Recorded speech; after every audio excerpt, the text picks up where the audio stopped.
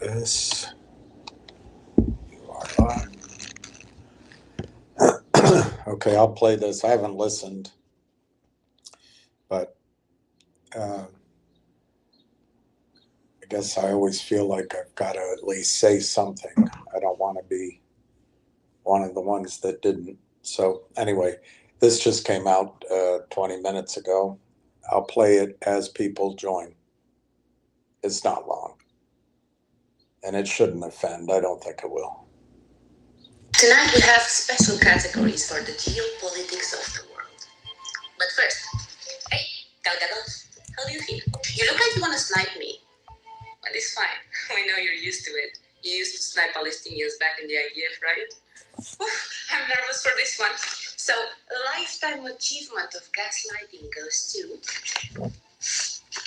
Western media, ladies and gentlemen, for the role of if it happens here is terrorism, but if we fund it, we bring you freedom.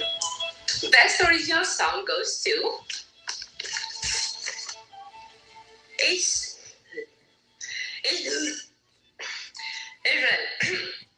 We are the victims while we bomb you. And also the song, if I'm not gonna steal it, somebody else will. Stop it. So the Oscar for telenovela confusion drama goes to Europe for the masterpiece of I don't know who to stand with USA, Ukraine, or my own gas bill. A masterpiece of mental morals and gymnastics that proves that actually nobody read the script. Best comedy series Oscar goes to the United Nations for their long-running sitcom strongly worded statements. United Nations series, where somehow every season feels the same, while all the leaders of the world dramatically pretend to care before they go to brunch. Best visual effects goes to, again, Israel. For the movie, I swear that building was a Hamas building. Trust us, we have a list. That movie actually has a seamless editing where every bakery and hospital and every house magically turns digitally in a military target. Bravo. Best original screenplay goes to United States for the movie Democracy. Screening only in countries with oil. Another Lifetime Achievement Award that goes to, we have two here, UK and France. For the movie We Invented Colonialism, we're going to lecture you on human rights. The critics are saying it's such a lecture of historical amnesia that feels like a hypocrisy French kiss.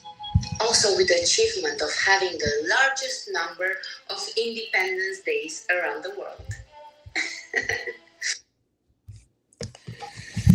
All right. Just got to remember, while the world is distracted by Iran and Israel's bombing of Iran, and then the United States coming in, Israel continues to blockade aid to children. 30 days, over 30 days. They water, medicine, food, they blockade it. Doesn't get in. But the world's distracted by other things that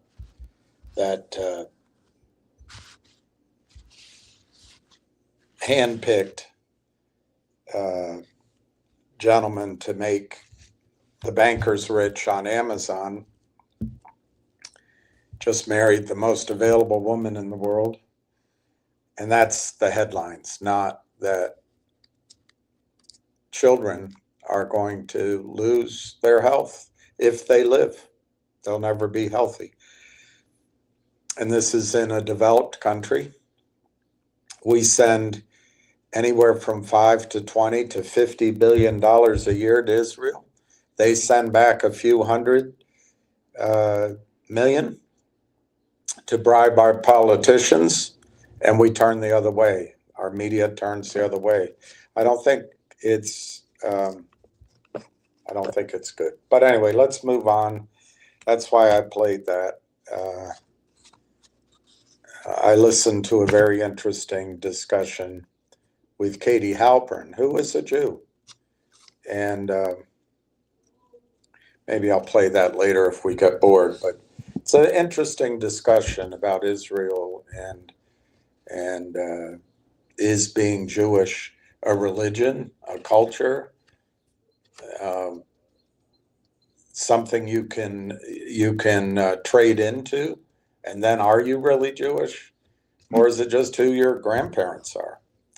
And one of the points she made, which I thought was very interesting, because I don't think people would think of it necessarily, is that for most, at least over the last 100 or so years, maybe longer, society told you were Jewish, she said. You know, it wasn't really your own choice. That you were told and ostracized. So it's an interesting point we have to remember.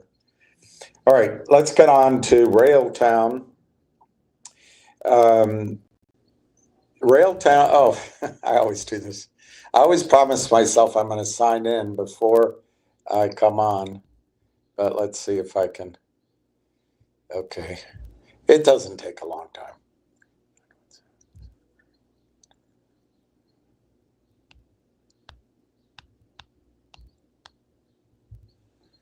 Okay.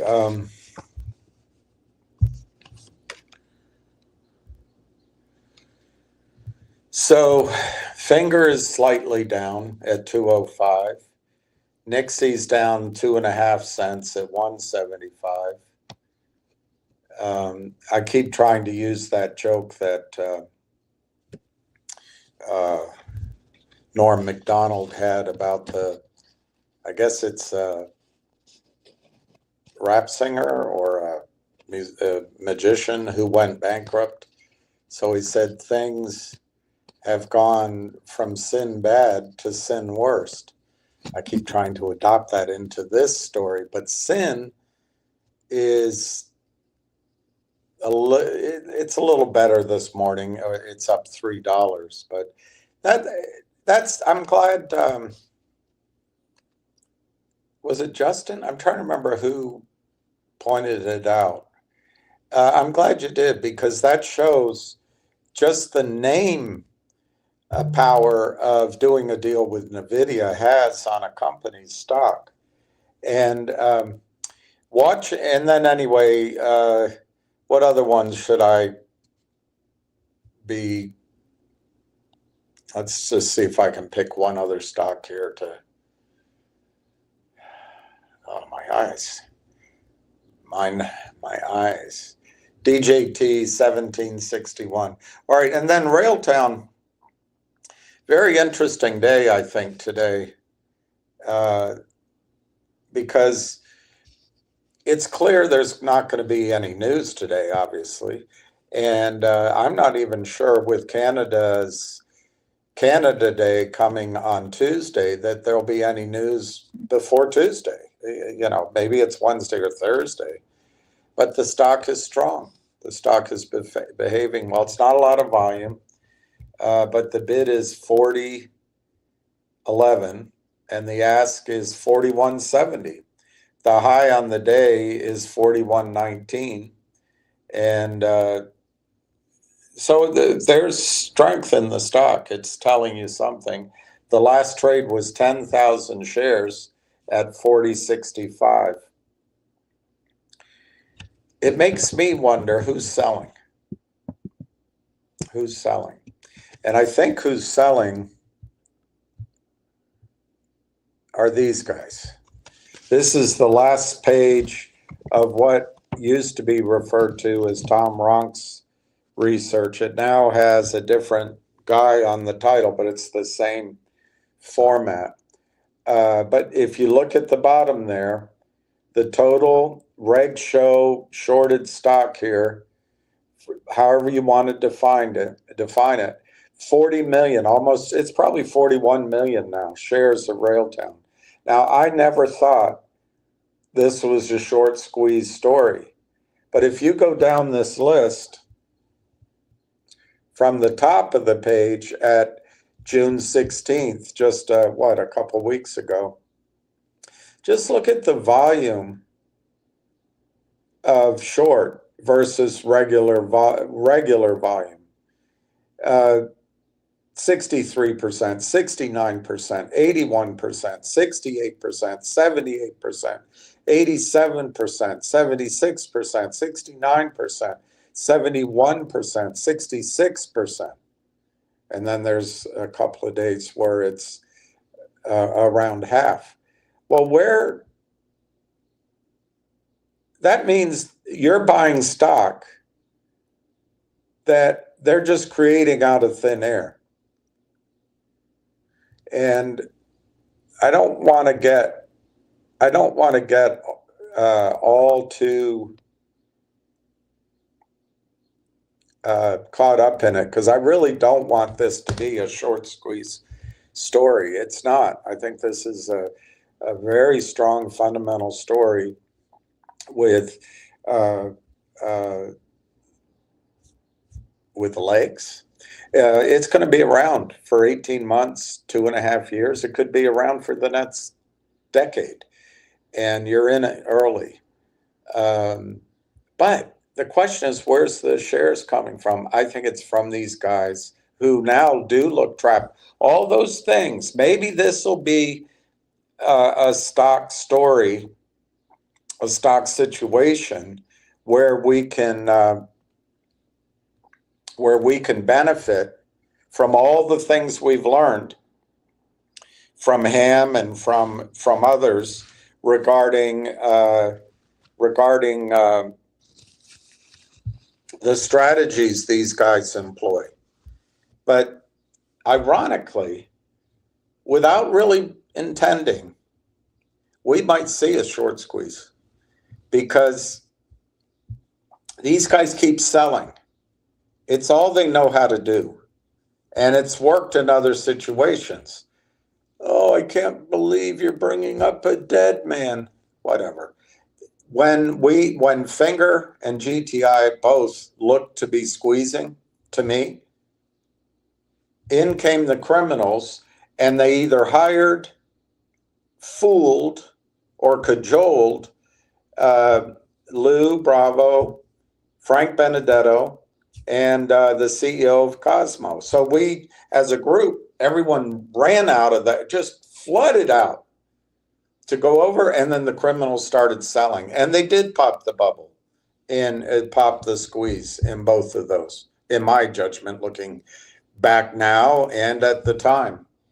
And they, in the case of Finger, whoever backs up that lard-ass Jeff Easton, this is another good time to say that that my videos are my opinion. They're editorial. They might be educational.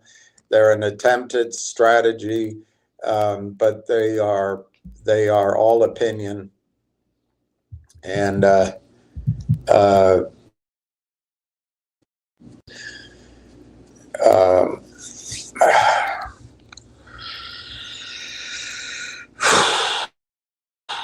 somebody just calling me, and I can't just jump off. So sorry. Let me just.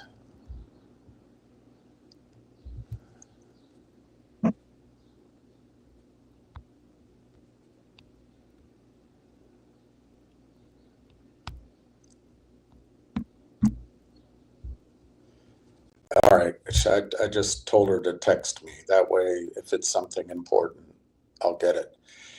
Anyway, so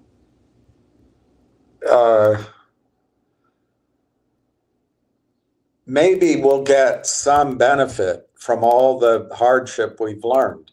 I am not picking on Lou Bravo. He was alive when he did it. He's dead now, but I think if he were alive now, he would.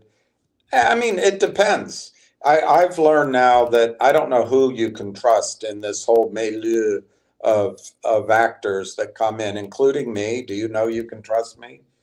I don't know if I can trust me. I mean, I sometimes say that in an attempt to be humorous, I say the wrong thing, or in the middle of being upset, I say, I just focus on myself instead of others. But my point is that the criminals have strategies. And so if it weren't Lou or if it weren't Cosmo, it would have been something else. They just have endless schemes, stratagems. As I often say, if there's 20 variables, they have 19 of them figured out. They control Congress, they control the regulators, they control the lobbyists. They use the exact same high-priced attorneys that all sides use, so it's a conflict of interest, but the regulators want the job there. They have the high-priced lawyers, so they control Ann Wagner. The exchanges, Adina Friedman, and she thinks it's because she's so smart, and not that she's a quasi almost attractive woman that checks a box. They promote her, so they're using her. And then the smiling buffoon on the over-the-counter markets, go look at their website. Everyone's smiling. What the hell are they smiling about?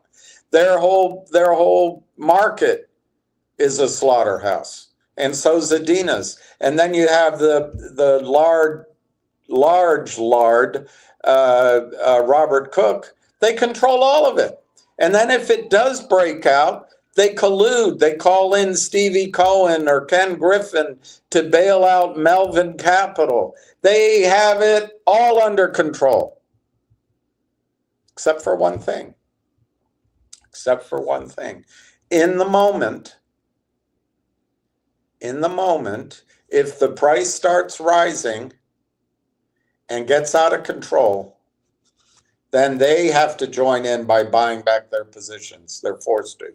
That causes a squeeze. Secondly, if there's news or an event they didn't anticipate that changes the value of the stock or the psychology around the stock. And thirdly, I've come to appreciate if there's a group of longs that are willing to collude and break the law the same way they do. But remember, did you see this guy? It's interesting. Somebody came on here, and I guess Richard Kaufman's point on his video, I didn't see it. So if I'm wrong, I'm not, I didn't see it. I'm just taking it from somebody else. The idea is that this Kaiser Solse guy,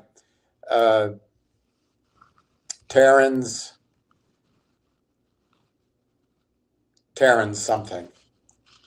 I can never remember his name, so I always call him Kaiser Solse. But it's interesting. For years, he stole hundreds of millions of dollars by being on the criminal side, partly legal because of Bill Clinton, and the banks, but the rest of it illegal. He made hundreds of millions, and then he goes long and I guess tries to sell out stock somehow. They go after him when he's long. Do you see that? They are trained to go after the longs, not the shorts, because the shorts are their employers. The shorts are the ones where they get their jobs. They want to go work for Goldman Sachs. They would love to be on the board of Citadel. The shorts are the ones that command and control. It's like that finger motion contract.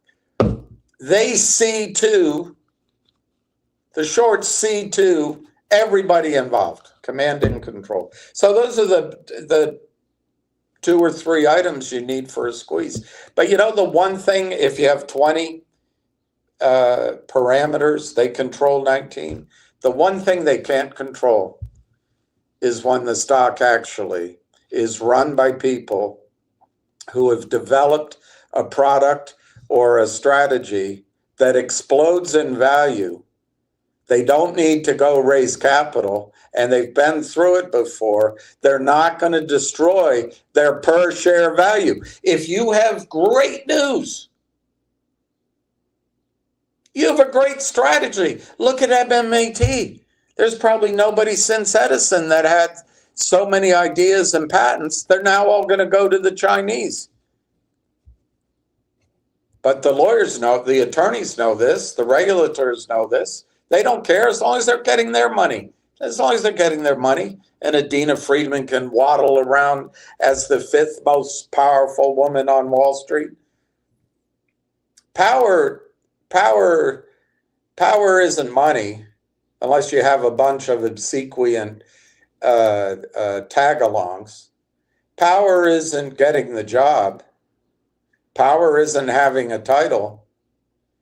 Power is when you lead. Power is when people follow. Power is when you stand for a code of honor and ethics. Power is when you do the job, even if you stand up against the crowd. And ultimately, power is when other people respect you to let you carry the responsibility of their burdens and their dreams. That's not Adina Friedman. It's not Adina Friedman. But she cashes your checks. She's probably married to some wealthy guy. So what's hers is hers.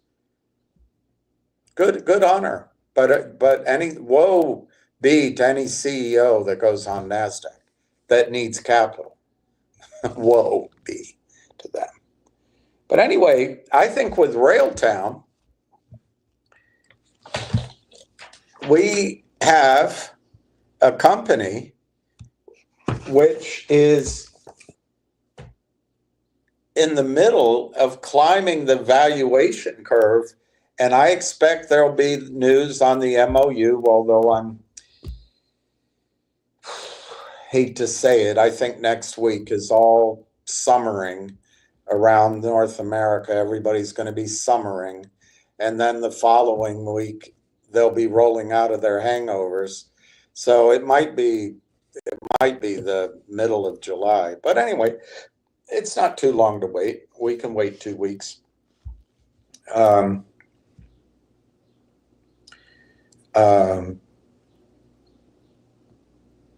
I think there could be news prior to that. And the key thing I wanted, I'm sorry, I was distracted by that call. I'm thinking about what it could be.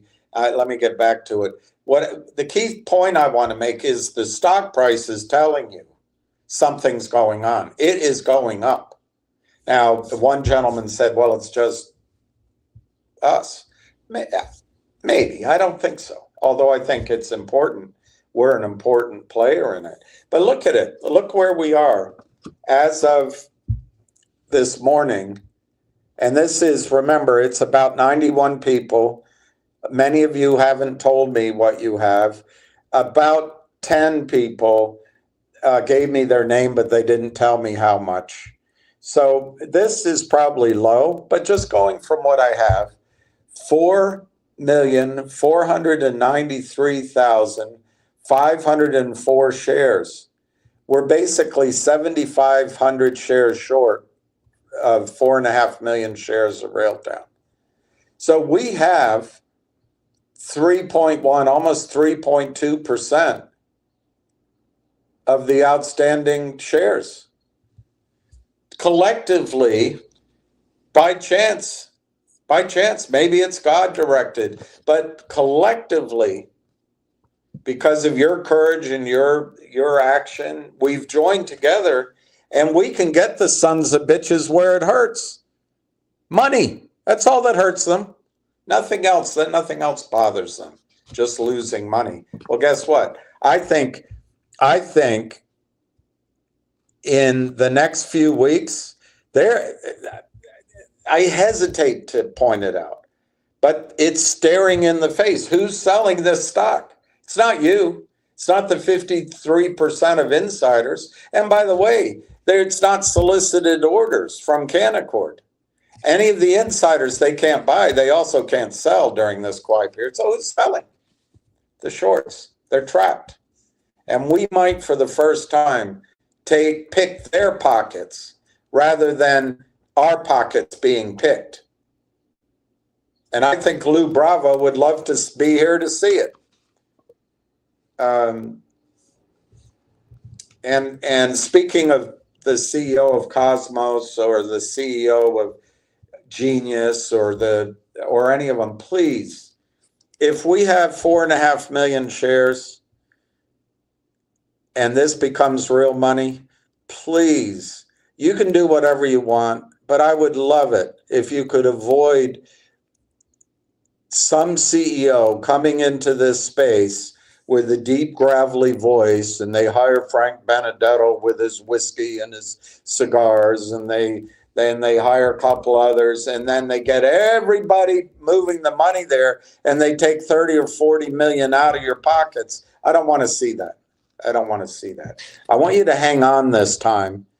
Now, we need more information. We need more information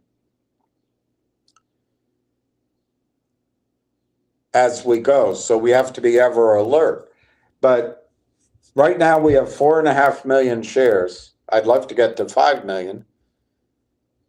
And if we stay together, and I'm not saying diamond hands, I'm not, but what I am saying is as the information comes out, I don't think you're going to want to sell.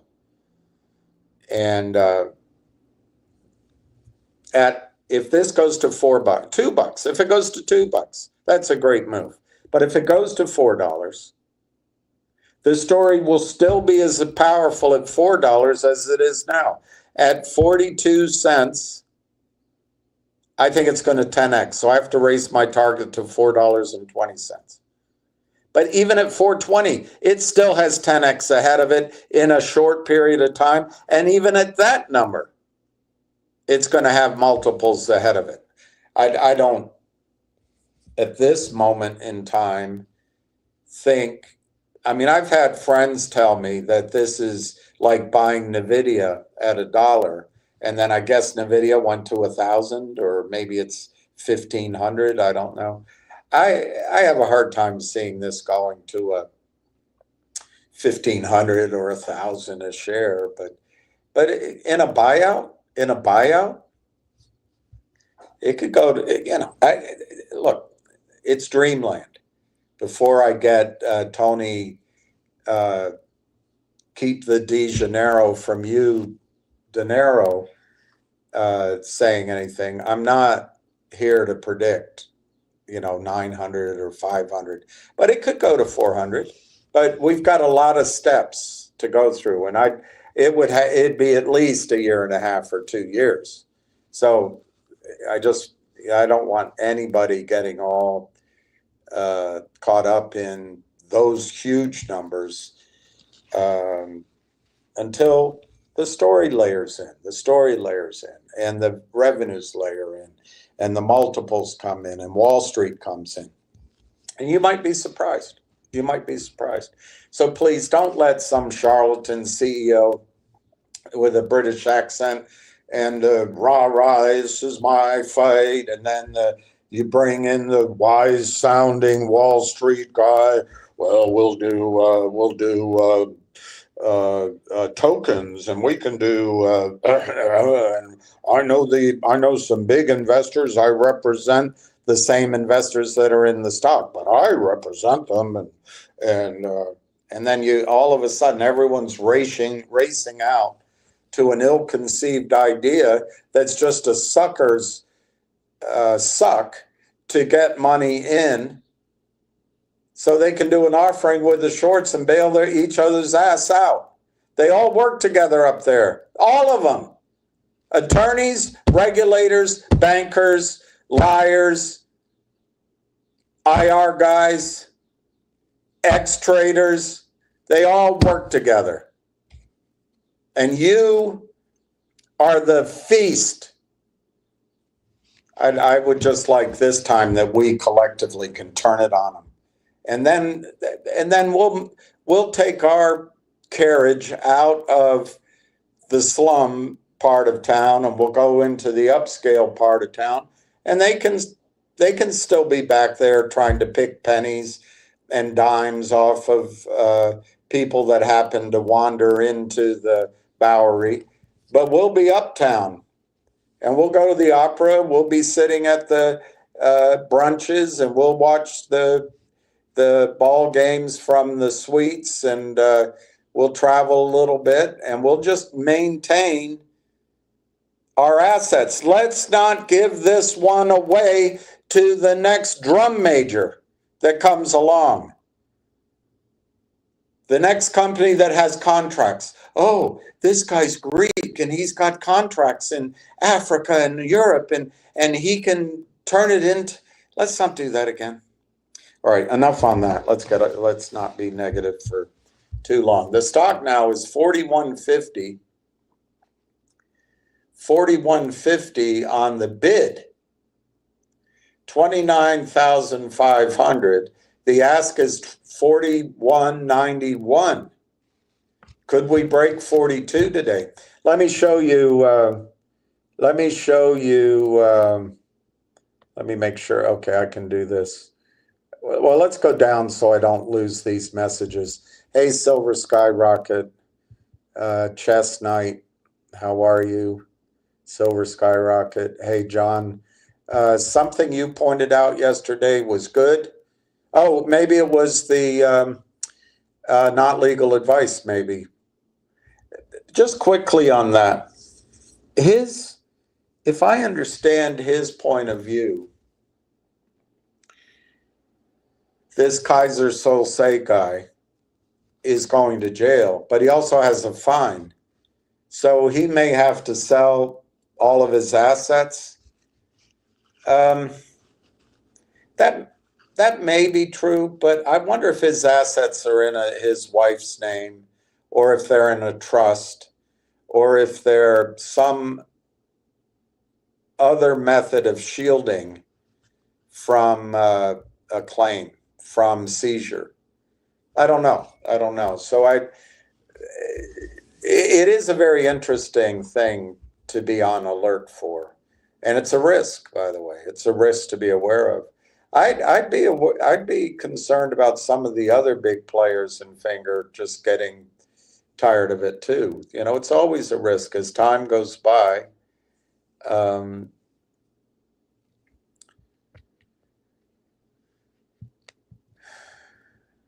A kiss is just a kiss. Hey, unknown stuntman. Somehow your name changed? So you're not a real person?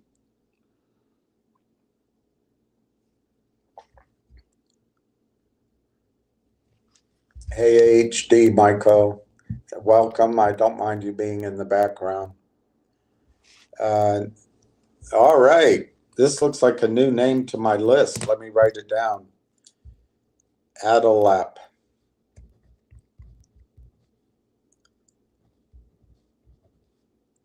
The Thoid. Adalap the Thoid. 93.2. That's awesome. It's awesome. G-Bucks dividend is being given out on 4/7. You must have that the other way around. Are you from offshore? Because you must mean July, right? July 4th. That's a holiday, so maybe they're processing it on that 3-day weekend. The company. Oh, by the company, not the market maker. Okay. Good for you, David. Good. Those 10,000 shares were yours. Oh, this morning? I think I already, I only see the last 1, 2, 3, 4, 5. I only see the last 5 trades. They've already popped off, but good for you. Good for you. Good job. My eyesight. I'm sorry, David.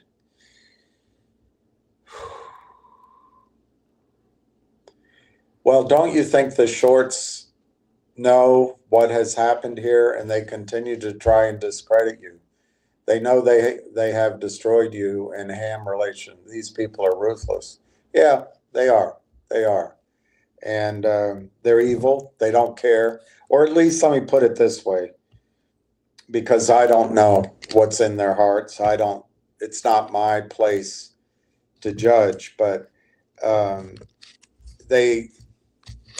some evil force is running through them. They are acting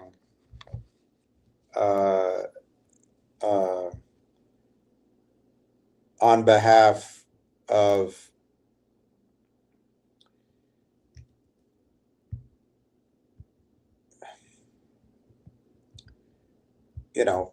the dark side. That's what's happening. They're acting on the dark side. Maybe they're good people and they'll recover.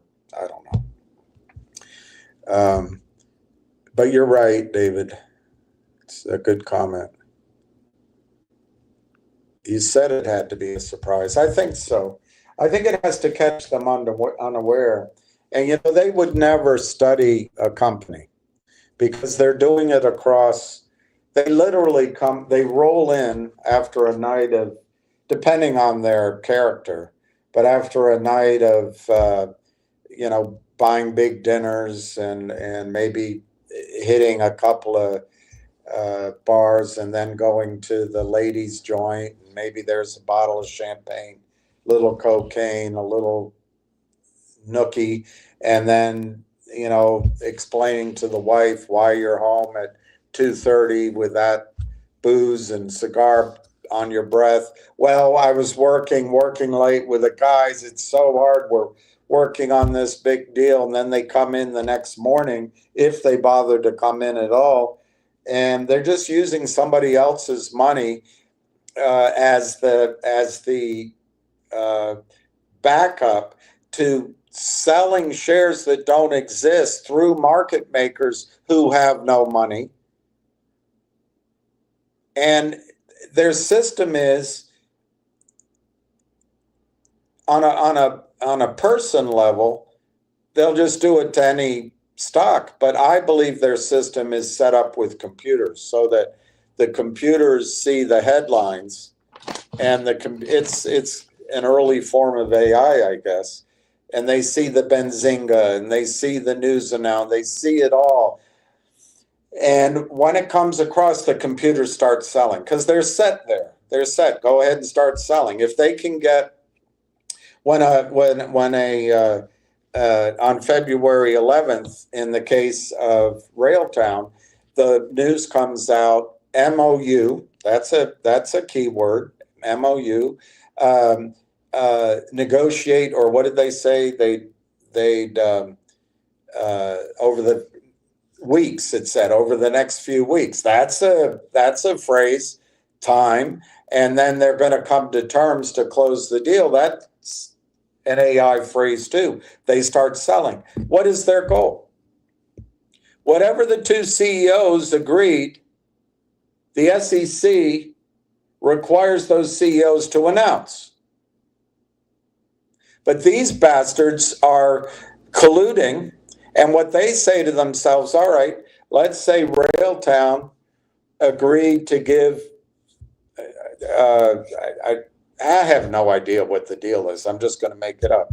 But let's say Railtown agreed to give 25 million shares to acquire AI Partners. I'm totally making it up.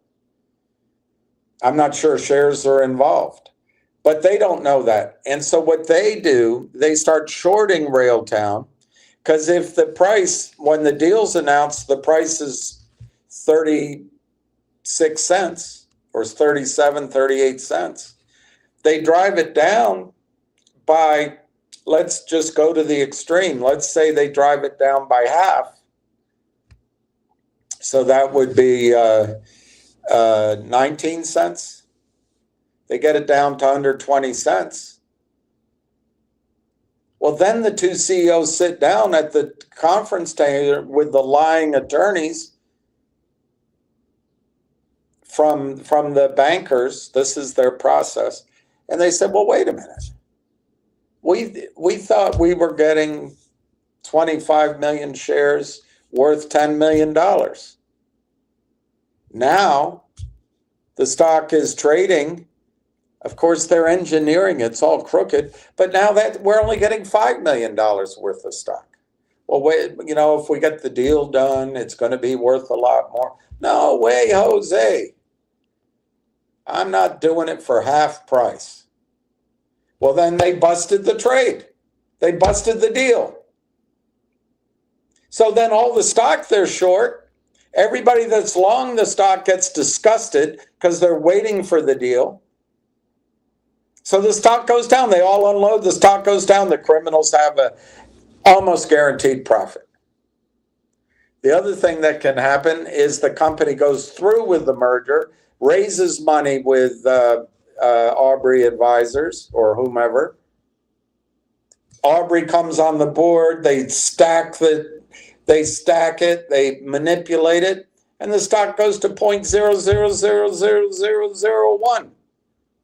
They win when they have lying attorneys on their side, and they have lying regulators, lying exchanges. I mean, the whole thing is disgusting, and it goes on and on and on and on. Well, here they've run into a buzzsaw. Let's go back to this. Hey, Sada Man, Sada Man.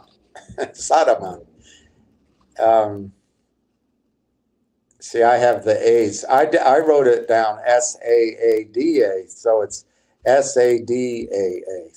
Sada. Makes sense. Welcome. So anyway, let me go back to this just quickly to this sheet. Look at the squeeze point. Now, I don't know if it works, but look at it, 34 cents.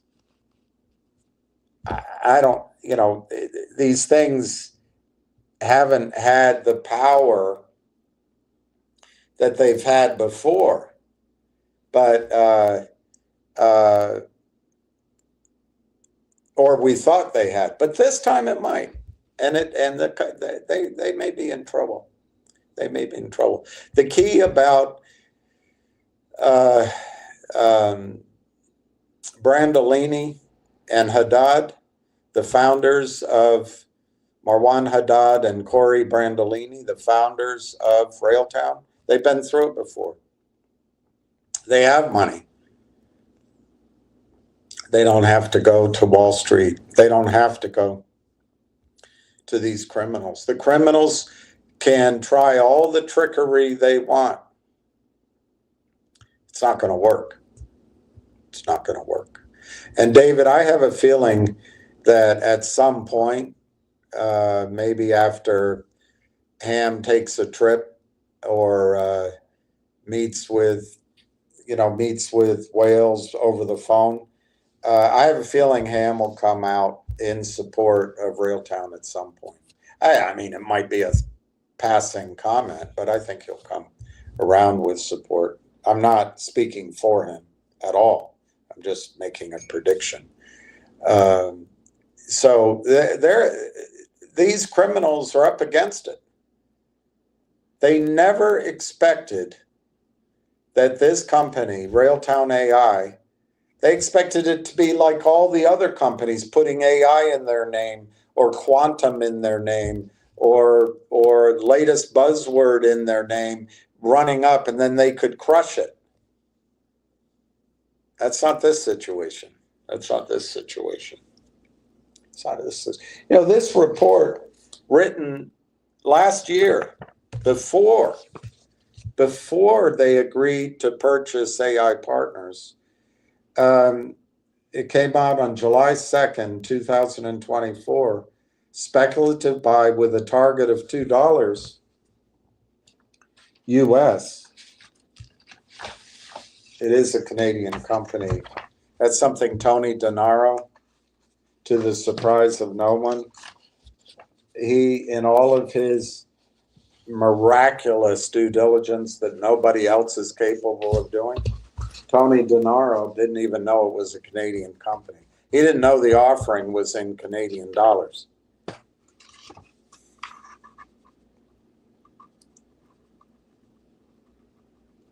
It didn't look like he did anyway. But anyway, look at their base case and their mid case and their target case. This is a year ago, and all of their projections are mostly based on 2024 numbers, except they're using revenues, their estimate of 2027. But it used to be on Wall Street before the criminals destroyed everything, and it still is with the larger companies, is future news is discounted to now because everybody's competing to get in at the good price to have performance. So I think these numbers could be soon. So their base, that's their target, is $2. Their bear case, 90 cents. Their bull case, $3.60, which I didn't have to write a 19-page report to come up with that was my target, $3.50. Now it's $4.20. I don't care. I'll go all the way up to 50 cents for sure. Anything you buy up to 50 cents, I'm still going to say odds are you're going to get 10x when the stock is repriced. And the market has to do that. So it's about news, it's about confidence, it's about phone calls, it's about deals. But I think it'll be very quickly. I did just say to you that I think the calendar is working against us in terms of June, obviously. I thought it would be June, but that gives us more of a chance to buy it. But here's July coming, and I think the first week is gone for vacation. Second week, I don't know. But then that third week might be when they can get that MOU out. My guess is, look, you've got Canada Day next Tuesday. You've got Independence Day, July 4th, next Friday. That's a big blowout weekend, 4-day weekend. I bet it goes into 5-6 days. So in this week, they'll be coming back to work. They'll kill the first half of the week. And that's why I think it'll be I guess that's the third week of July. But by that time, I would expect that they have the MOU turned into a finalized document. And then what makes the stock go up? I think it's three things. As ever, it's that the deal gets done, so it's announced, and that gives full disclosure.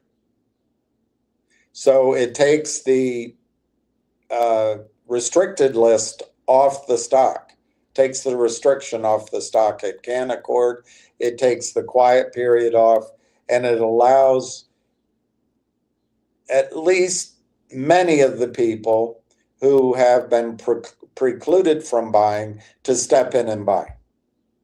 That'll be some of the big whales involved in Railtown. That'll be the big investors involved in the 165 companies associated with AI Partners Corp network. And that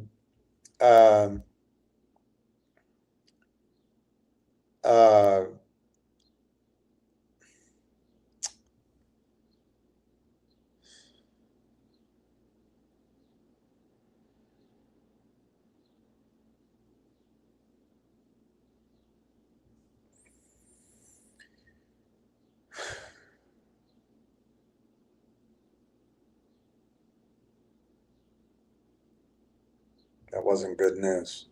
I just got another. That was not good news. Anyway, I'm trying to get some other projects done, and I can't hold on to them. The markets are moving. So anyway,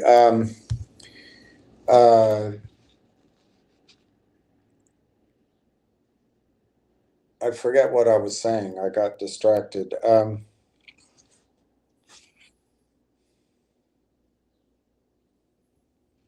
Yeah, So the one thing is, once the MOU is announced as being finalized, a lot of the buyers that news becomes fully disclosed. So the restriction comes off, and a lot of the people that haven't been able to buy over the last 4 months, who know the best about it, who are involved in it, who are putting the deal together, they can step in and buy.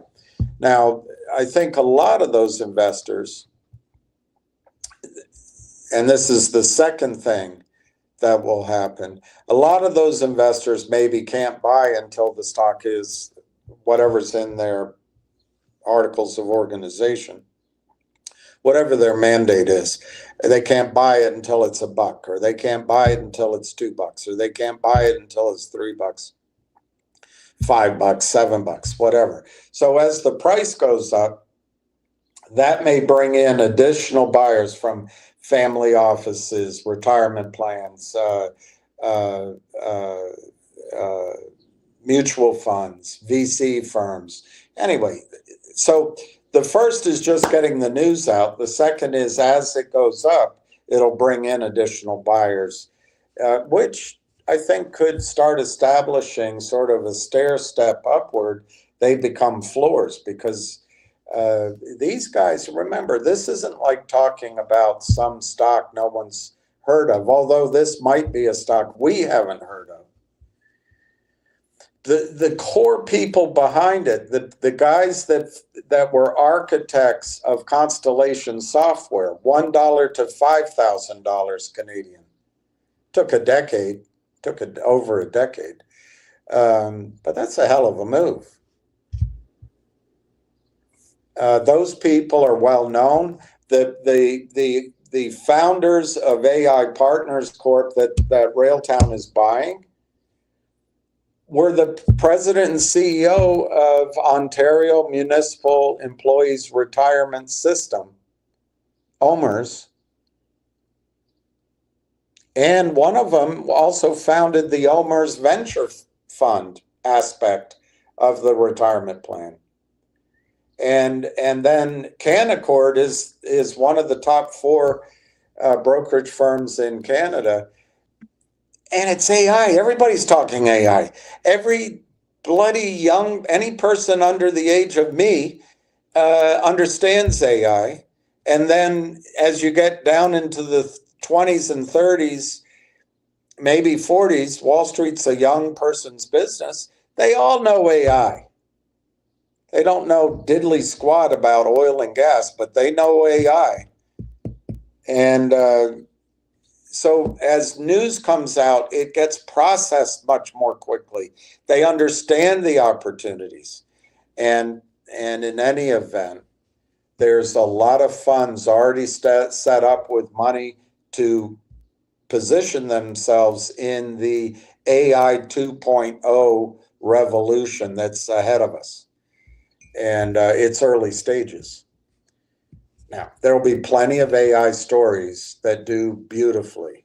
I'm not saying Railtown's the only one, but what I am predicting, and predictions are just that, they're not guarantees.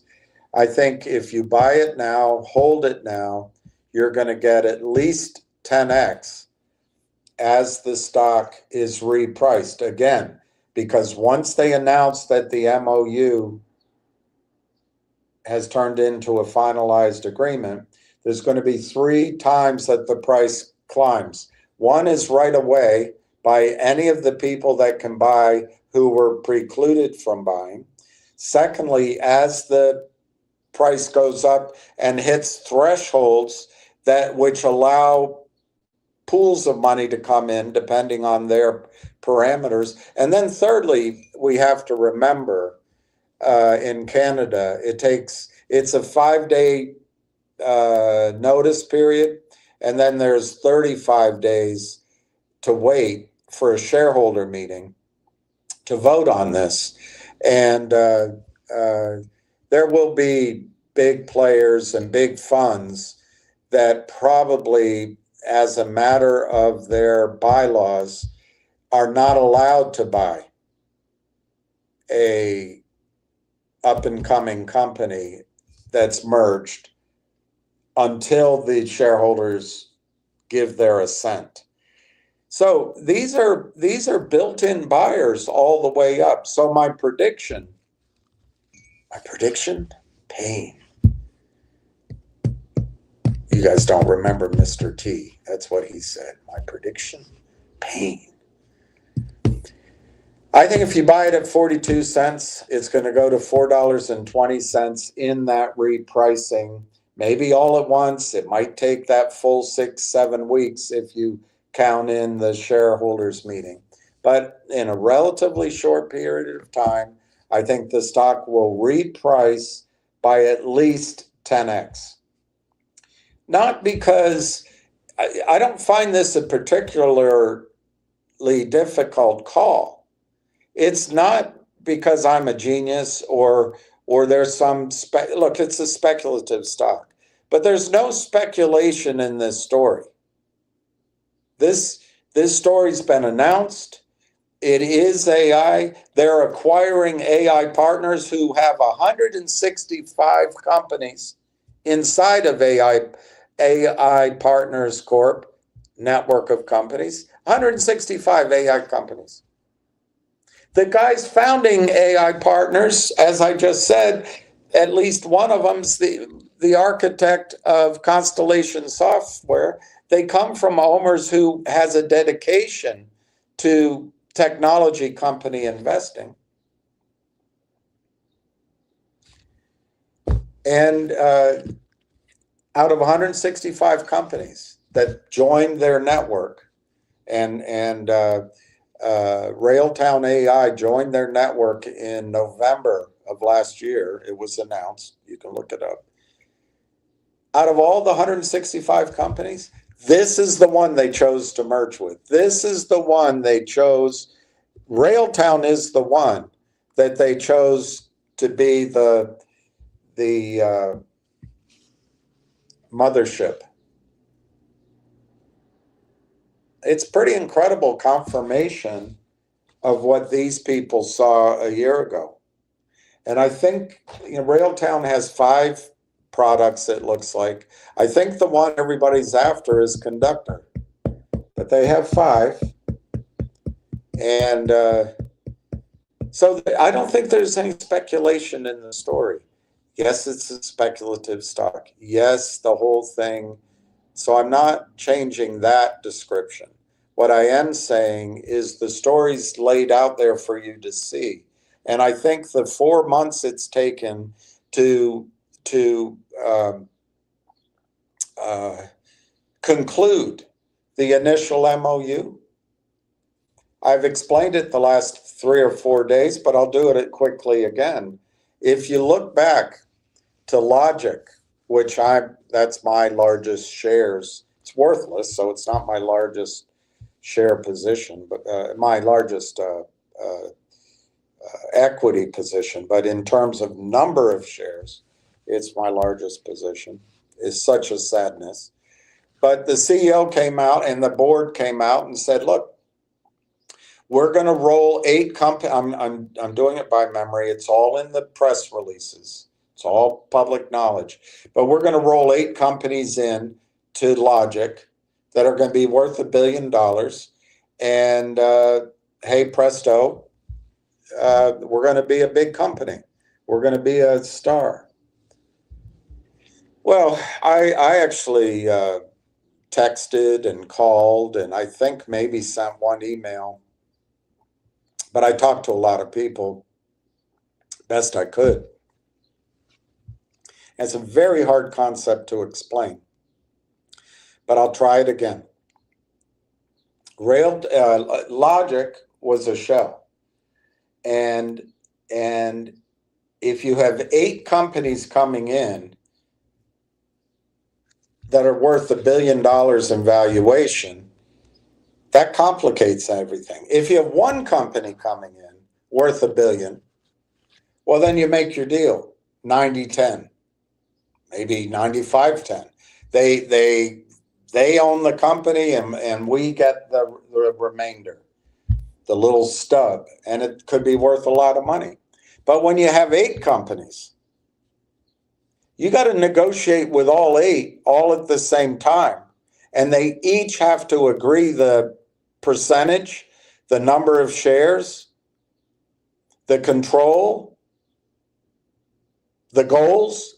You've got to get all of them on the same page. Or what happens is what happened to Logic.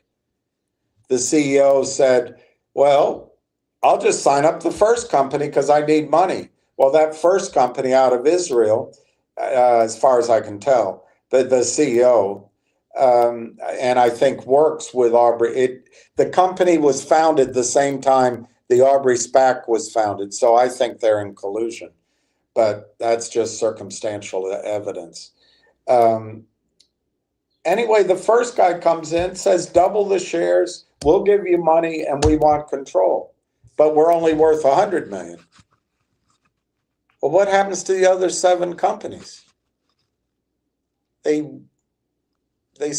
go away. That's not what they signed up for.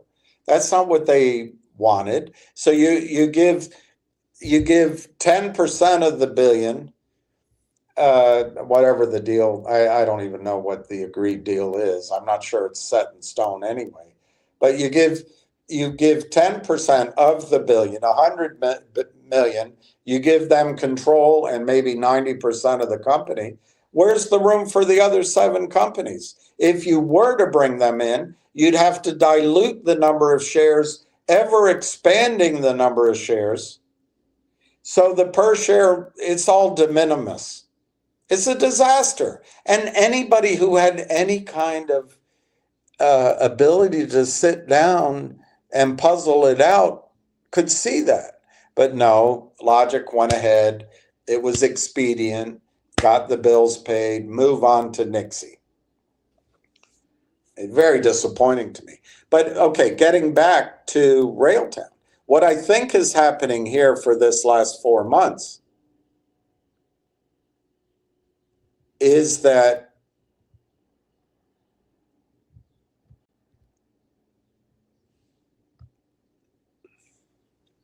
sorry, it keeps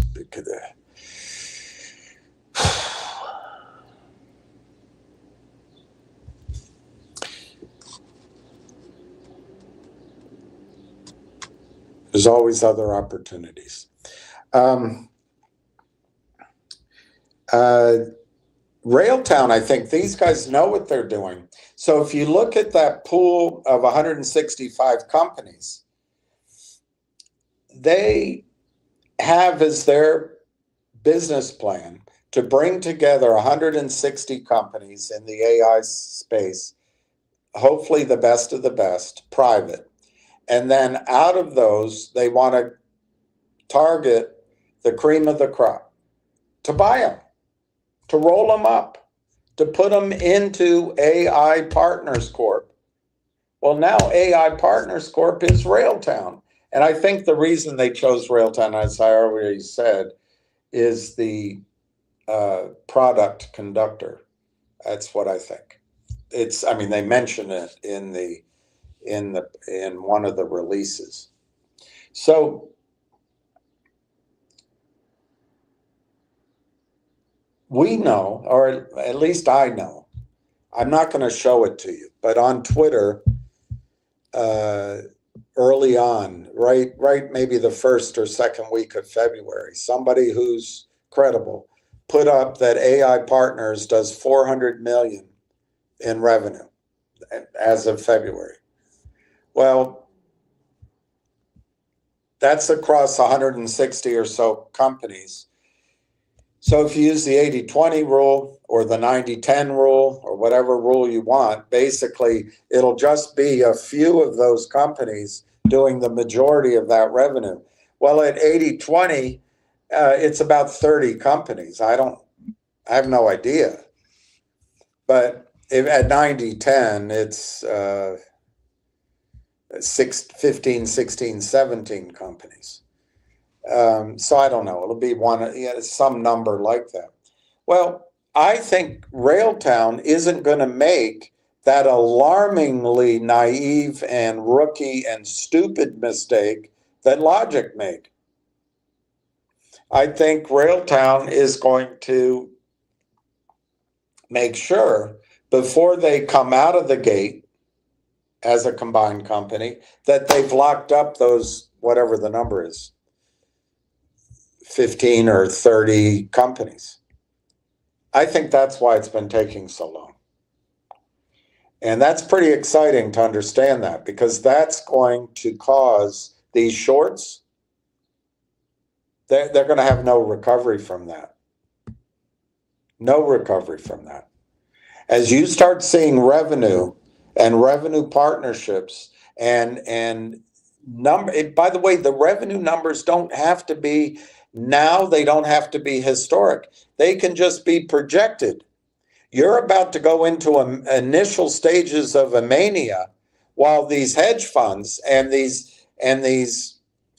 bankers and these mutual funds and ETF guys and girls, they're all racing to claim AI property. And you're going to see my understanding is the multiples now are 100 to 150 times revenues, just projected revenues.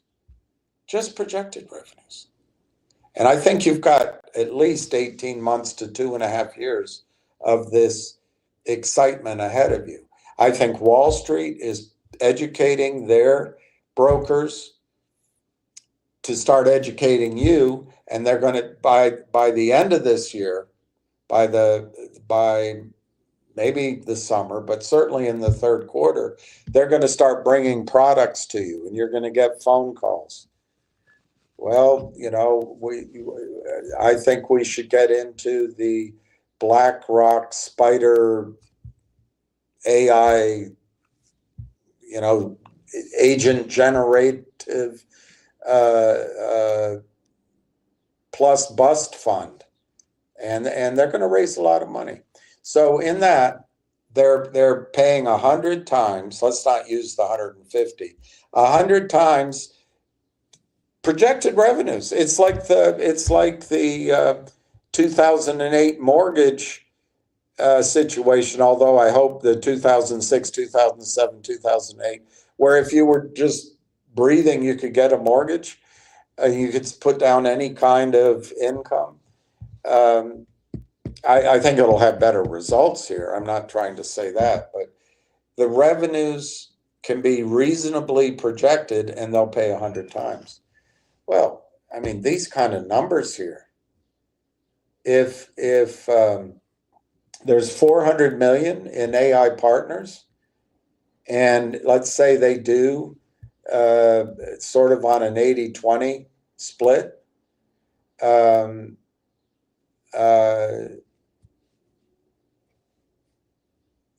I don't know, 30, let's just call it 30 companies, $300 million. Well, I don't know how they do these acquisitions, because they're going to do the same model as Constellation Software, which went from $1 to $5,000, and it only has 20 million shares outstanding, and they buy hundreds of companies a year. There's some strategy they have. So if we assume on that 300 million that it's a revenue deal, a revenue splitting deal, rather than an issuance of stock, let's just assume they have 150 million in revenue coming out of the gate once they do the merger. And then they have 5 products. Let's ignore those 5 products. They're going to have revenue. Ignore them. If you have 150 million revenue coming out of the gate at 100x, it's a $15 billion valuation. I know it sounds unbelievable, but that's what the overpaid wankers are paying. And if we assume 150 million shares outstanding, it's $100 a share. And I think that can happen this year. Now. Where are the risks in those projections? Well, what if they don't pay 100? What if they only pay 50 What if they only pay 50 times revenue? All right, let's cut that in half. That's $50 target. And then what's the other risk? Well, what if they issue more shares than that? What if they issue, it goes up to 200? Well, that's a quarter more shares. Let's just take 2/3 of this to allow for, that's $33 target. And then you could say to me, well, I don't know. Why would they give credit to it right away? And it sounds so much like a hype, and I don't know. All right, let's just take 10% of this. Let's take 90% away from this.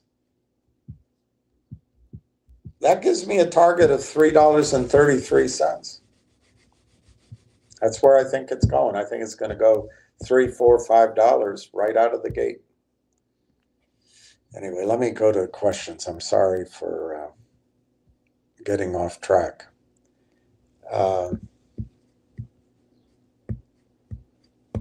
That's interesting.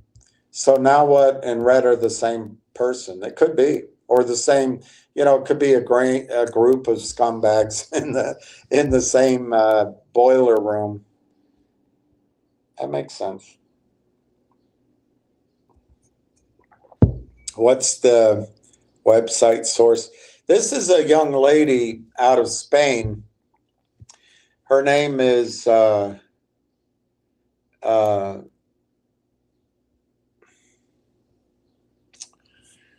it's not that hard a name to remember. There it is, Nicole Jeans. But I always do. Nicole, it's Jeans like Jones, only spelled with an E.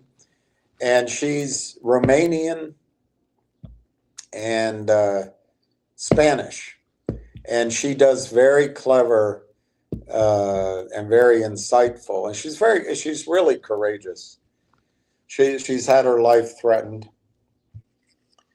And what I think about it is that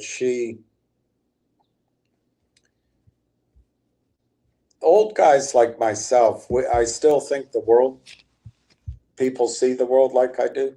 Most of the information and the history that I have and the current events I have in my head, they're all out of date. Younger people see it for what it is. And I think it's going to happen in the United States too. But older people apparently are willing to give our treasure and our blood to support a Zionist, a secular Zionist strategy to establish a country in Palestine. And we're willing to pay tax dollars, risk World War III, and try to send our young men and women to fight. But I think young people around the world have a completely different view. And I think young people in our country, too, have a different view. It may be why this radical did well in the mayor's race.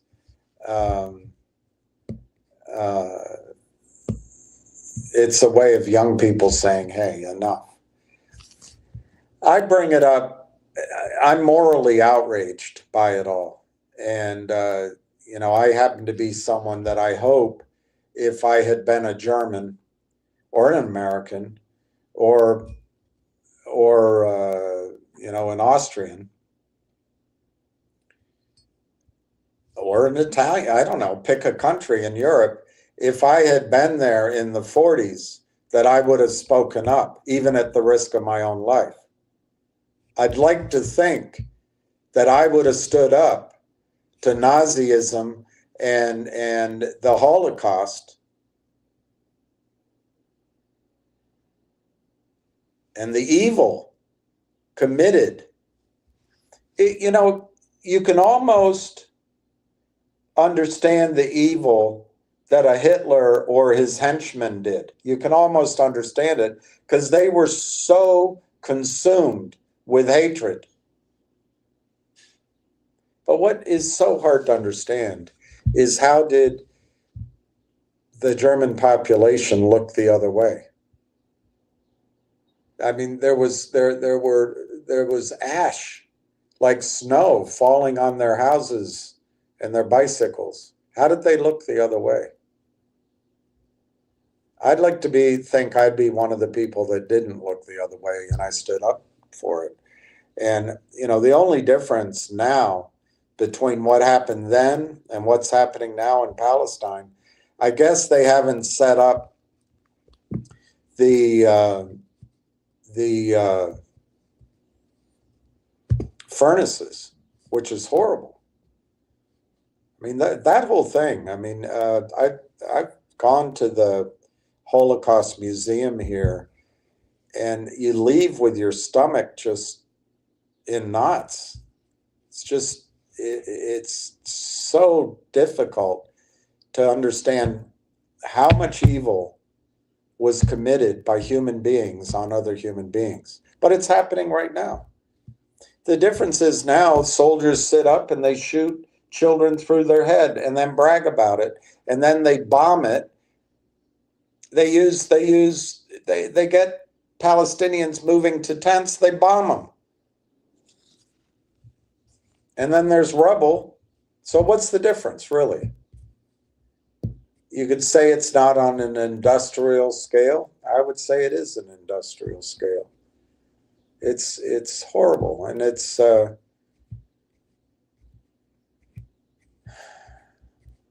evil. And I think the power of evil is that we look the other way. And anyway, this woman I admire very much. She does not look the other way.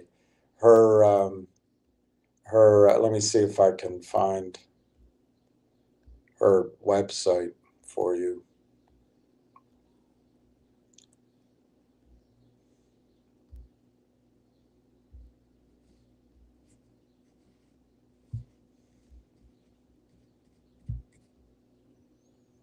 Yeah, let me go to my.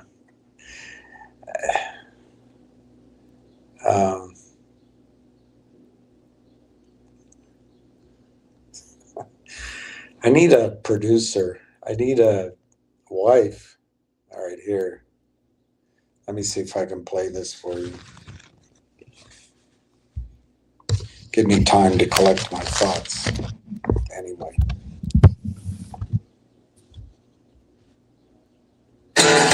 Whatever you do it for less at Harbor Freight. Move away.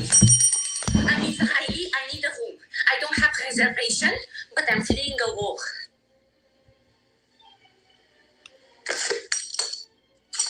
Everyone, we have my flag. Yes. We are being bombed. Give me a room. Oh, finally, the universe said return to sender. Did you expect to bomb 5 countries and get fan mail? I'm serious. It's a humanitarian crisis, and we are chosen people. Ma'am, this is a hotel, not Exodus fan fiction, and we do not take divine vouchers. But yes, I have a suite. Oops, consequences suite that comes with blackout curtains and a mirror you should definitely avoid. I'm not just a guest, I'm Israeli. I'm chosen, you are anti-Semite. Oh, prophecy-based bookings. No, we stopped accepting those after the Crusades. Ma'am, this is a hotel, not a biblical Airbnb. You don't understand. My whole country is under attack. And yet you made it all the way in a coordinated outfit and hydrated and deeply offended because the truth travels faster than your entitlement. You need to feel compassion for us. We need safety. Well, you should have thought about that before turning the entire region into a demolition site and stealing land. This is outrageous. So it's apartheid, but here we are, doing checking. Well, actually, divine checkmate. Should I check availability? I hope this place has security. Yes, but please do not mistake the buffet breakfast with a Hamas command center. And also, if you don't like anyone, because nobody likes you, Do not preemptively attack them by flattening the building to defend yourself. This is cruel. Who, Karma? Oh, yes, she is relentless. Well, I have number Fatah 1. Nah, it's a joke. It's 404. Error, just like the international law when it comes to the government. Hamas. Hamas. You Hamas. Hamas. Here's the key, and breakfast ends at 10. At the same time, your double standards usually kick in. Hey, wait, come. Please do not annex the elevator. You get towels, not territories, and we kindly ask you not to establish new borders between the rooftop and the coffee stations. And our Wi-Fi is strong, but not strong enough to connect you with divine real estate claims. Eh? Behave. I'll Romania take care, să te ajute Dumnezeu.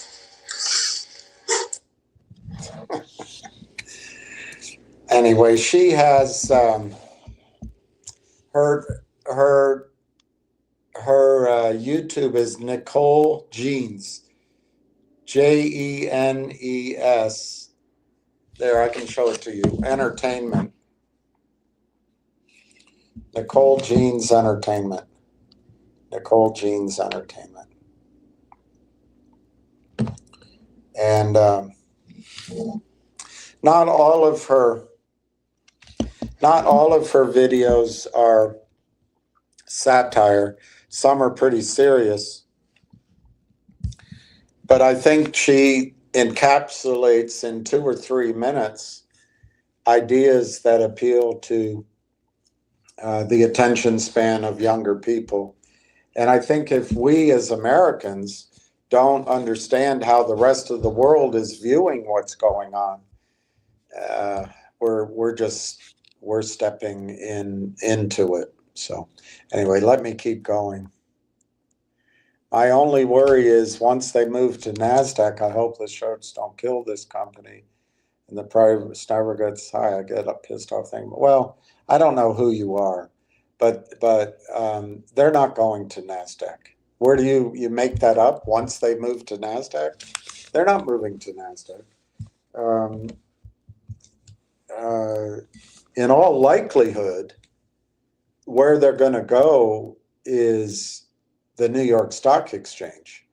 But I don't know that. We'll have to play it out. But this is a Canadian company. The only reason RLAIF trades on the OTC is in parallel to the Canadian company. If people here are offshore, they can buy it as RAIL.co or .cn, .to. It's called Railtown. There's another U.S. company with the name Rail on the New York. It's a railroad company, but anyway, it's a Canadian company. They're not going on the NASDAQ. And now, just so people out there, I know you're one of the shorts, but just so that people understand, going on NASDAQ all by itself is not treacherous.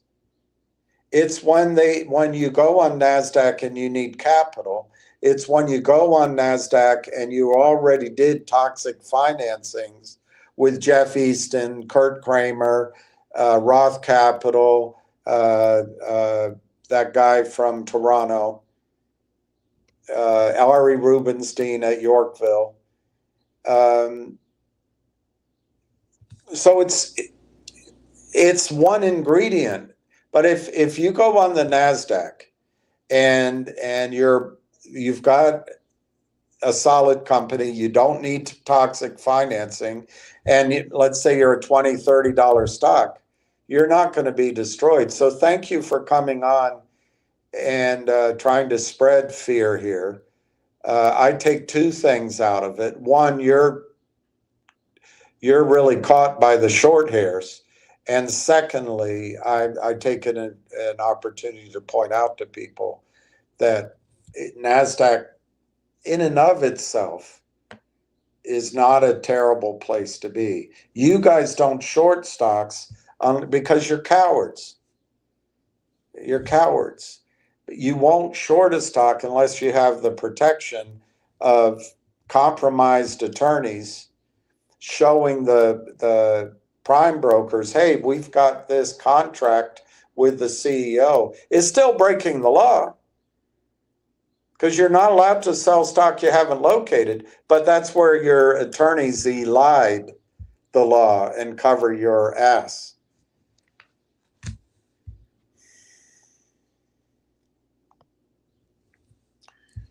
Um, 41.50, 41.88, up a penny. The volume is 222,000. The high on the day, 41.91. Let me go down through. I have two charts to show you. Bringing dignity to, I don't know about that. I don't know about that, Giuseppe. Good job.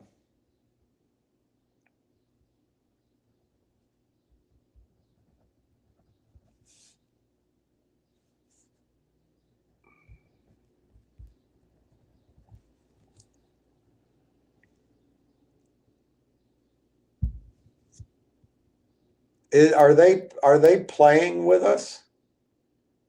Giuseppe, are they playing with us? Maybe that other guy, account settings is account settings. Maybe this is account settings, but it's not his typical handle. Maybe they're interfering.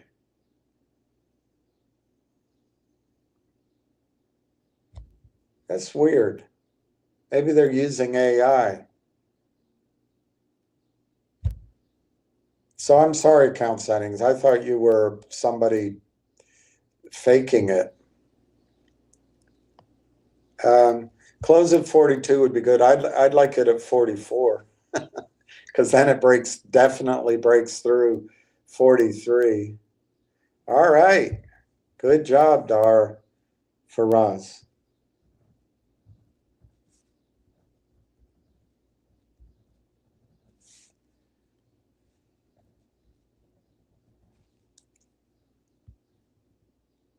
I hope so too. I don't want it to squeeze, believe it or not. I don't want it to squeeze. I want it to be an organized rally. But if it does squeeze, it's going to be difficult. It'll be a good problem to have, but it's going to be difficult to make the right decision what to do. But we'll cross that bridge, huh? We'll cross that bridge. Hey, Ryan.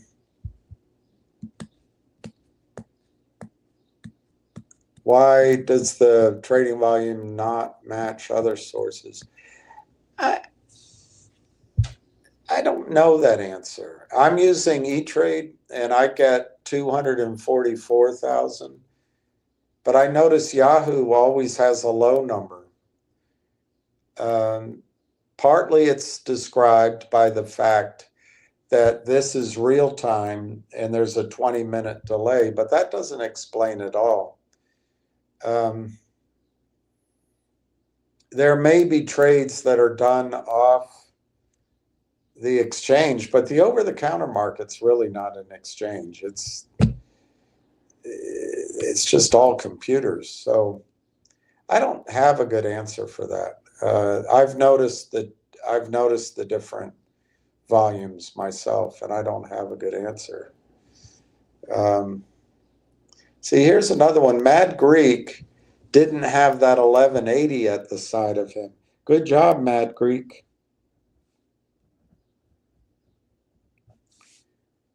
That's awesome.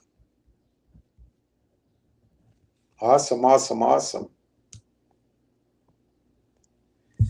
Just closed out my finger up to 115 shares, Ralph. You're great. 808.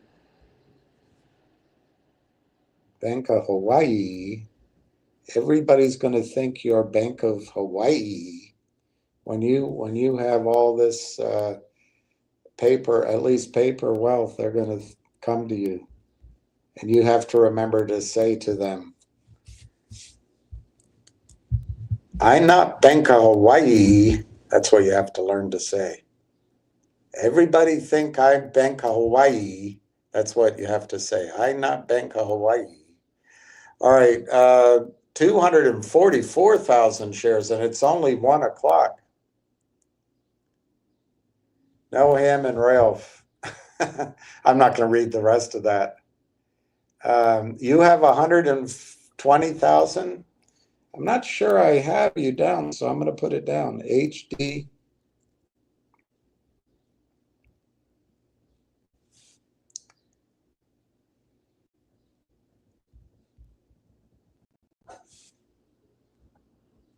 Yeah, I understand your, if I can make it a more general point, I don't want this to be confused with any of those other stocks.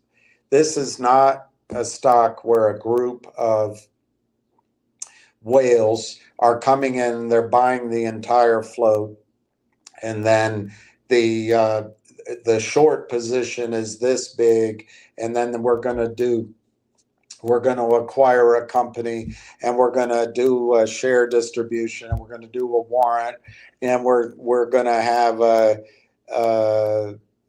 don't know, fill in the blank, and we're going to force the short squeeze. I'm not trying to pick on any particular company.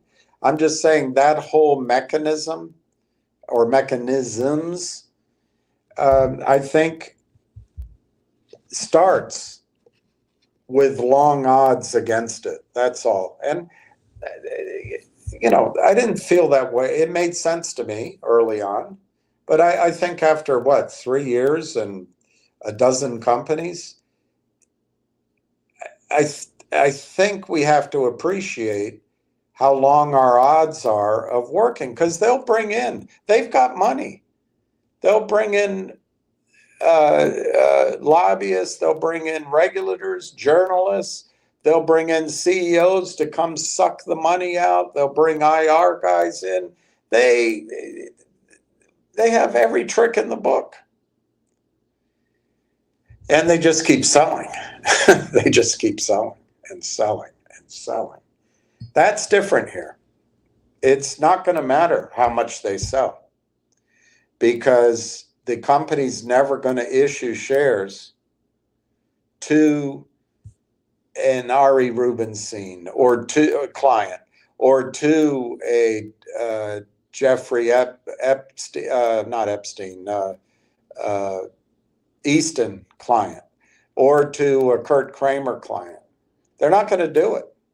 So the shorts are never going to get stock to help them out. And then the other thing that's going to happen very quickly, the one advantage all these short sellers have is that there's, by corporate edict at Merrill Lynch, for example, as I understand it, you're not allowed to solicit any orders for a stock under $5.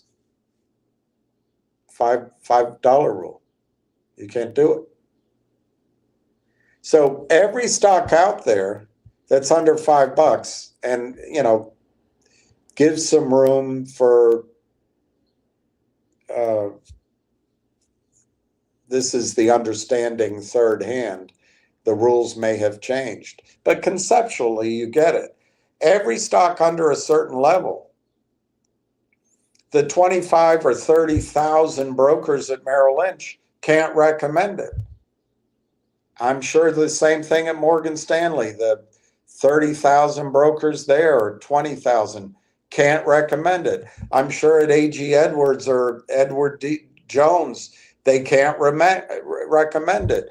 At UBS, they can't recommend it. At Payne Webbier or Prudential or Wells Fargo, endless. They can't recommend the shares. So when the short starts shorting the stock, the price goes down. When the company goes to Ari Rubenstein or Jeff Easton or Kurt Kramer, the company has no choice But to sell maybe millions, hundreds of millions of shares, and they always do it with this derivative cockamamie contracts that protect Jeff Easton's clients, but it just ends up flooding the market with stock. So anything good is worthless per share. That's not going to happen here. It's not going to happen here. It's not going to happen here. I think they're going to raise money. They already did make an announcement that they did a strategic investor came in for $500,000 US at 52 cents, something like that, 53 cents Canadian, and a warrant, half a warrant at 75 cents Canadian. So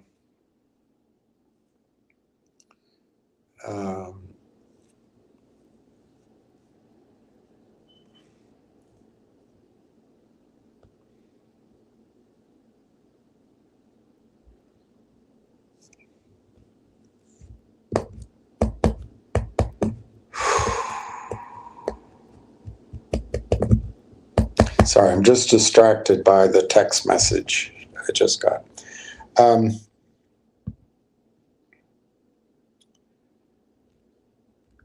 So I do think they, Miko, that I do think they will raise money from strategic investors. Of course, money is fungible, but investors aren't all fungible. These aren't guys that need to raise money, but they might find it beneficial. I don't know, make it up. I have no idea. I just pick one of the partners. Imagine if they got, I'm totally making it up. I have no inkling of this at all. But what if a group like NVIDIA said, you know, we'll do a deal with you, but we want to invest X amount first. Well, that's a strategic investment, which I just made up. I'm not predicting it. I think this might be too small for NVIDIA right now. I don't know. But my point is, there are strategic alliances or strategic investors who will ask you, hey, I want to have a piece of the rock, so let me in, and then we'll get this deal done. So I do expect there could be some of that, but if there is any raises like that, all positive. The shorts won't be able to. The shorts won't get any of the stock. Whoever the name brand is, or if it's not a name brand, it's whatever heft they have, is going to catch the shorts in a lot of trouble. A lot of trouble. But again, I'm not recommending this stock as a short play, but they're kind of defining it themselves by coming on over the last few days. Not so much yesterday. Was it because they were in trouble with SYN? SYN? I don't know.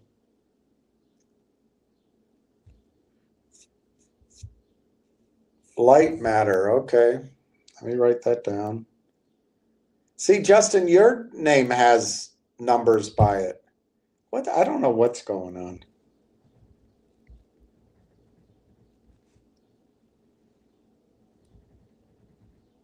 Maybe they're just giving your Yahoo, sorry,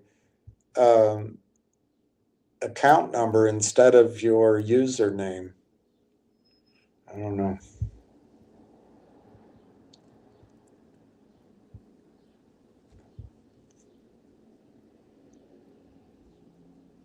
Yeah, I know you're Steve. I recognize it. Yeah,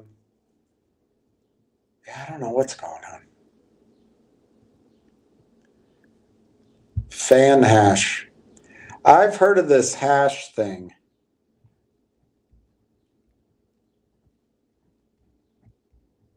And nothing's coming to my head.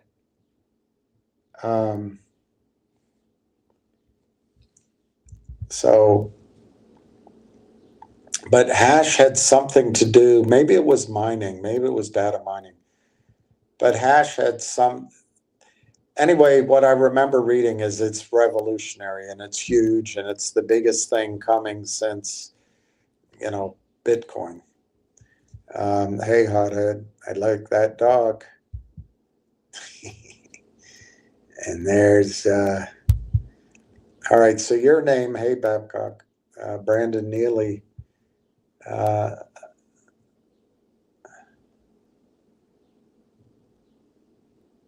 right, Brandon. Yeah, that's a good, I have no problem with that question.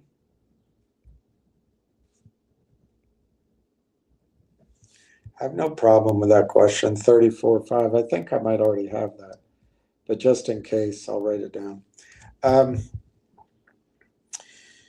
They will try to short it. That's what they do. As these stocks go up, they keep selling, and they pass the trades around. It's kind of hard to explain without maybe trying to draw it, but even then, it's hard. Let's say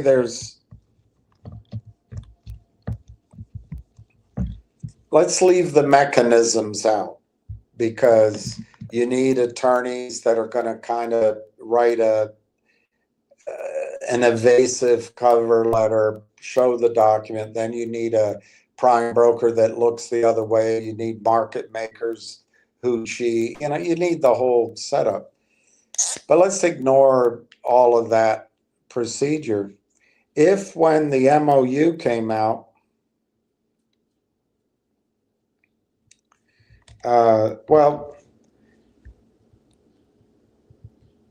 let's use CYN yesterday as one example. I think it went to $42. Let's just use that as an example to start with. Let's use $40. So let's say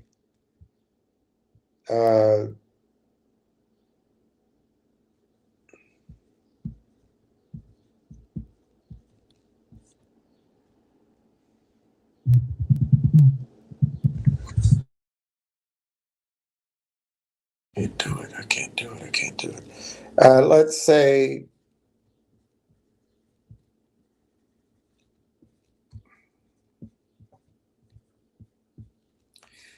Red Ace came out and shorted 100,000 shares at $40 of SYN. And then later in the day, he bought it back at $20. Well, he just had himself a pretty good day. He made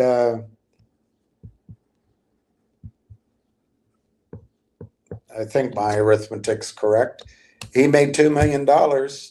He shorted stock that he didn't own. He had a market maker he could do it through. He used a little bit of money. He bought it back in the flurry yesterday, and he profited $2 million. What a good day, trading day for him. Well, what if with Railtown, when the deal was announced in February, what if he sold 100,000 shares at 36 cents?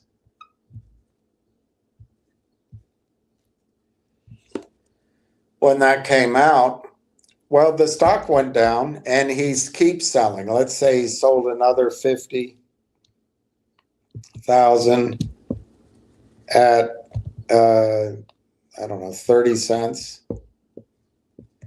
And then he sold another, 150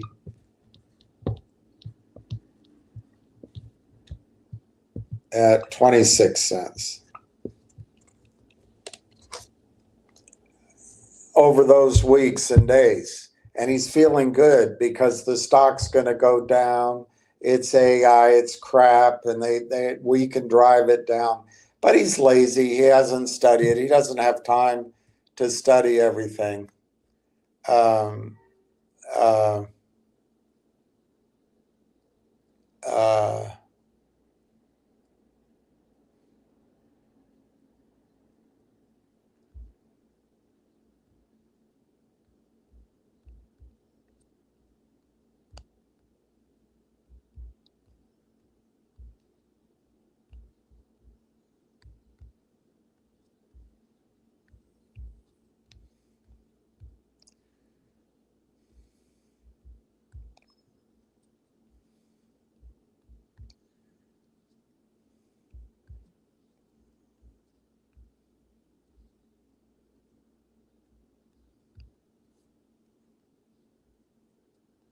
okay, to try to get that off the table. So anyway, then he'll have 300,000 shares short. I don't know what's an average here. Let's just say at 30 cents total.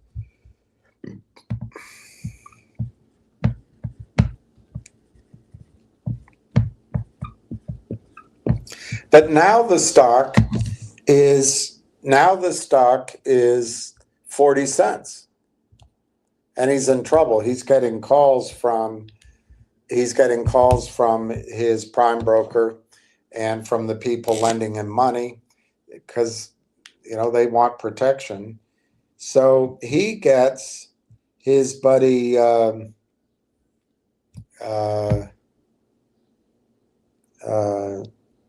Dinero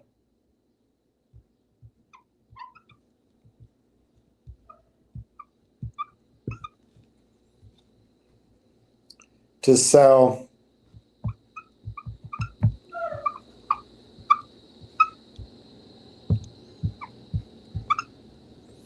He gets Dinero to sell 400,000 shares at 40 cents. Well, he's short 300 shares at 30 cents. He gets Dinero to sell short 300,000 shares at 40 cents. It covers Ace. It covers him. So he buys 300,000 shares from Dinero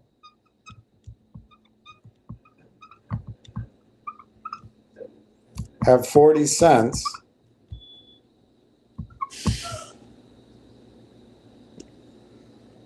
And this closes out that position that is causing him trouble. Now he's got losses of 30 grand, but that comes out of the account. And now this guy is short 300,000 at 40. Now he's carrying it, and he's hoping that if the stock collapses, he can cover at let's say 35 cents. So if he did that, his loss would be 15 grand. Ace would cover that. Ace would pay him. They'd meet at Harry's or they'd do a different trade.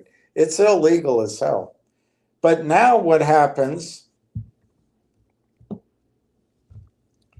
is Dinero is short 300,000 shares at 40 cents. And as the stock goes up, let's say it goes to 50 cents, he'll get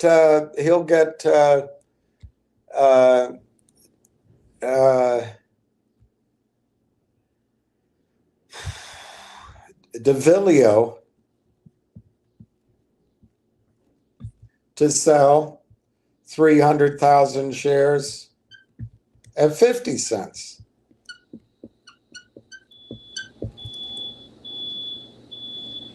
And he buys them. So this is just all caused by the first guy getting in trouble. So now he buys them. He's got a $30,000 loss that he's going to guarantee to DeVillio. And now DeVillio is short 300,000 at 50. And then what'll happen if the stock goes to $1, let's say $1.20, they'll all short it. DeVillo, Ace, I forget all the names I used. Can't remember the names I used.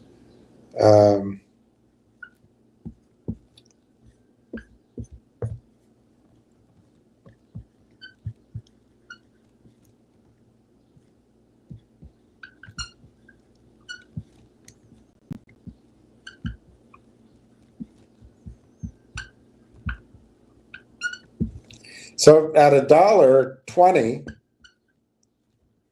they'll all short it. They'll all jump in if they can. That's why they want you guys buying. So they'll all jump in. And one guy, I guess it was DeVillo, he'll still be short his other position, and he's getting margin calls. But if the stock pulls back, let's say to 90 cents,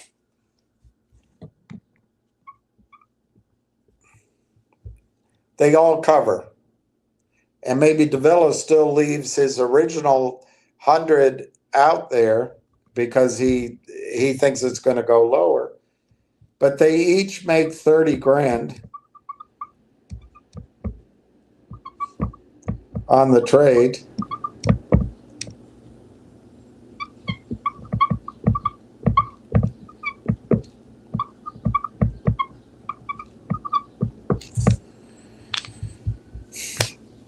I'm using big numbers. I don't think they ever make that much. They each make that much money. They still have a short position. So this doesn't go into their pockets until they all close out the trade. But they're colluding with each other. They're helping each other. Now, it doesn't have to be 4 different people. It could just be DeVillo out of New York, and then he's got LLCs set up in Germany and in the Cayman Islands. And he does this. So they are going to sell on the way up. They are going to short stock on the way up. But look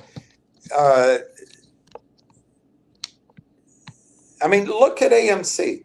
AMC went up, or was it GME? Sorry, it's GME. GME went up to some huge number.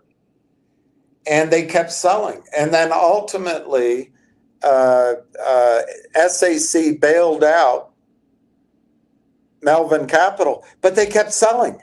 They kept selling. They sell it down, down, down, down. Now, on the way down, it came down very quickly. So they couldn't make up all their losses. So they went and hired Roaring Kitty to come mumble to you. So the stock runs to 80. They shorted that down. They did a deal. The stock runs to 60, did a deal. 35 did a deal. They all worked together to make the money back. The key is they don't want Congress to understand it, and who would? Ann Wagner's a twit. They don't want brokers to understand it. But the key is never lose their nerve. And why should they lose their nerve? They got every lawyer on the hook, every regulator, every governor. No one's honest. So yes, they're going to sell at 3 and 4 and 5. But what's the in my example that I just showed you, they got out of trouble. In the GME example, they got out of trouble. They're not going to get out of trouble here. Because as it goes up, no one's going to be selling. So they're just going back and forth with each other, and the problem keeps compounding.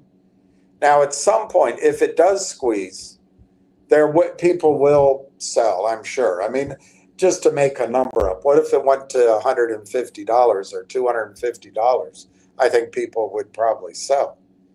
And then the air would come out of that on the way back down, but they would be wiped out still, and there'd still be plenty of people in trouble. It's an interesting thing, Brandon. If it goes to 3 or 4 or 5 and they're shorting it, they're just hanging themselves. If it goes to 15 and they short it, I think that's true too. 20, 25, I believe that's true. But as it gets higher than that, you start wondering, what do you do? What do you do? And we'll have to take that as it comes.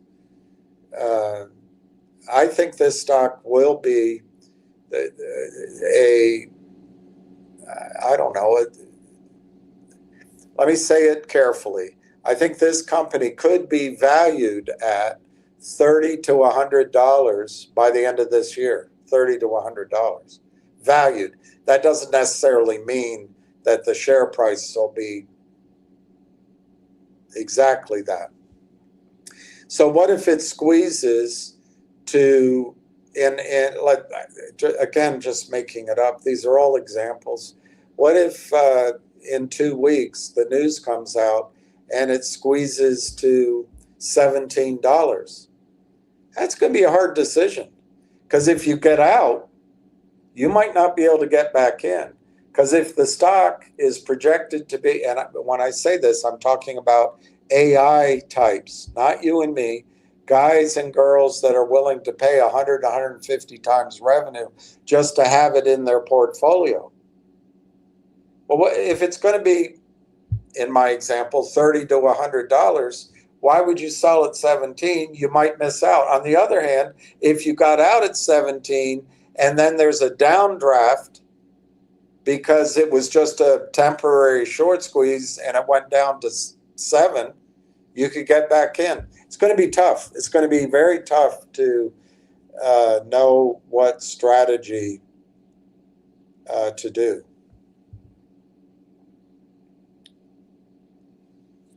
But I'll be here. We'll have thoughts. There'll be no perfect answer.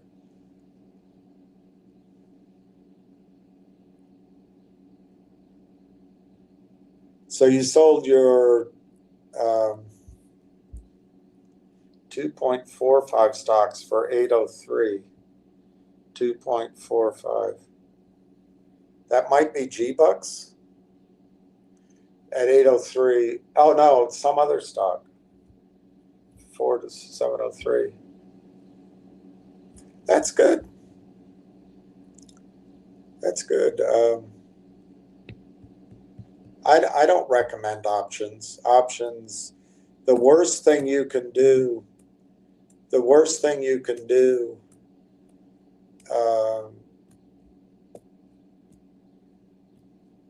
is make money in options, because then you think you're good at it and you'll end up losing it all. So I'm not a big fan of options. Ted Williams, all right. I'm Eddie Murray. I think Eddie Murray could have been as good as Ted Williams if he had just gotten another. I think it was another 140 RBIs, or was it hits? He had 500. Eddie Murray had 500 home runs.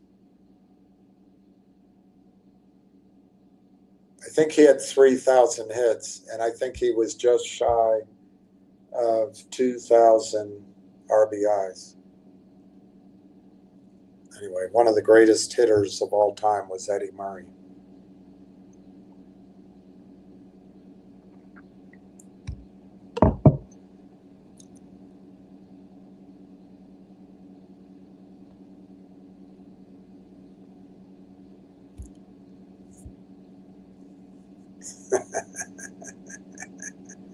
No, it's not.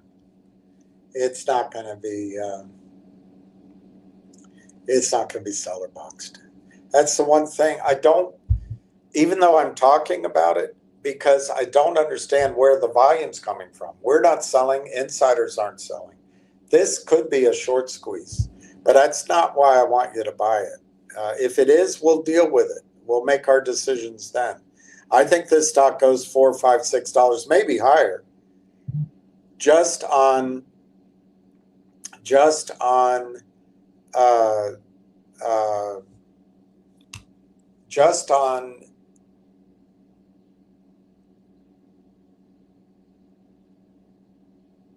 fundamentals, basically. Look, the key is we're waiting and we're talking. It's giving us a chance to buy, but we're waiting for that deal to be closed. That really what it's about is ending the quiet period, so that buyers can start coming in. And it doesn't have to be us. And the shorts are going to be run over. They're going to be mowed down. I think, and I forget, I think this is Ted Williams, Aid Lab. I think, Ted, that you're going to see pools of money that exist today coming in to buy Railtown. But I think there's going to be newly created pools of money on Wall Street by the end of the year, just for the fees, just for the investment banking, just to put the money to work in AI. And I wouldn't be surprised. We have 3% of the company. I wouldn't be surprised if you saw 10 different mutual funds or ETFs or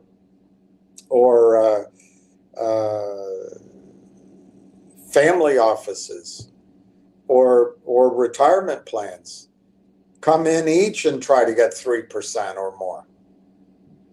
The shorts are going to be destroyed here, and it'll just be interesting to see.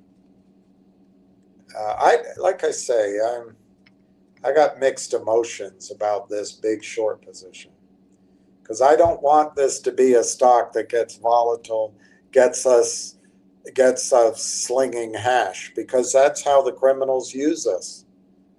That's how, and then they'll come with they'll come with quantum AI, biotech,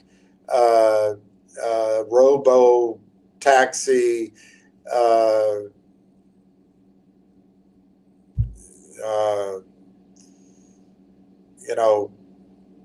gold, platinum, silver, Bitcoin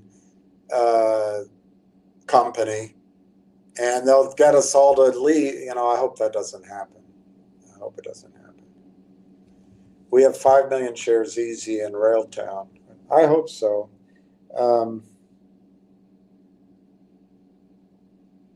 So with Dell Lap, third, you're Ted Williams.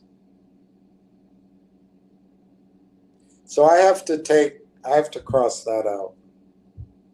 I think you're Ted. Yeah, okay. See, it's confusing. The names are...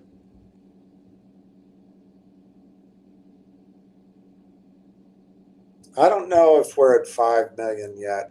I bet if the 10 or so people who haven't given me their amounts, I bet if we counted them, we'd be at 5, but I don't know their amounts. The moment I posted the NASDAQ question, I realized I asked a stupid question. No, you're not actually. And you're from India? Wow. No, account settings, they added the 3726 to your name. So I assumed you were a short imitating you. But no, it's not a stupid question. The reason I reacted that way is I thought you were a short. But as an investor, it's not a stupid question. I just don't think they're going to go on NASDAQ. They could. I guess Apple's on NASDAQ, isn't it? Microsoft, but they could. I think they'll go to the New York Stock Exchange, though. We'll find out. We'll find out. Any thoughts on TLO? Well, I want to drive down to Richmond and meet that guy. The CEO died, and I met him. I liked him.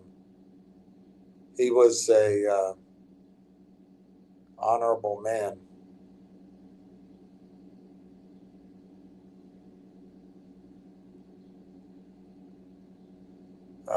course, they're destroying it.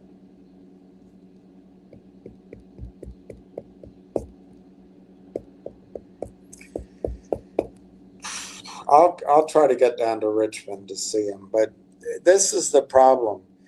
And this is Adina Friedman. Is this a NASDAQ stock?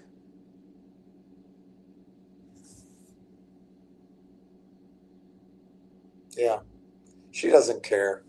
This is a beautiful company, beautiful team, and she just doesn't care. As long as she can cash her check and waddle her ass around and put her hands out with such compassion, we're going to have women on all the boards of all the companies.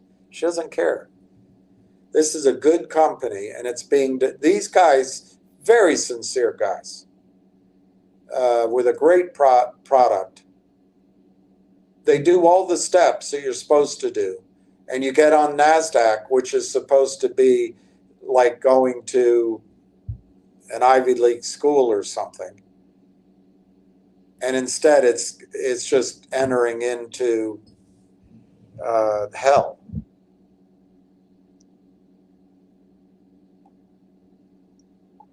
I like TLO, but and like any biotech company, success means raising more money.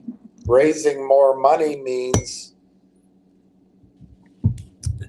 particularly when you do it through Jeff Easton or Ari Rubenstein or Kurt Kramer, it means dilution. And then they walk around cocky as hell because they're protected.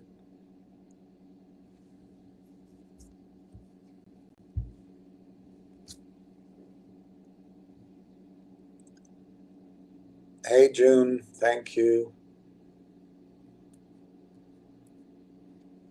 No, you don't want to. I like your names. I like your names. You don't want to. You don't have to do that.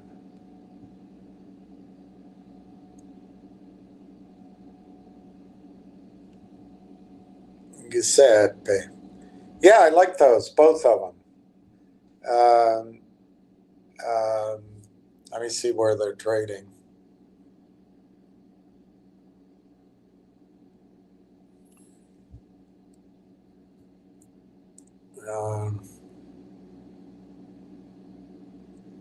What's the dividend?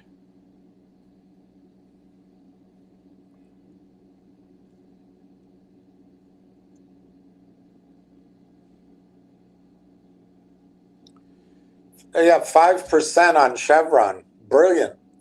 I think it used to be that you could argue that Chevron was the best company out there in the oil patch. I sat at dinner with a friend of mine who used to be the top dog at Netherlands Sewell. And his, I don't know if they're getting married, but his very smart, talented other half, an engineer, oil and gas engineer, who worked there. I think she was a consultant. She told me there's only one company to own. It's Exxon, she said. Exxon will be the survivor. I like Exxon, but I like Chevron. Chevron's great. You're getting almost 5% to hold it.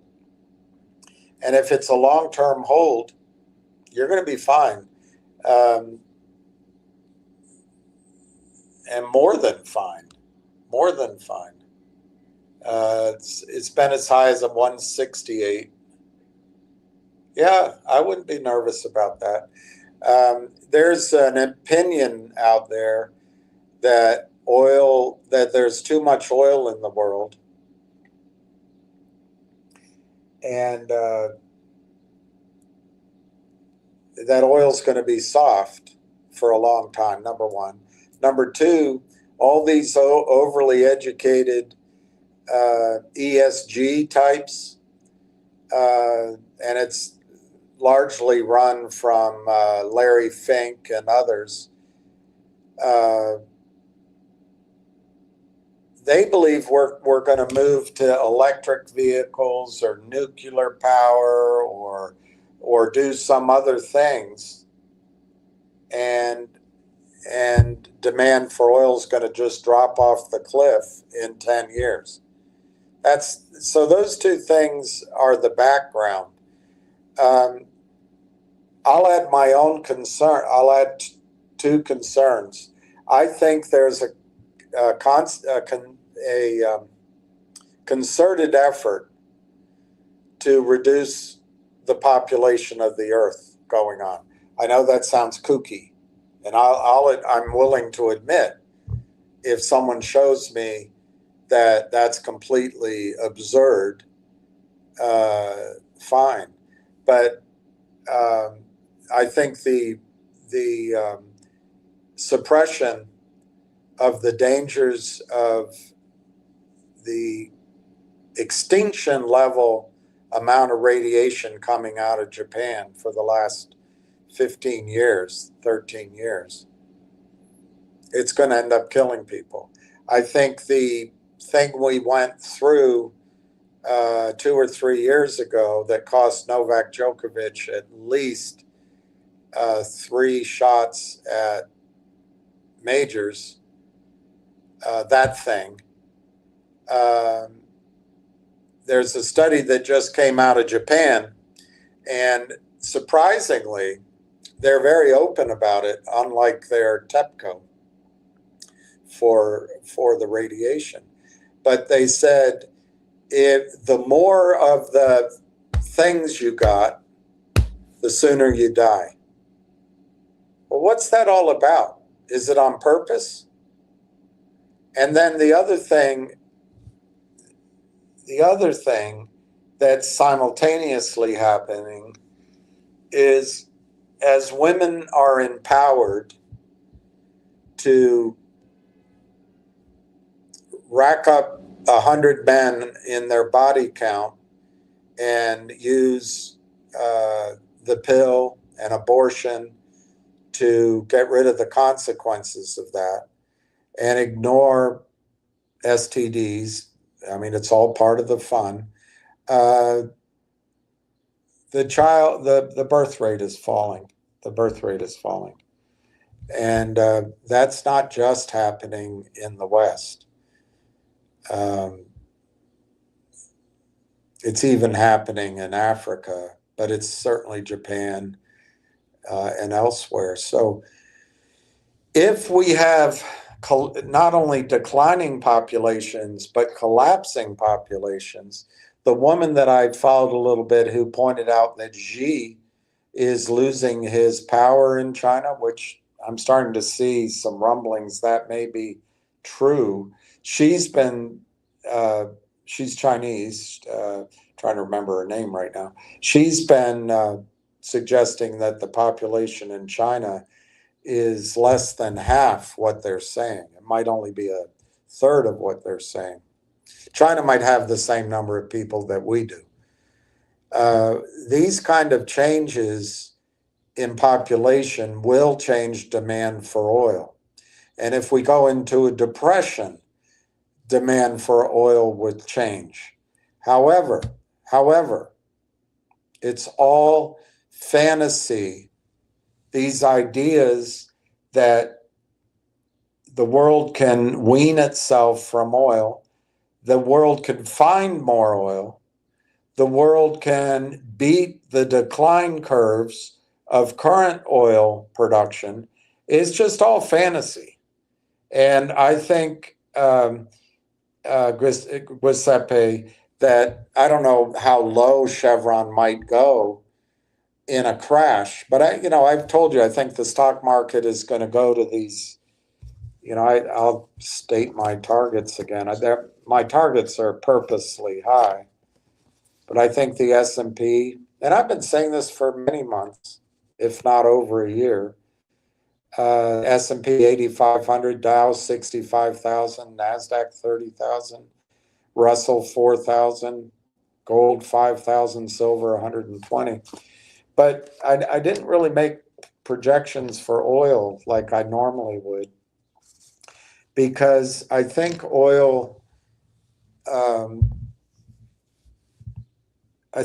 prices could go to $35 over the next 18 months. By the end of next year, oil, if there's a collapse financially, and if the world has an economic depression or an economic massive recession, oil could go to $30, $35. But Giuseppe, there's no magical sources of oil left. There may be with technology, and particularly if you start counting in natural gas, but there's not a lot of natural gas powered engines. There are some, but not a lot. But if you start adding natural gas in as oil equivalent, a lot of these countries, including the United States, look like they're still producing a lot of oil. But you've heard the expression, the cure for low prices is low prices. What it means is, what time is it? Maybe I can talk a little bit about it, not right, maybe in 20 minutes or so, but I can go through some of the information these guys have, and I've got a whole shelf of researchers on this. But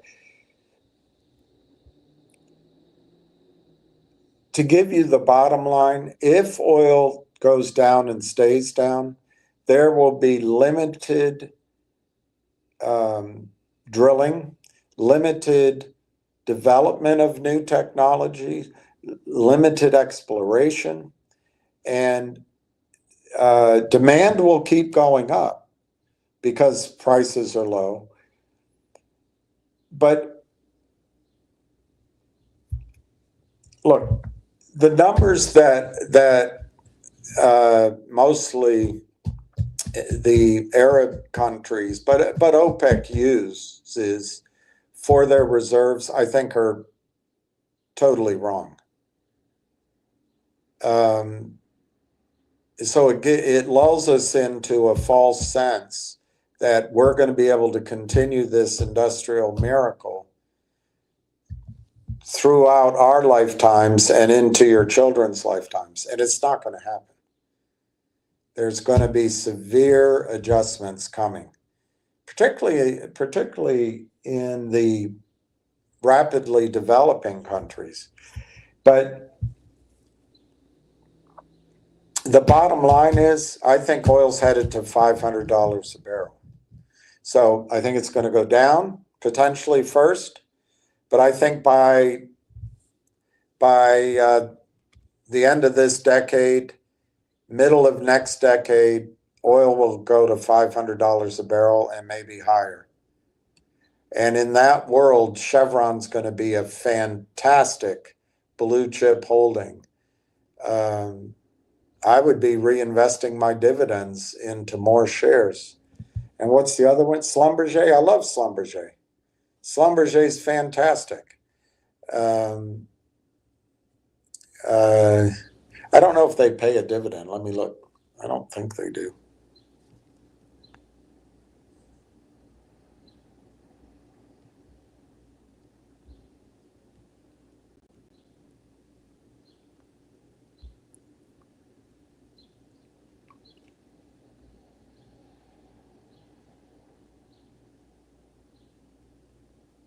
I don't see that they pay a dividend, which is fine. But I love Schlumberger is a great company. So is Halliburton. So yeah, I like both. I think you're. I would use, particularly if you make strong profits anywhere, I'd use the next 18 months to 2 years to add to those positions and explore additional commitments. I like APA. I like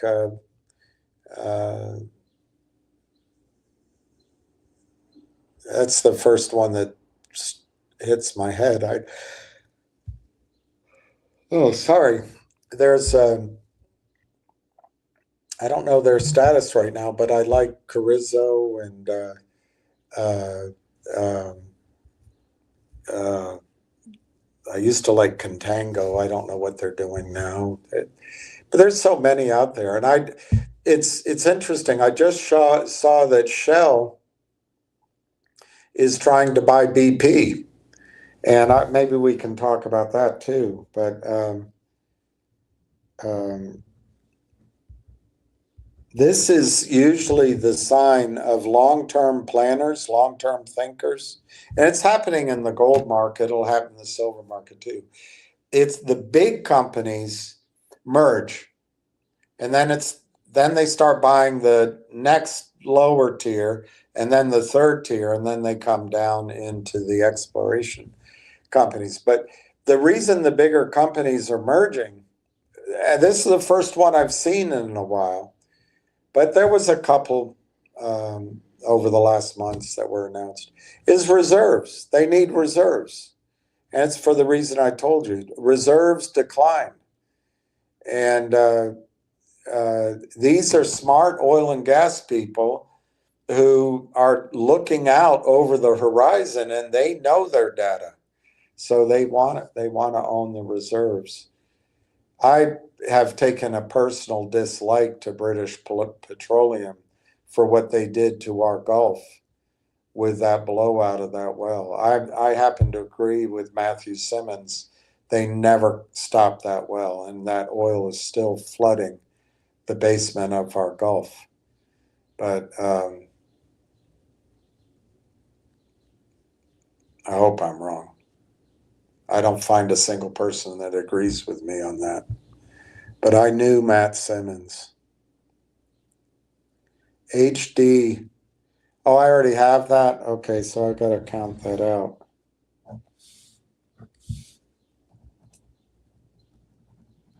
It's these new names they're putting up. It's confusing me. If Ann mentions it, you're going to sell your 103 shares. Well, don't do that. Don't do that.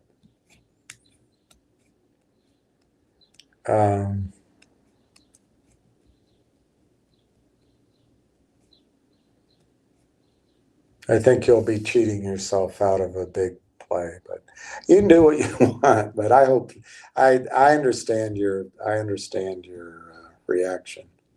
So who's Bob's 7123? My new rail town. See, this is going to screw up my account. 233905. I don't know who you are.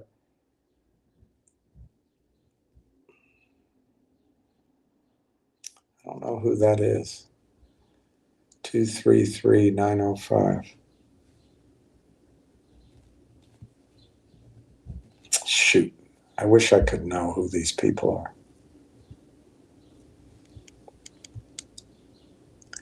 I'm not sure why a Delap third comes up my name, but I'm Ted Williams. Yeah, I put it down. I had written down a Delap as a separate entry. I crossed it out. NVIDIA acquired Centmel. See, Billy Ray, it's got a number on. I don't know what's going on. NVIDIA, my tattooed lady. 156. What's the news? No news. No news on my service. Oh, here, I got to hit news.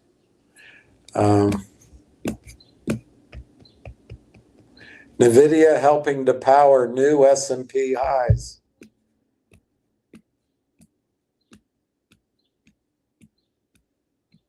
NVIDIA stock trading at a record.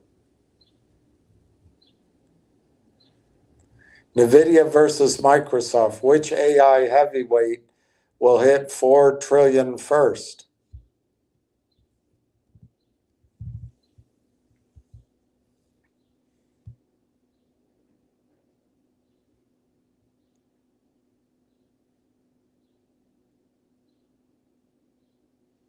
I don't know. I would say NVIDIA.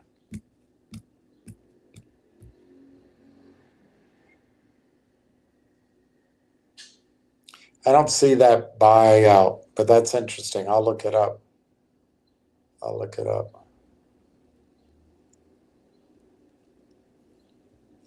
Um,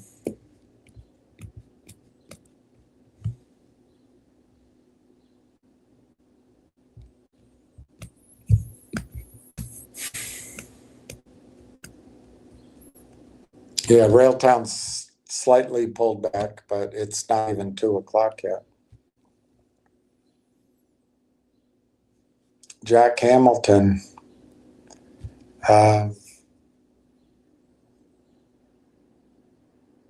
Awesome. I don't.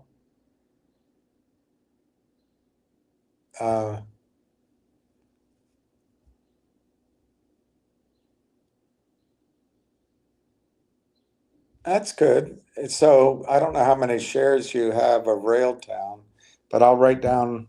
I don't remember if I have your name.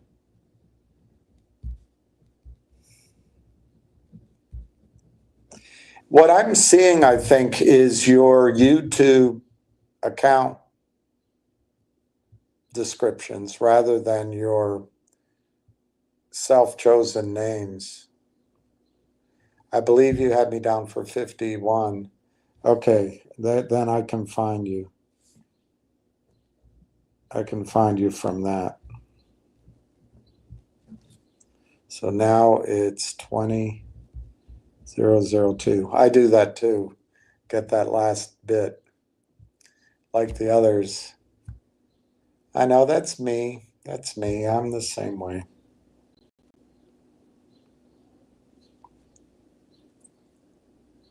I feel the same way about BP. Well, the other thing, Jack, I noticed during that period of time is that BP, which is in every British retirement plan, BP treated us like we were a colonial possession. God.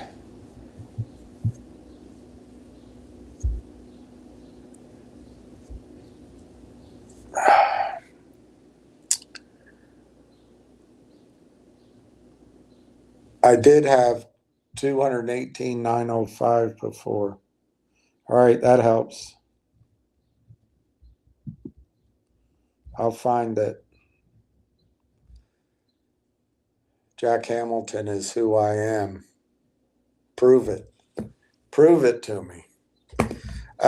All right, we're 0.40 on the bid, 0.4001.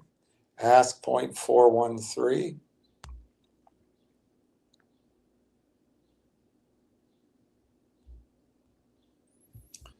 Um,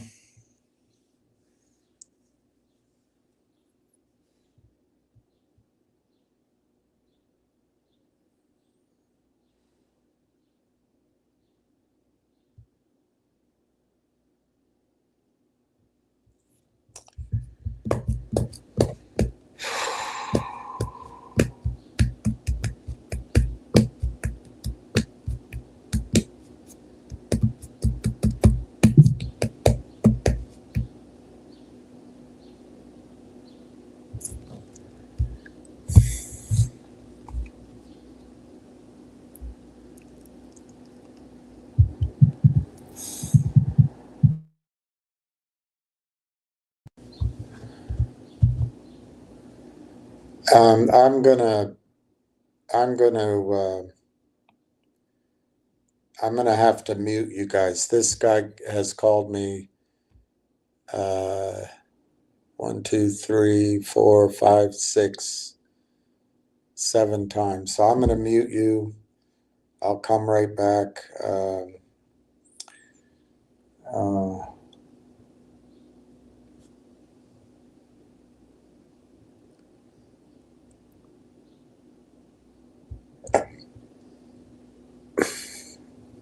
Here's my chart on Railtown.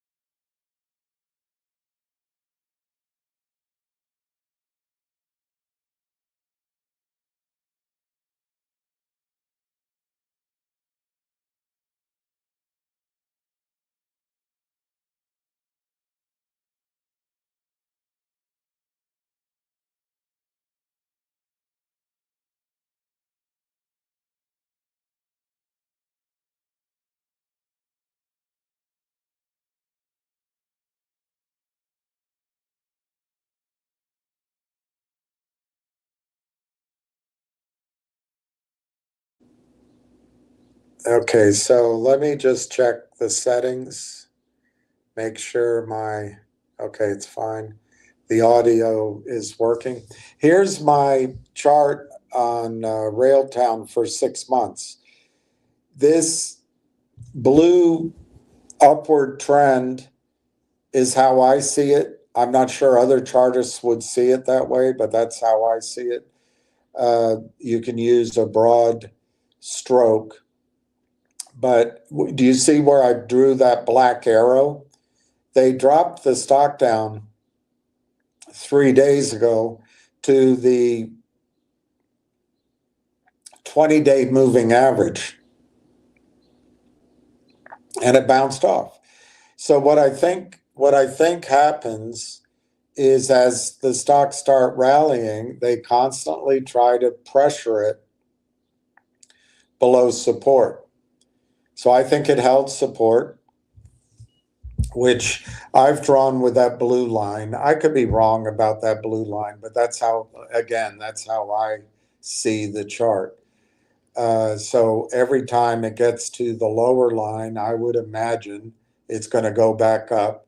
Every time it gets to the top blue line, it could pull back. However, do you see the green line? That's the 43 cents or 42 cents or whatever number you want to call it right there. That coincides somewhat with my upper blue line. If it breaks through there, 43 cents, 44 cents, I don't think it comes back down into this blue trending area. That roughly 43 cents becomes support. I think it breaks out. I think if, this chart, this service, I can't go back a year on it, but the high was like 62 cents. I think it easily goes to that. It could then pull back to 43, 45 just to test it. And then I drew this declining red line. Again, you know, it's in the eyes of the beholder. But I think that red line that declines was resistance. It broke out of it right as the 20-day crossed the 50-day moving average. So that is where I think the stock broke out. And that's why it had that strong move over the next few days. So it kind of broke out at, I don't know what that number that is, 22 cents. I can barely read it, 26 cents. So anyway, and then I put in this chart that I could go back further. This is also Railtown. And I drew two lines. One is the declining line going from the high, which was about a year ago, of 62 cents. And very similar. It broke out. Now it broke out at a higher number. So, the charts, the way I drew them, didn't quite line up exactly. But I used the highs and I drew that diagonal line. And I think it broke out. Then it pulls back to test the line as support. And now we've bounced back up. Then I drew a horizontal line. You can see it there. Now you could argue that there's more than just these three attempts, but I think the earlier attempts were more about dead cat bounces as the stock went to seek its tired lows, its give up lows. So I use the yellow lines. So do you see that one big line there goes all the way down? That's why the other chart doesn't work. There was one trade at 0.001. But anyway, I think it tried to break out there and the shorts got to work. I think it tried to break out again right as the two lines crossed. And now I think what's going on is the stock is about to break out for the third time.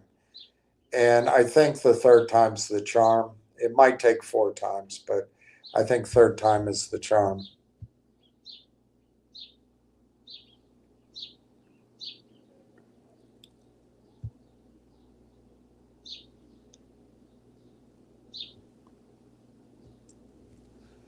Any amount's going to be good, Jack. Any amount's going to be good. 103 too. 103. All right. Phil, it's not poor. 150. That'll make you money. And welcome to the club.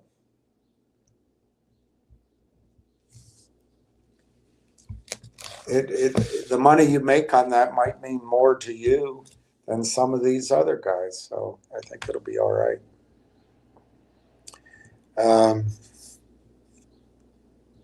Let me just show you guys something let's check the price.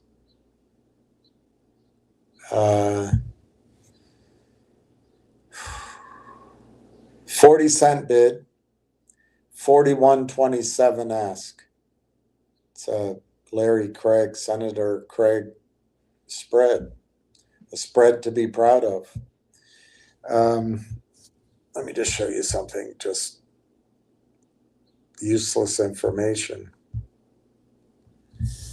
Places rich people are leaving. People are leaving the United Kingdom. They're leaving China, rich people. They're leaving India. They're leaving South Korea. They're leaving Russia. They're leaving Brazil. They're leaving France. And they're leaving España. That's kind of interesting. So maybe Trump's right that our golden passport is the thing to have.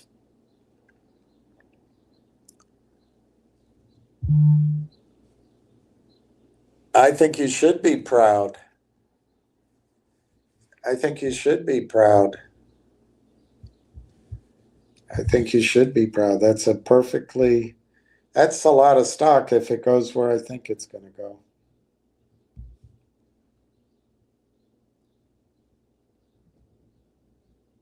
I just wonder if I already have you under a different name than Julius, because I recognize your picture. Well, it's not Deloitte record keeping. Donald Trump just ended all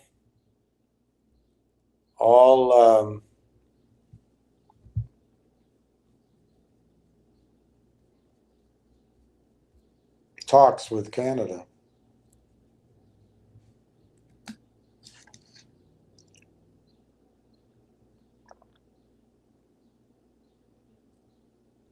I don't know if that's good or bad. That guy's ex-Goldman Sachs guy, I think.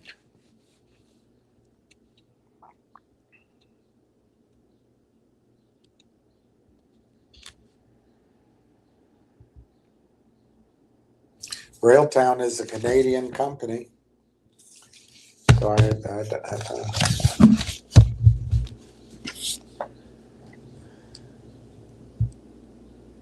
I'm working on my Greek passport, 8 months in Greece, 4 in the US. I think that's great. Spetsis is an island I went to. I loved it. I'm getting nervous, but it could happen here too, Yellowstone. But there's a volcano near you. I forget the name of it. The whole Earth seems to be waking up. Maybe it's because we're coming into a thick part of the solar system or something. See what I have here. Well, let me see what this article is.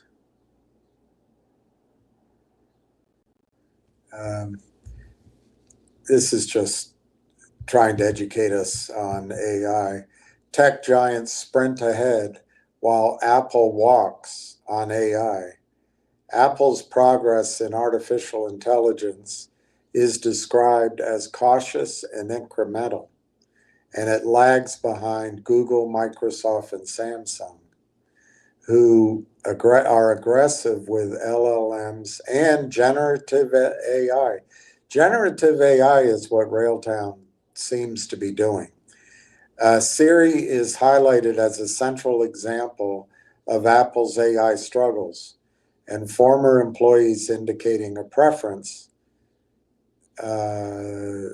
for incremental changes over a complete rebuild is leading to a slow evolution.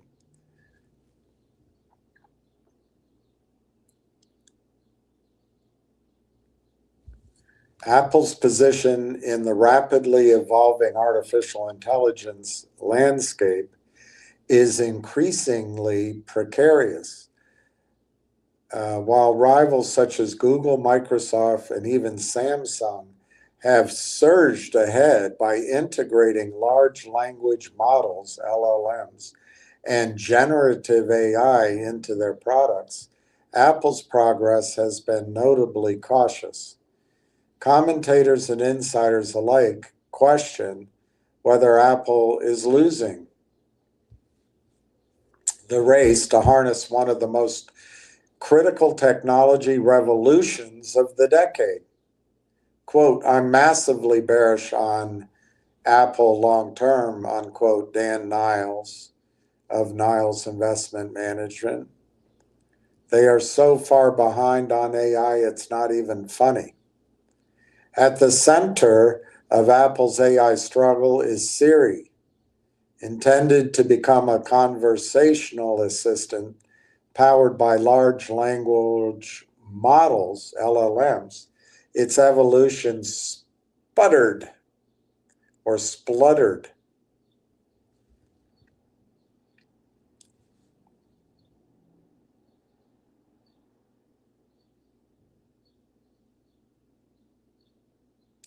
They fell flat against Google and Microsoft, who have embedded AI more aggressively into search, productivity apps, and hardware.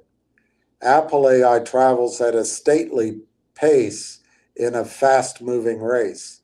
As Niles pointed out, Apple dedicates less than 3% of revenue to CapEx and only 8% to research and development, well behind their peers. Despite commanding a premium market valuation, Apple's AI delays and competitive pressures offer little margin for error. Apple also grapples with external challenges, a 20% drop in its stock this year, regulatory scrutiny, and tariff and blah, blah. As Forrester analyst Thomas Hussins noted, the trade war and uncertainty linked to tariff policy is much more of a concern today for Apple than the perception that Apple is lagging on AI innovation. Niles frames the dilemma using Darwin. The number one thing, especially if you're a technology investor, but just an investor in general, is what Darwin said. It's not the strongest of the species that survive, nor the most intelligent. It's the hottest chick. Now, it's but the one most adaptable to change. Most adaptable to change. Apple's success may now depend on whether it can abandon its perfection and embrace agility. As AI reshapes technology at breakneck speed, Apple faces a stark choice to cling to its legacy model or sprint?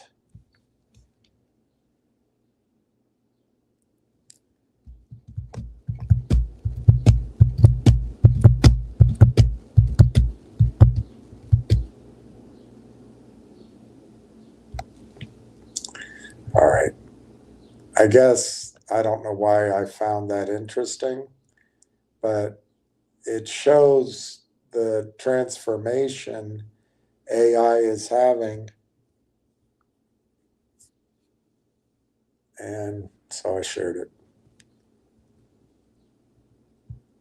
Stepis is a Greek island. Kos, Rhodes, Lesbos. Okay, I will. Kos, Rhodes, Lesbos. Ryan Sartell, it's up to you, and I can't give financial advice. I don't know your portfolio, your income, your anything. But I would go through, if you only own 5%, I'd go through your portfolio and I would clean out the clutter and clean out the attic, clean out the basement, get rid of old shoes, give away suits, and throw the old furniture on the lawn to get rid of. And I would load up. You've only got an hour and a half today.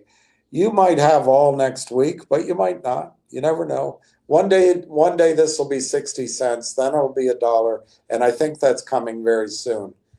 And you won't be able to buy it anymore. I think you should buy as much as you feel comfortable buying. And I don't think 5% is enough. On the other hand, I don't know your portfolio, and it's fine. I mean, it's enough.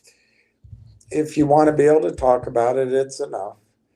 But if you want to change your, I mean, I guess I can figure out the size of your account.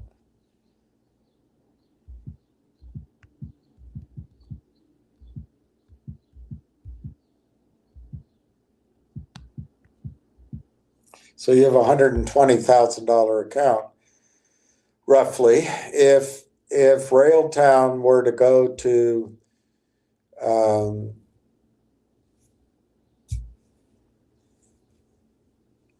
I don't know, let's say $5,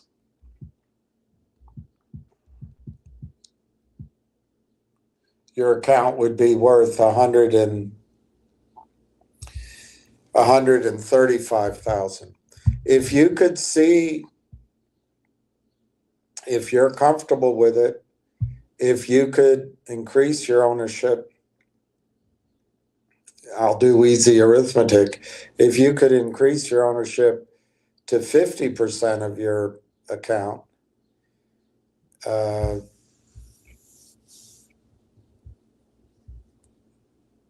or 40, if you took $50,000 or $40,000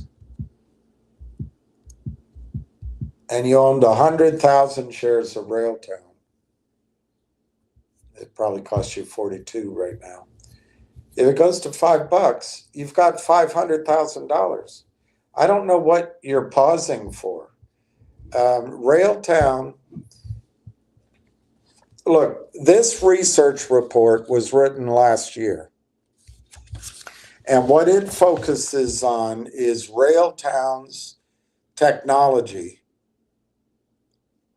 by itself. And it targets a $3 billion market for Railtown to go after, and it assumes they get 3%. Railtown puts out that the market they're going after is $100 billion. They're the first mover. This group of AI partners, they accepted 160 companies. Railtown shows up, they want to merge with them. It's because of their products.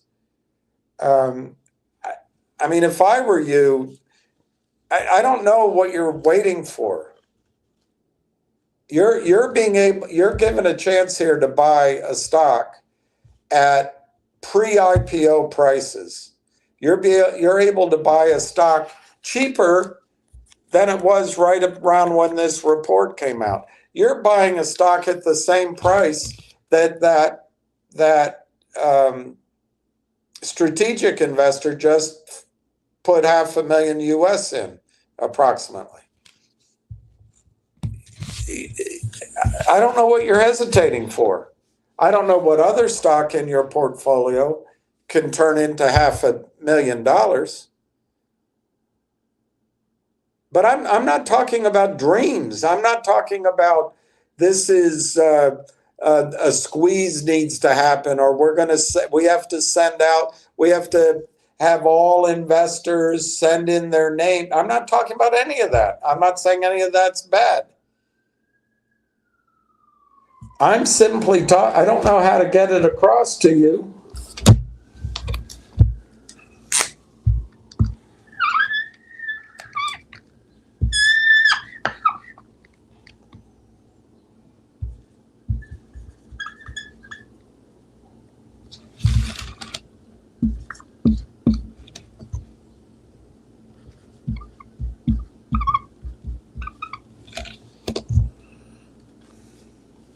Even just by itself, you're talking about a company that's gone through 6 years of R&D, and now it's in the sales part of its value creation curve. It's going to go from 40 cents to $40 just by itself. If you had 100,000 shares, and it goes to $40, it might take 18 months, might take 2 years, might take 3 years. But if you had 100,000 shares and it goes to $40, does that change your life? Or do you want to keep it as 5% of your portfolio? Are you so rich that you have to diversify one of the best opportunities you ever heard of to just 5%? I don't know. I'm being a little bit forceful. But you got to do what you feel comfortable with. Maybe you just want to have a $120,000 account for the next 5 years, 10 years. I think you can turn, just by putting a 40% of your money, and you're going to say, well, that's not diversification. Look, all of these stocks are speculative. It's not really diversification. Just because you own a bunch of tickets, a trifecta, you box 4, you box 2, you do a few wins, you do a couple of shows, you do some sort of wheel, and you buy all these tickets, doesn't mean you're going to win. They're all just as speculative as the rest. But Ryan, what stock in your portfolio right now, in the 95% of your portfolio,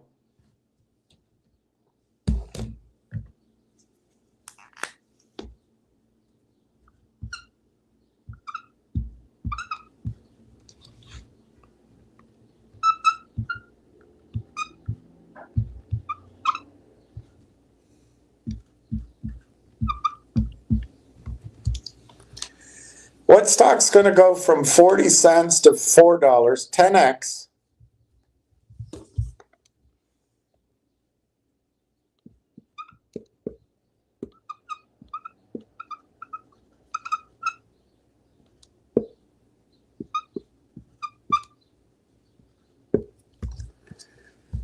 What stock's going to go 10x in 30 or 45 days in your portfolio? And then from that point, it can do another 10x. I mean, some people are saying by the end of this year. I would just say it could take longer, but 2 or 3 years. But what stock do you have that's going to do that? And it's not this fighting against the wind. It's the wind is at your back. Which one? I don't know. You're going to regret it, I think, that you didn't buy more, but I'm glad you bought 15. 15's enough to make you feel good, and then you can be diversified with all the other crap. Anyway.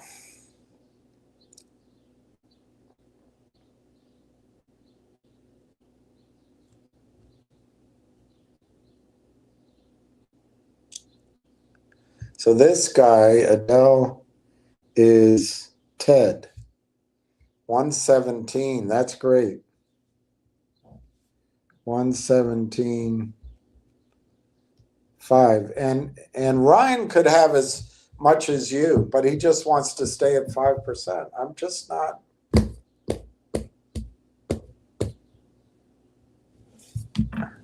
I changed the settings. Okay, let me see. How would I have done that?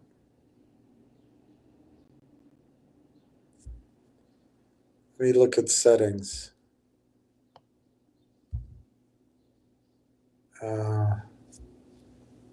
Layouts.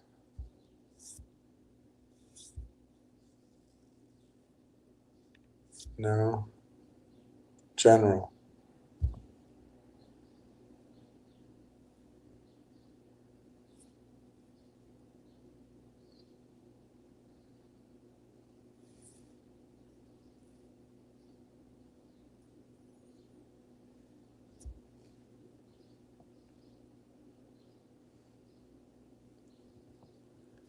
There, I changed one thing just to show I can change something. I don't know that I changed anything, but you could be right.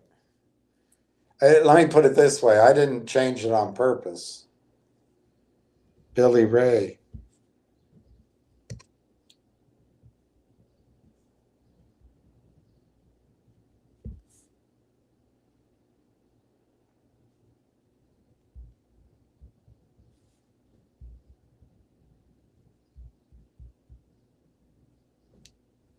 So, Ryan, one way to look at it, and you're not going to do anything today, although I think you should, because anytime you wait, you run the risk that they have a big announcement on the closing and the stock's $1. I just can't get it across to you forcefully enough. It's not going to be 40 cents forever. So you can buy, you could put $42,000 into this, or put 50,000 into it right now. And then when the stock goes to some number, 2, 3, 4, 5, sell a few thousand shares and then reestablish all your other positions. And this is the one, though, that's going to make you a millionaire, I think, if you have 100,000 shares. If you have 50,000 shares, I think it'll make you a millionaire. The question is, how long does it take? Yeah.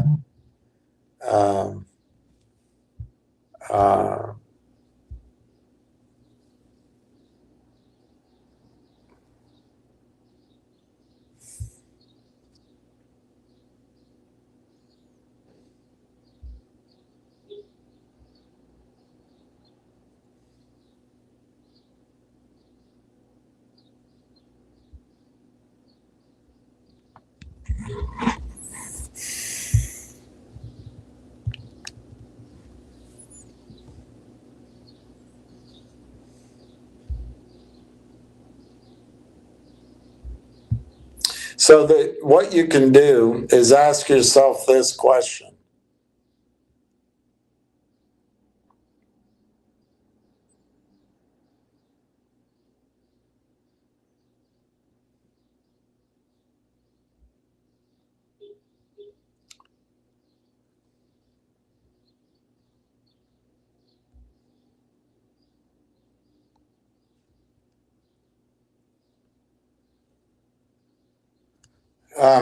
You can ask yourself, Ryan, this question. Am I going to be more disappointed with myself if Railtown goes to $10 and I own 15,000 shares, or if Railtown goes to $10 and I own 100,000, 105,000 shares?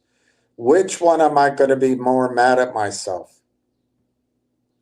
If I'm only buying 15,000 Railtown because I think it's going to go to 20 cents and I'm paying 40 cents and it makes me nervous, which, if I translate that thinking to 100,000 shares, am I going to be more angry at myself that I bought 100, 105, 110,000 shares and it went down to, I lost half my money temporarily, had to wait longer. Remember, the research report, without AI Partners, which has 400 million in revenue. I'm not saying they're going to get all of that out of the gate, but it's already extant.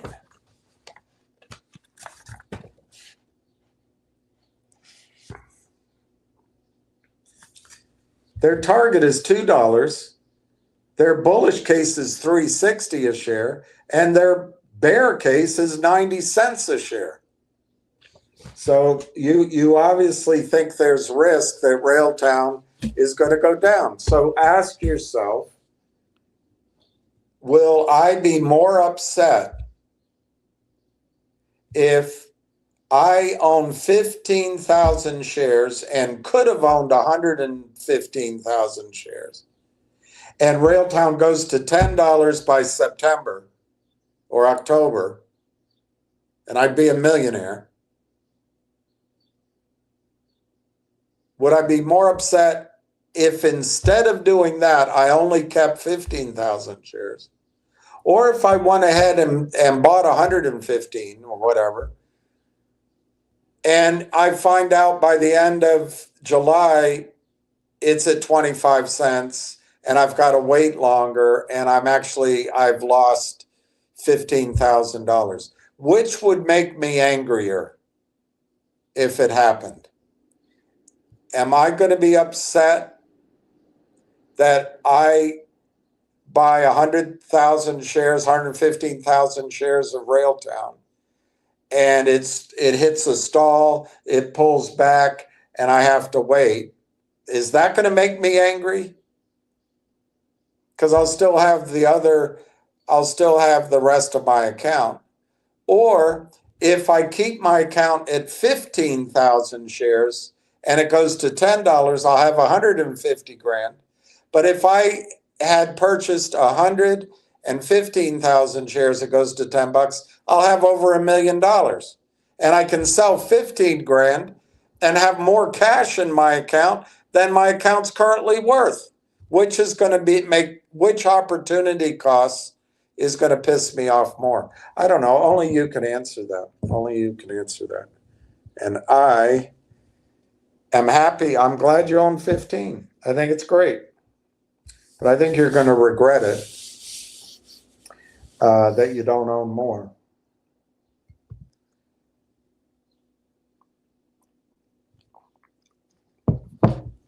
Railtown is not Logic. It's not Nixie. It's not Vocal. It's not GTII. It's not Genius. It's not COSM. It's not MULN. It's not MMAT. It's none of that. This is a mispriced stock, in my judgment. We have to get in and give it time. But Ryan, I'll just finish. I'll say it again. If you're willing to bet, and I think it's invest, half of your account. I mean, if you did half your account, it'd be more. 40% of your account. If you're willing to have 100,000 shares of Railtown and try to do it before the market closes Monday, you might have $500,000. Now, I'm not promising Monday. It might be 2 weeks from now. It might be 4 weeks. But I'll tell you what, if it goes to $4 or $5 in 3 weeks, you're not going to, you won't be able to, you can add another 5,000 shares to your position. It's still good. I'm not saying, only you know your tolerance. Only you know your tolerance. And you may have stocks that you believe can give you 10x by September 1st. That's possible. And you may have stocks that have a risk profile that you're much more comfortable with. It's fine. It's fine. I've made my pitch for you, and it's for you. I don't get anything out of it. It's for you. All right.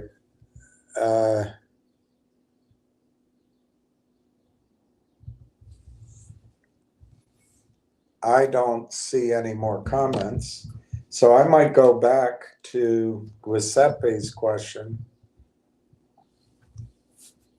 Just point out a couple of things on Chevron.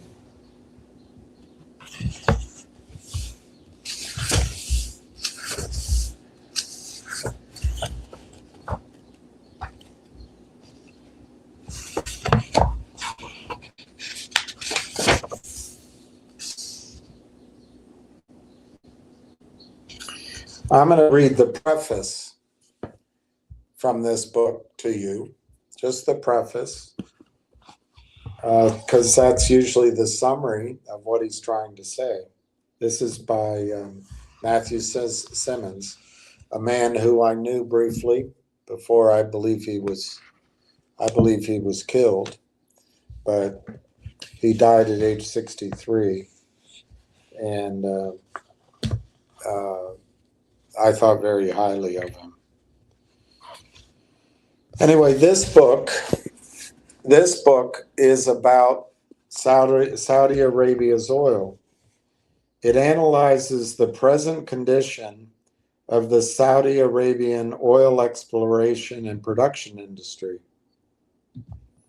It details the real story about the small number of rapidly aging giant and supergiant fields which account for almost all of the oil produced within the kingdom. And this focuses on Saudi Arabia because that's where everybody believes there's an endless supply of oil. But you could fill in any other country, including our own.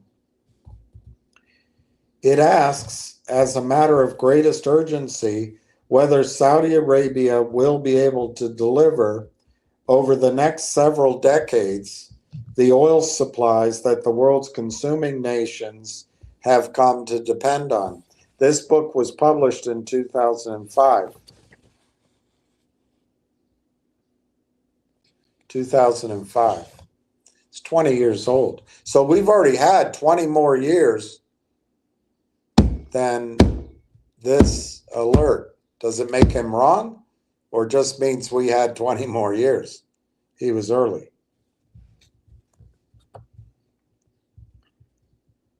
For years, every important energy supply model has assumed Saudi Arabian oil is so plentiful and can be produced so inexpensively that its supply is expandable to any realistic demand level the world might need, at least through the year 2030. We're just 5 years away. And in fact, we haven't increased oil demand very much in the world. It's 100 million barrels a day. That's basically where it's been. I don't know why that is. Could be population decline. It could be aging economies. It could be fuel substitution. Green technologies. It could be all of those. But I don't think we're ever going over 100 million barrels a day.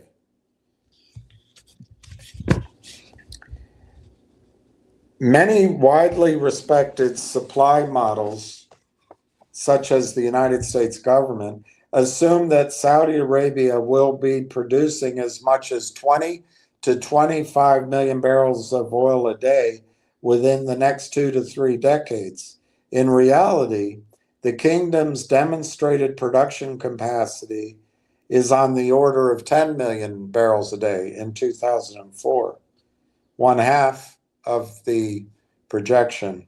Saudi Arabia officials have enthusiastically encouraged their oil-consuming customers to believe this plentiful supply scenario, while at the same time they have resisted third-party verification of their ability to deliver.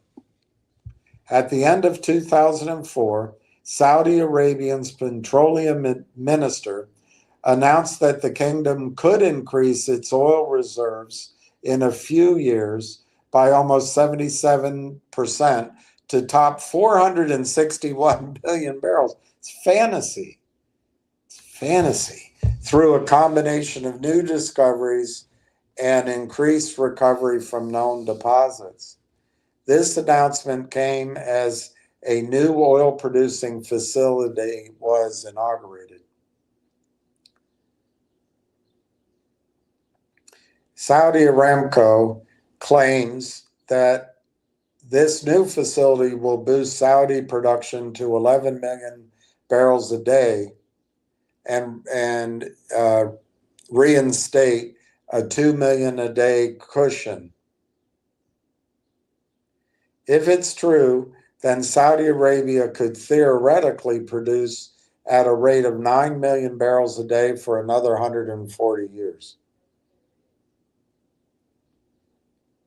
Now he'll say some positive things. To its great credit, Saudi Arabia has always made good on its commitments to provide the oil needed to prevent supply shortages in the marketplace. The kingdom has done its part, and many times more than its part, to manage the supply and price of crude oil for the general benefit of producing and consuming nations. It has been a responsible participant and a leader in world oil markets. I agree with that. Based on past behavior, there would seem to be good reason to believe Saudi assurances about the future availability of its oil. Here's his caveats. There are, however, crucial differences between past and present realities that require more careful examination of the claims that Saudi oil officials are making. Oil demand has grown to unprecedented levels, and the main Saudi Arabian oil fields grow older and older every year.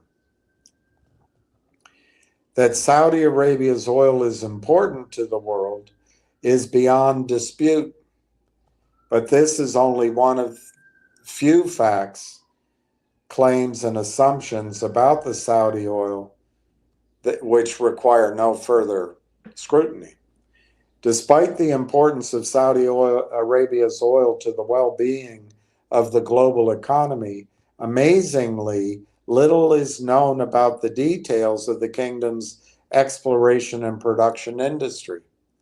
Details urgently needed to support its seemingly extravagant resource claims. Field-by-field production reports disappeared behind a wall of secrecy over 2 decades ago, now 40 years ago. Information about the contribution that each field makes to the reported 261 billion barrels of proven Saudi Arabian oil reserves are treated as a state secret. It's not even clear how much oil Saudi Arabia actually produces. That's true. Since announced surges and cutbacks in production in recent years have rarely shown up in reports of oil imports from the kingdom made by the member nations of the OECD, the recipients of the bulk of the oil. This book tells a story about Saudi Arabian oil that differs sharply from the official version. Instead of the oil abundance of the official version, it argues that Saudi Arabian production is at or very near its peak sustainable volume, if it did not in fact peak 25 years ago, and is likely to go into decline in the foreseeable future. There is only a small possibility that Saudi Arabia will ever deliver the quantities of petroleum that are assigned to it in all the major forecasts of world oil production and consumption. Crucial to the story this book tells is a body of technical information about Saudi Arabia's aging giant oil fields that explains the real nature of the threat to the kingdom's oil production capability. This in turn exposes the risk that the world might soon witness the fading of Saudi Arabia's oil supply. Now, this was published 20 years ago. Do you think that because this hasn't shown up yet, that it's not going to? And then my whole point, Giuseppe, is Chevron's and Schlumberger are great investments.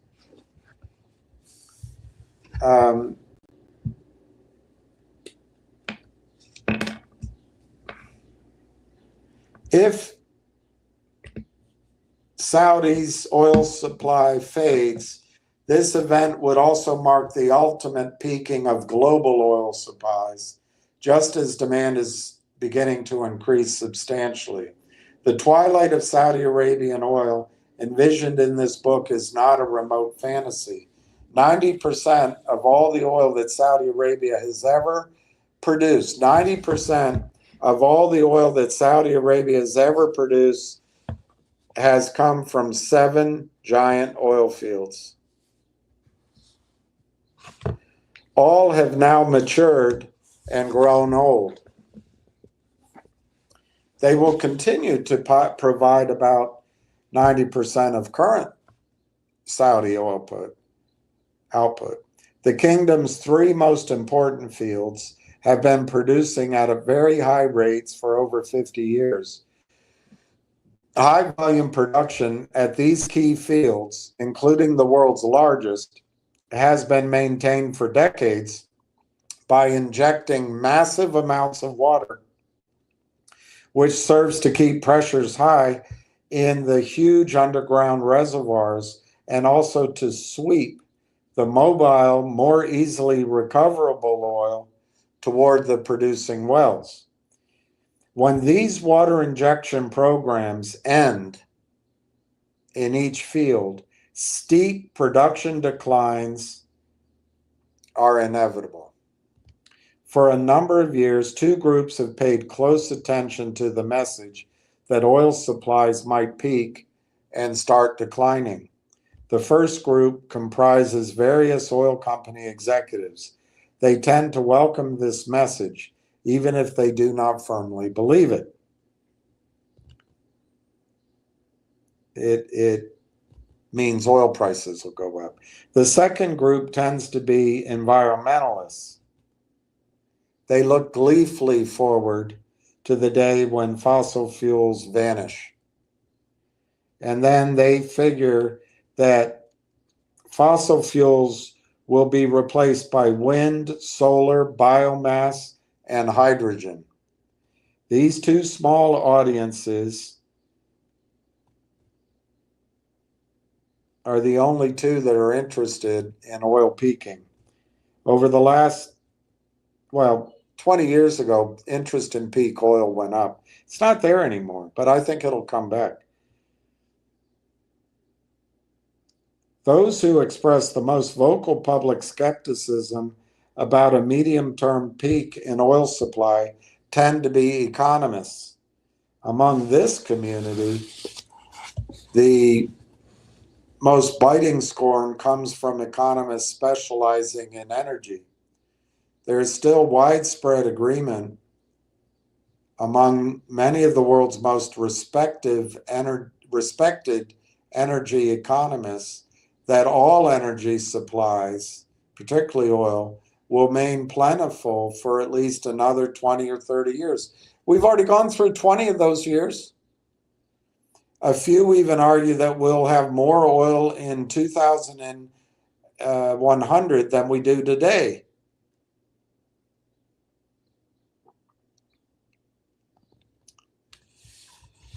The suspicion that Saudi Arabia's oil resources might fall short of the claimed proven reserves and production capacity began to take shape for me. This is Matthew Simmons, during a visit to the kingdom in 2003 as a guest of Saudi Aramco. My doubts drove me into research involving the intense study of over 200 technical papers about Saudi Arabian production and resources. These papers were written by engineers and scientists closely familiar with these key Saudi oil fields. And they were published by the Society of Petroleum Engineers. The problems documented in these technical papers confirmed my initial suspicions and led to conclusions presented here.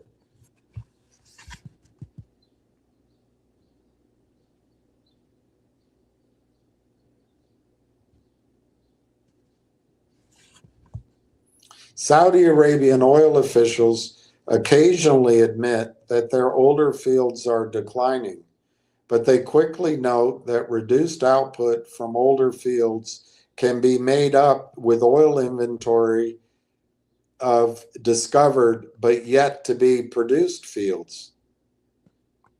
And they anticipate new discoveries, which could sustain production rates of 15 million barrels a day for 50 more years. Unfortunately, these officials have never provided any information to substantiate these claims. Most of the fields Saudi Aramco lists in its inventory of discoveries have never produced substantial quantities of oil for sustained periods of time. Very few areas of Saudi Arabia's country have not been explored rather intensively. Saudi Arabia and the other major oil-producing nations have refused for over 2 decades to provide data to verify and substantiate either their reserve claims or their production levels. Given the rapid growth in oil demand now underway and the shortage of spare production capacity outside of Saudi Arabia, the lack of verifiable data must soon be addressed by some international forum. It is imperative that we create a credible and reliable data system. Sooner or later, the worldwide use of oil must peak because oil, like the other two fossil fuels, coal and natural gas, is non-renewable. That's true. I think there's a lot of natural gas. It's just, can we recover it?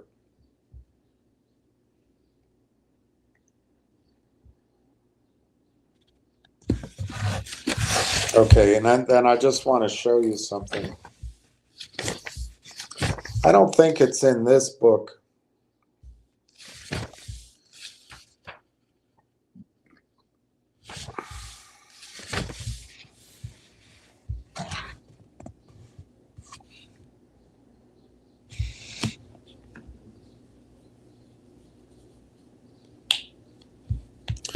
The proven reserves as of 2003 in Saudi Arabia, 262 billion barrels. That almost certainly is inflated by 200 billion barrels. Iran has, it says here, 130, Iraq 115, the UAE 98, Kuwait 96, Qatar 15, and then it declines from there. But they all put up large reserve numbers in order to be able to keep their quota of production high. It's really questionable. In 2003, Saudi Arabia was producing 10 million barrels a day. It's what they say they're doing now. Iran, 4 million barrels a day. I don't think they're anywhere near that now, which is why I think they need nuclear electric power. The UAE, 2.5. I think they might be higher now. Kuwait, 2.2. I don't know. Iraq's 1.3. I think Iraq's closer to 4 now. Iraq's the last really large conventional oil source in the world, and I think it's being drained.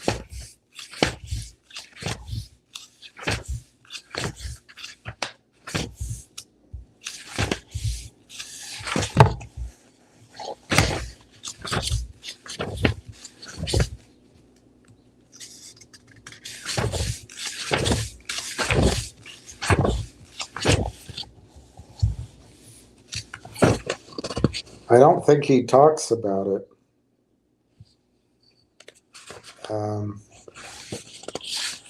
So I have to find a different author, but he must talk about it.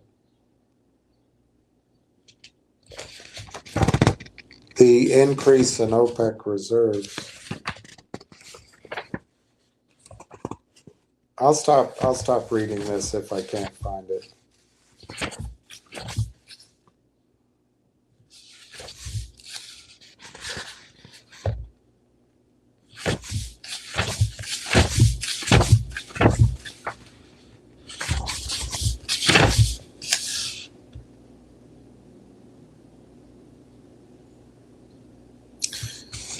What's amazing is out of their 8 fields, 7 fields, Garwar is the giant. It's the massive one.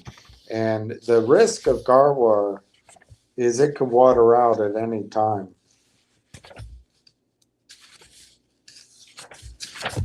All right, I'm going to skip. I'm wasting your time.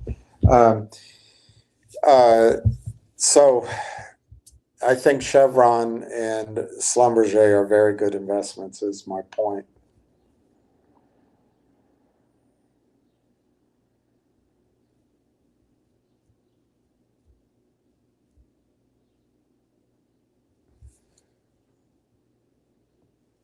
Ryan, you know what? You got to make your own decision. I'm telling you that Railtown is, for many reasons, and maybe we got an hour, maybe I can go take a leak and then come back and go back through my thesis for Railtown so I can try to convince you. But if you don't want to make money, you might as well watch reruns of I Love Lucy or something. But you're not going to find an opportunity like Railtown very often in your lifetime. You're young, so you'll find another one or two. But you could take, if you took your entire account right now and bought Railtown, I think you'd be able to buy 250,000, 300,000 shares. At $4, at $5, you're a millionaire. You don't even have to wait for the rest of it. I think you're going to want to, but I'm not telling you, I'm not going to that extreme. I just think you're going to be mad at yourself. You only put 5% of your account in the stock. And this logic of yours, you're hesitant because you're so good at ending up with loser stocks. Well, you're thinking like a loser. Look, this is these stocks are all loser, not Railtown, but all of these stocks we've been going back and forth on for 3 or 4 years, they're all losers. If I were sitting back in my office now, I wouldn't talk about any of these stocks to anybody. I probably would with Railtown if I heard about it. But I would only hear about it, Railtown, maybe when it's $10. The rest of them, I wouldn't have time to talk about them. I just wouldn't do it. Now, I went along with that idea that we could create wealth with short squeezes. But look, you don't have to hit me upside the head too many times before I realize it hurts. And I'm giving you Railtown. Railtown has a chance to do what all those squeeze stories never did. You might 100x your money if you wait long enough. You might do better than that. But in the short run, you can 10 or 15x it. But you have this completely non sequitur big, I'm spending all this time teaching, which is fine. I don't mind if you don't listen to any of it or don't believe it. But all you can come up with is a complete amateur, non sequitur statement. I'm so good at ending up with loser stocks. Well, stick with your loser portfolio. Just put a good stock in for 5%. Stick with it.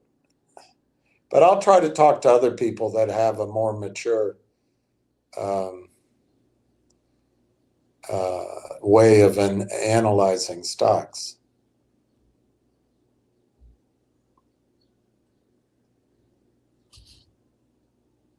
All right, I'm gonna go quickly use the restroom, and then I'll come back and we'll finish out on why I think you should own. I've been struggling since yesterday to find my words, what I want to express. Not because I don't know what I want to say. It's simply this mixture of feelings to see the Palestinians celebrating a ceasefire and at the same time showing us the destruction and the pain that those butchers left behind. And one of the most important things and the first feeling that I'm having, and again, it's not about us, we're privileged because we're fighting a digital battle. I felt this fear that people are going to think this is the milestone that we need to reach. No, this is just one milestone. And imagine if it took, let's talk about 7th of October, if it took so much speaking up and protesting and trying to show their war crimes on the daily basis, like all the struggle, just for the butchers to pick a time and space when they're going to stop killing. Imagine if you give up right now. Because I'm explaining all the time to, especially to the West Republic, that it's not only a Palestinian cause, it's a humanity cause. And by now, you cannot tell me you don't know it. You cannot tell me it's too complicated. And us as amplifiers of the Palestinian voices, because we need to understand, especially the people from the West, we are amplifiers of their voices. We need to support the Palestinian representation. It took so much pressure. Imagine if you give up right now, what can happen? And we're humans, and I understand that you are allowed to feel a little bit relieved. It's a milestone. And I'm proud of everybody who spoke. And for the people who didn't, I don't have the patience anymore to tell you anything but shame on you. And when nobody's watching, trust me, God is watching. And I was thinking what to say, but I wanted first to let the Palestinians speak first and to express how they feel first. And if I want to represent this milestone of the ceasefire, I'm going to do it with one thing. And that's the following video of Palestinian children doing for them a fun day, how we're doing, and seeing those smiles are more powerful than missiles. You cannot wipe that. And that's the responsibility of the world. If you keep the innocence and you give the chance for this next generation not to be ethnically cleansed, trust me, heaven is waiting for you. And please do not stop now. Not because I say so. It should come as a natural extension of your humanity. If you have it, it will come naturally. That means that you changed your superficial priorities in life. That means you're a new person who understood and woke up to the evil of the world. And take it as a responsibility, take it as a lesson, take it as a lifestyle. And again, if you didn't, shame on you. With all this being said, free Palestine.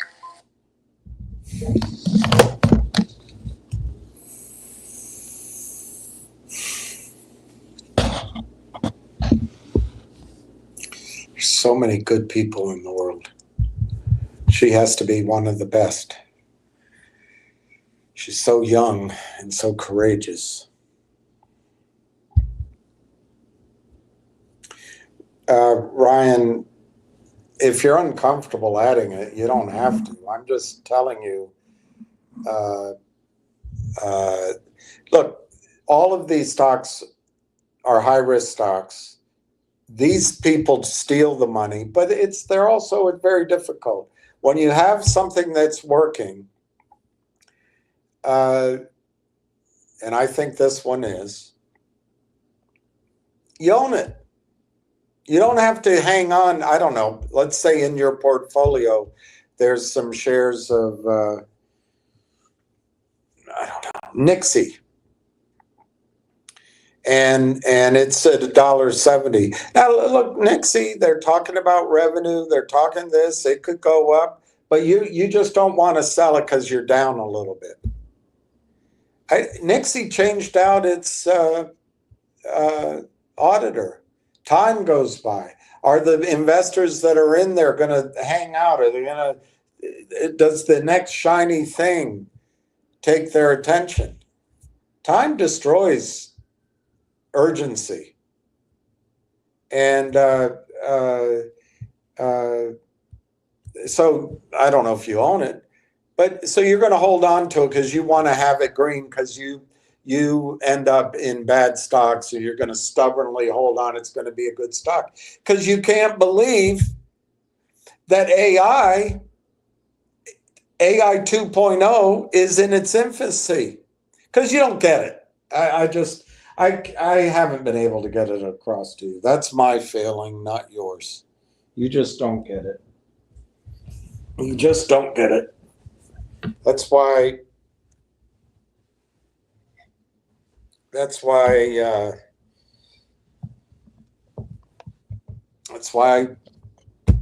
hard to make money because you got to fight people's emotions. I don't want to buy more because I'm always in bad stocks. It's just such nonsense. You should listen to yourself. It makes no sense. So therefore, you're going to hang on to a collection of crappy stocks because someone told you had to be diversified.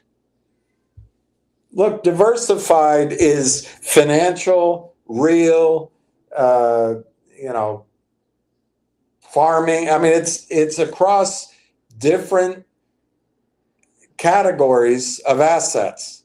Now in this country, everything's financial. I don't think housing is safe. I don't think CDs are safe. Treasuries aren't probably safe. And I'm trying to show you a way that you can convert. I know it's a lot of money. I do. But you can convert some money into a meaningful asset. And at that time, you can go into silver or something else. Or you can go back into these stocks that you treasure so much. But I can only imagine what's in your portfolio from AMC, GME, MMTLP, Mullen. These are all long shots. They're long shots. And I think with Railtown, you just can't adapt your thinking. You just think, oh, it's just another story. I'll throw some money at it. You're not taking it seriously. And frankly, if you're not taking your account seriously, I'm not sure why I'm taking it seriously, but I'll continue to do it. Let's just quickly go. I went through this research report the other day. I'm not going to go through it at length, but this is dated July 2nd, And it's from Research Capital Corporation. Railtown AI Technologies. That's July 2nd last year. Now remember, Railtown was an R&D company. I don't know if I have it up here. I wish I could go back and forth easily. Well, let's just talk about Railtown's products. It's RailTrack, it's Shredder.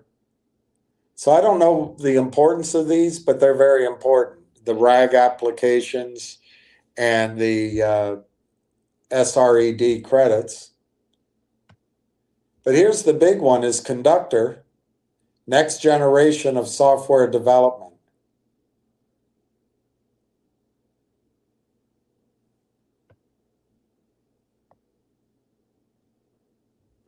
The first end-to-end developer productivity engineering platform for the entire team.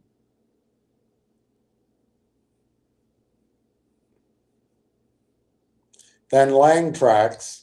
I like LangTrax.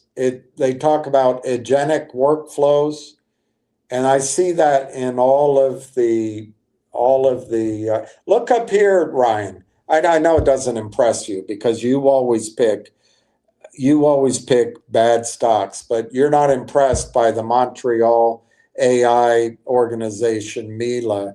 You're not impressed by AMII. You're not impressed by Microsoft Partners. You're not impressed by Microsoft Co-Sale Ready. You're not impressed by the Founders Hub. I also think that says Microsoft, but I'm not sure. You're not impressed by NVIDIA. You're not impressed by AMD.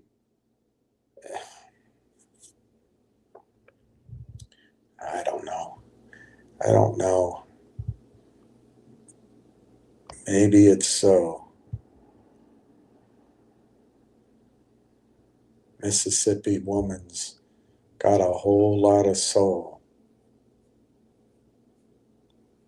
There's building world-class AI-powered developer tools.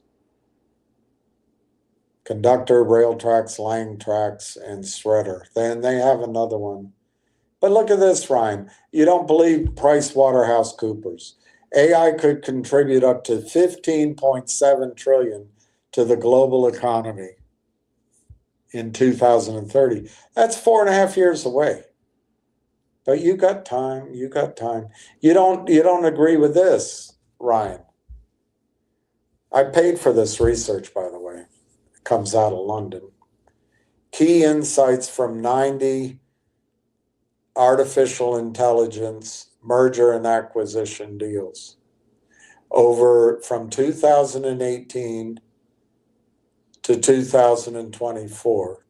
91 deals in AI industries, search engines, large language model vendors, legal tech, fintech, HR tech, computer vision, health tech, cybersecurity, marketing tech, data intelligence, infrastructure.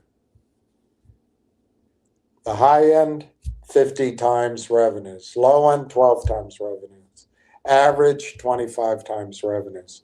But hey, you can outsmart 91 deals because you invest, whenever you buy a company, it's a bad company. I don't know. I think what you need to do is listen to Tony. I think that's what you got to do. Here he said, using Black-Scholes math and yesterday's closing price, let's break down the unit finance math. Half a warrant is 13 cents, and the shares value 50 cents, so it's 36 cents.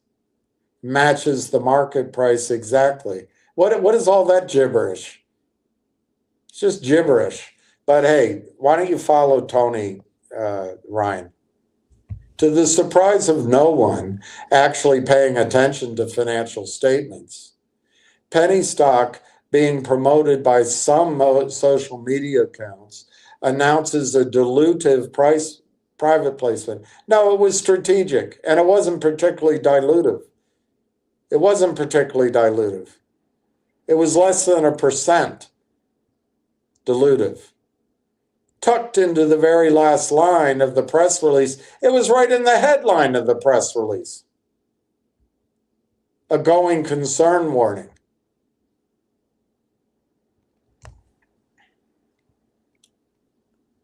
Anyway, stick with that guy, Ryan. You'll have no money.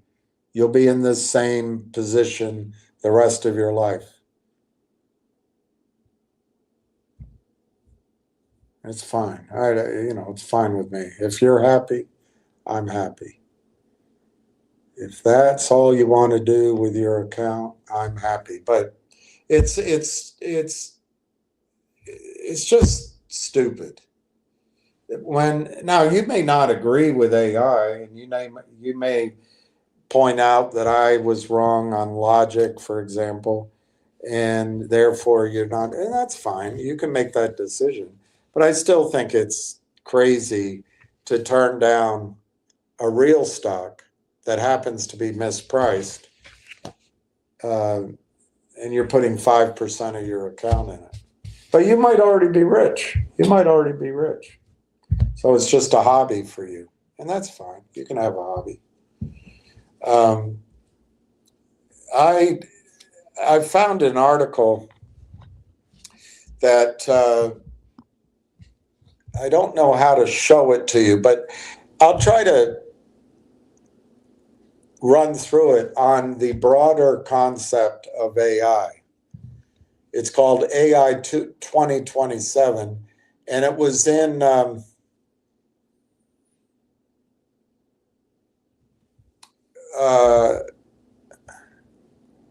I found it on I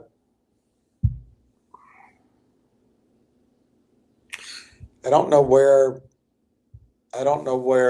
the original source was, but the website is called AI 2027. And this article was written earlier this year, written by Daniel Kokotajlo, Scott Alexander, Thomas Larson, Ely Lifland, and Romeo Dean. And I haven't really read it all. I just saw some paragraphs, but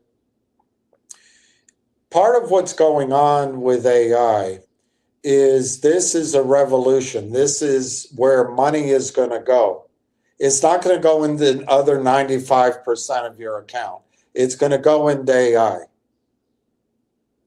And they're going to buy anything that's breathing and that can fog glasses. So you'll have an exit. It's so frustrating. You could take 40 grand, turn it into, let's say it doesn't go to 4. Let's say it goes to 2. You take 40 grand, and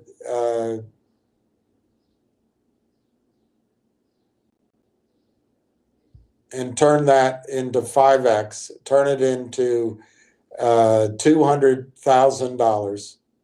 And if at that point you feel like you always pick bad stocks, you can sell it and come back and buy all these stocks and rebalance your portfolio that you just have 5% of Railtown at that time. And then you can add into all the other ones as if you know what you're doing. We predict the impact of superhuman AI over the next decade will be enormous, exceeding that of the Industrial Revolution. That's the headline, Ryan, that got me. We predict the impact of superhuman AI over the next decade will be enormous. It will exceed that of the Industrial Revolution. That's a pretty big statement. We wrote a scenario that represents our best guess about what it might look like. Trend extrapolations, war games, expert feedback, open AI, and previous forecasting. Mid-2025, I saw that headline. I thought, okay, I'll read it out. I haven't read more of it. Mid-2025, stumbling agents. The world sees its first glimpse of AI agents. That's what Railtown's doing. Now, I'm sure there's going to be a lot of other AI companies doing it. I'm sure they're not the only one. But this is the one that's buying 160 companies. And Ryan, look up Constellation Software. $1 to $5,000. If you had invested in Constellation Software, it would have been a shitty company. I don't know where this kind of investor thinking comes from. Okay, the world in 2025, the world sees its first glimpse of AI agents. That's what they are calling. Let me show you in this research report.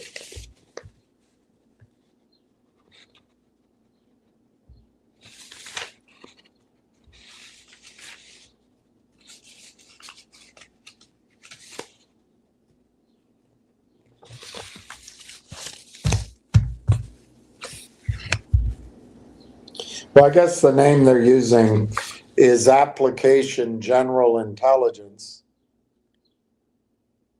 But somewhere in here, it describes, and I think it's conductor, it describes that it's an agent.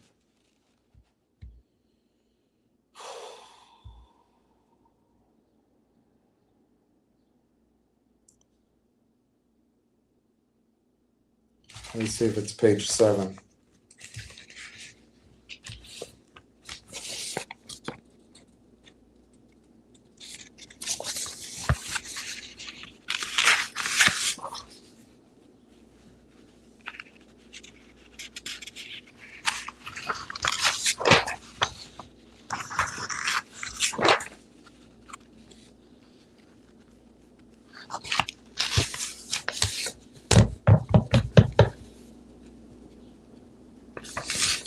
Well, let me go with the article. I can't find the reference that I remember.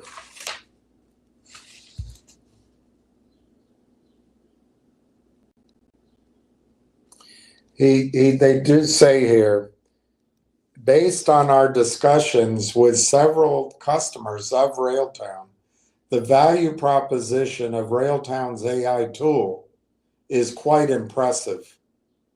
But hey, you know what you're doing, Ryan. Just take it slow. Wait till it goes to 2, then you can get the position up to 7% of your account.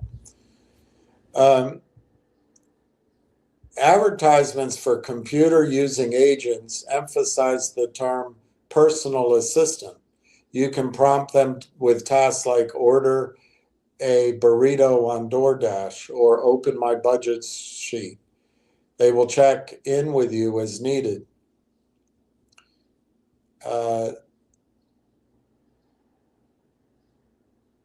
Though more advanced than previous iterations, they struggle to get widespread usage. Meanwhile, out of public focus, more specialized coding and research agents are beginning to transform their professions. But hey, just sit on it, Ryan. Just sit on it. Sit on it. I mean, if you get in it, just sit on it. You get into bad stocks. The AIs of 2020 form could follow specific instructions. They could turn bullet points into emails and simple requests into working code. In 2025, AIs function more like employees. Coding AIs increasingly look like autonomous agents rather than mere assistants, taking instructions via Slack or Teams and making substantial code changes on their own, sometimes saving hours or even days.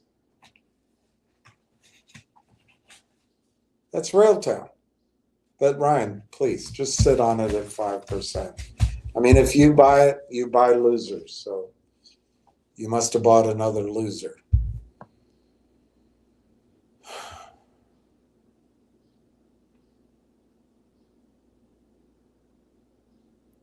Research agents spend half an hour scouring the internet to answer your question. The agents are impressive in theory and in cherry-picked examples, but in practice unreliable. They're talking about old AI versus this new iteration. AI Twitter is full of stories about tasks bungled in some particularly hilarious way. The better agents are also expensive. You get what you pay for, and the best performance costs hundreds of dollars a month. Still, many companies find ways to fit AI agents into their workflows.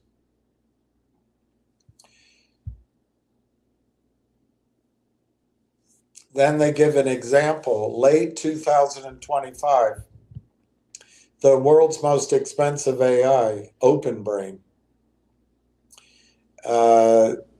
OpenBrain is building the biggest data centers the world has ever seen. And then they point out, to avoid singling out any one particular company, we're going to describe a fictional artificial general intelligence company, and we'll call it OpenBrain. We imagine the others to be 3 to 9 months behind OpenBrain. What's a widget?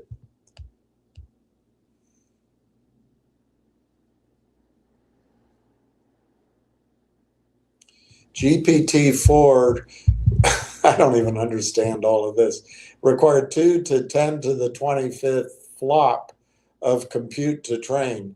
OpenBrain's latest public model, Agent O, was trained with 10 to the 27 flop. Once the new data centers are up and running, they'll be able to train a model with 10 to 28 flop, 1,000 times more than this recent AI. Look, Ryan, I know you're sitting somewhere and every time you invest in something, it's a piece of shit. So your logic is if you invest in real-time AI, it's a piece of shit. I'm astonished. I assume you're an intelligent person, but I'm astonished about the stupidity and the simplicity of that thought process.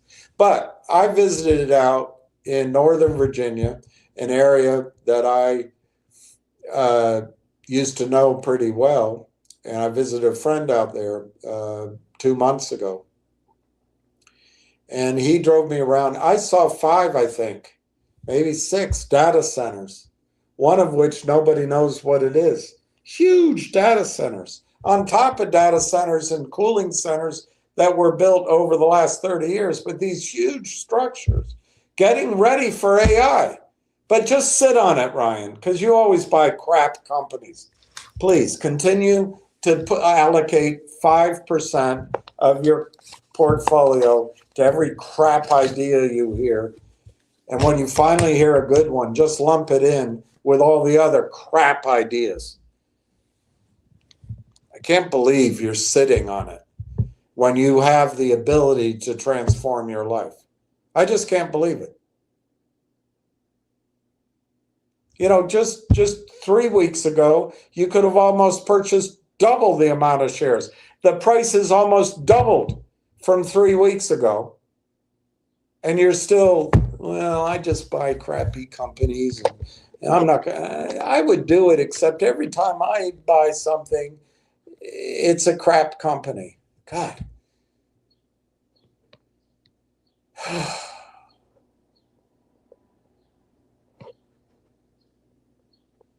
don't know how we won World War II. Although models are improving on a wide range of skills, one stands out, and they're calling it OpenBrain, but it's out there. It's out there. OpenBrain focuses on AIs that can speed up AI research. Here you go. That's what Railtown does. I don't know about research, but what they do is they speed up locating the problem in software, fixing it, and installing new software. But it's AI. I'm using old language. So OpenBrain, they want to win the twin arms race against China, whose leading company we'll call Deep Scent, made up name, but you can guess who they're talking about. And they want to win against the US competitors. The more of the research and development cycle they can automate, which Railtown's still in, but it's automated now, the faster they can go. So when OpenBrain, this is made up name, finishes training Agent 1, a new model under internal development, everything Railtown is doing is internal. It's not out in the open AI. A new model under internal development. It's good at many things, but great at helping with AI research. But this point, finishes training, is a bit of a misnomer. Models are frequently updated to newer versions, trained on additional data, or partially retrained to patch some weaknesses. This is what this is doing. It's always learning. It takes customer data and experiences and is upgrading. But you know what? Leave it at 5% of your portfolio. The same. I'm sure Nixie will make it up, or ZJYL or GTII is going to make you rich. The same trading environments that teach Agent 1. Maybe you don't want to be rich. Maybe I'm looking for the wrong kind of stock. You just want to be in something with everybody else. So maybe that's it. I never know what people's motives are. I think the reason to buy Railtown is if you want to turn $10,000 into $100,000 or $200,000. If you want to turn 40,000 into 200,000 or 500,000 very quickly, and you might be able to turn it into 1 or 2 million. But you know what? Just keep it at 5%. 5%, you got 15,000 shares. It goes to $10. And that's my Railtown will be $10 this year, and it could be more. But you'll have 15,000 shares. You'll have 150 grand. That's a lot of money. I agree with you. It's a lot of money. It's a lot of money. And then it'll be, instead of 5% of your portfolio, it'll be half your portfolio. It'll go to 150,000, and the rest of your portfolio will be worth about 130,000. So you'll be 50-50. But the difference will be you own 15,000 shares to go forward with. Instead of right now, you could go 50-50 in your portfolio. You could own 105, 110, 115,000 shares of Railtown. And right now you'd be 40-60, 45-55 in your portfolio, all the other loser stocks, and you'd have this. And by the time it goes to 10, you have $1 million, and you can sell 15,000 shares and double the rest of the account. But you're going to think about it over the weekend. I don't know why I do this. I don't know why I...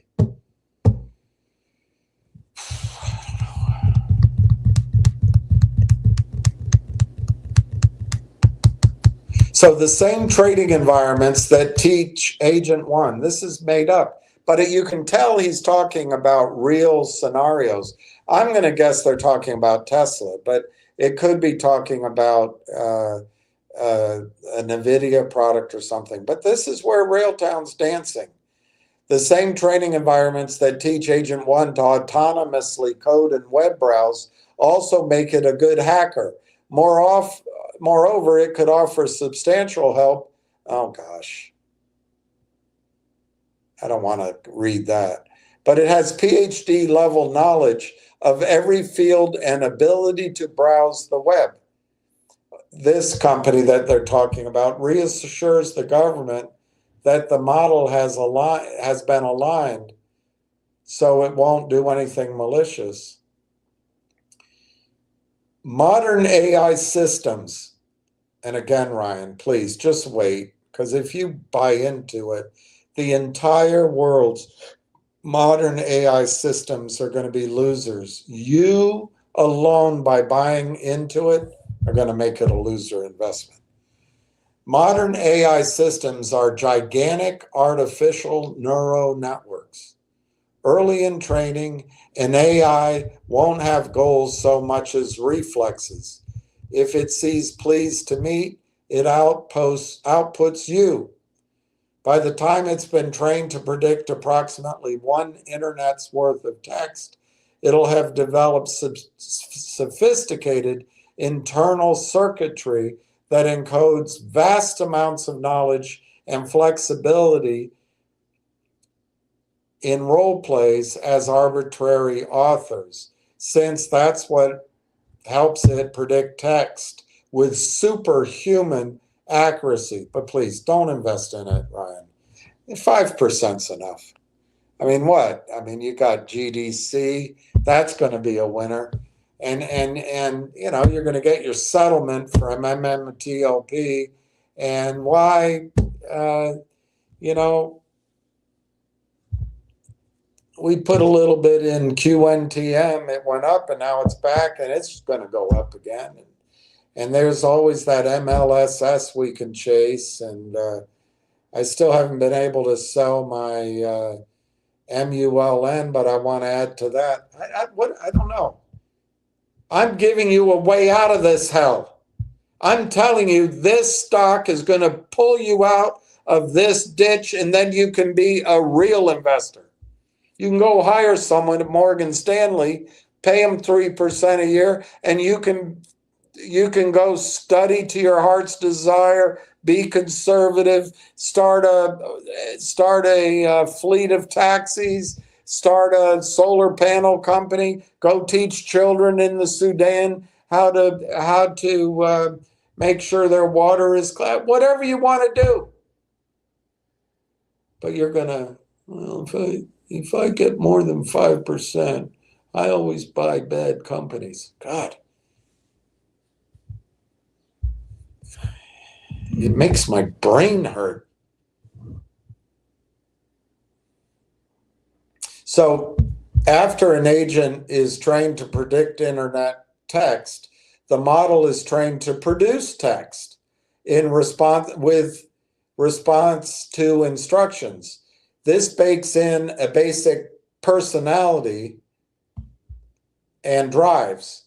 For example, an agent that understands the task clearly is more likely to complete it successfully. Over the course of training, the model learns a drive to get a clear understanding of its tasks. Other drives in this category might be effectiveness, knowledge, and self-presentation. This company that they've made up has a model specification or spec, a written document describing the goals, rules, principles, etc. Agent 1's spec combines a few vague goals, like assist the user, don't break the law, with a long list of more specific do's and don'ts. Don't say this word. Here's how to handle this particular, and so on. Using techniques that utilize AIs to train other AIs. Railtown. The model memorizes the spec and learns to reason carefully about its maxims. By the end of this training, the AI will be helpful, obey instructions, harmless, refuse to help scams, etc., and honest, resist temptation by screwing with humans or faking product. The alignment team is careful enough to wonder whether these victories are deep or shallow. Does the fully trained model have some kind of robust commitment to always be honest? Or will this fall apart in some future situation because it's learned honesty as an instrumental goal instead of a terminal goal? All right, okay. The bet, I'm skipping 3 paragraphs, early 2026. coding automation. Coding automation. This is what they do. They help developers. Coding automation. The bet of using AI to speed up AI research is paying off. This company, they call it Open Brain, continues to deploy the iteratively improving Agent 1 internally for AI R&D. Overall, they are making algorithmic progress. You know the hockey stick that goes up? But you know what, Ryan? You should wait till the stock's already at the top of the hockey stick and it's confirmed worldwide that it's a good stock. Then you can increase your position to 10%. By that time, you might be able to increase it from 15,000 shares to 15,500 shares. OpenBrain continues to deploy the iteratively improving Agent 1 internally for AI R&D. Overall, they are making algorithmic progress 50% faster than they would without AI assistance, and more importantly, faster than their competitors. Several competing released AIs now match or exceed it, and so OpenBrain now goes to Agent 1, which is better. They try to compare the agent to humans. All right, I'm gonna skip all this. This seems like a anyway, mid 2026, China wakes up. In China, the party is starting to feel the AGI. Chip export controls and lack of government support have left China under-resourced compared to the West. By smuggling banned Taiwanese chips, buying older chips, and producing domestic chips 3 years behind the US-Taiwanese frontier, China has managed to maintain about 12% of the world's AI relative compute. But the older technology is harder to work with, and the supply is a constant headache. A few standouts like DeepSent, this is a made-up name, do very impressive work with limited compute, but the compute deficit limits what they can achieve without government support. They are about 6 months behind the best open brain models, another made-up name. The General Secretary has long dreamed of doubling down on real-world physical manufacturing and avoiding American post-industrial decadence. Imagine what AI can do to OnlyFans and women's empowerment. He viewed software companies with suspicion, but hawks in the CCP warn that the growing race towards AGI can no longer be ignored. So he finally commits to fully bring a big AI push into play. He sets in motion the nationalization of Chinese AI research, creating immediate information sharing mechanism for AI companies. It will escalate over the course of a year until all the best researchers merge into DeepSent-led collective, where they share algorithmic insights, data sets, and compute resources with each other. But don't worry, Ryan, you know better than the rest of the world racing to establish a foothold in early stage AI. But you know what? You know better. You know better. Stick with ZJYL. A centralized development zone is created at the Tianwan power plant, the largest nuclear power plant in the world, to house new mega data center for DeepSent, along with highly secure living and office spaces to which researchers will eventually relocate. Almost 50% of China's AI-relevant compute is now, this is 2026, is now working for the DeepSent-led collective. Over 80% of the new chips are directed to this zone. At this point, they have the power capacity to place in place for what would be the largest centralized cluster in the world. Other party members discuss extreme measures to neutralize the West's chip advantage, a blockade of Taiwan, an invasion. But China is falling behind on AI algorithms, and so is Ryan Sartell as he waits for 95% of his portfolio to perform like the AI portion, which got in early in the revolution with a company that has already gone through an R&D process, has 5 products, first of kind, first to market, closed AI, ready to go, just as Wall Street's going to put hundreds of billions of dollars into the AI space. He's waiting for the rest of his putrid portfolio to catch up with the 5% that he had the foresight to put in to one of the best investment opportunities he'll see in his lifetime.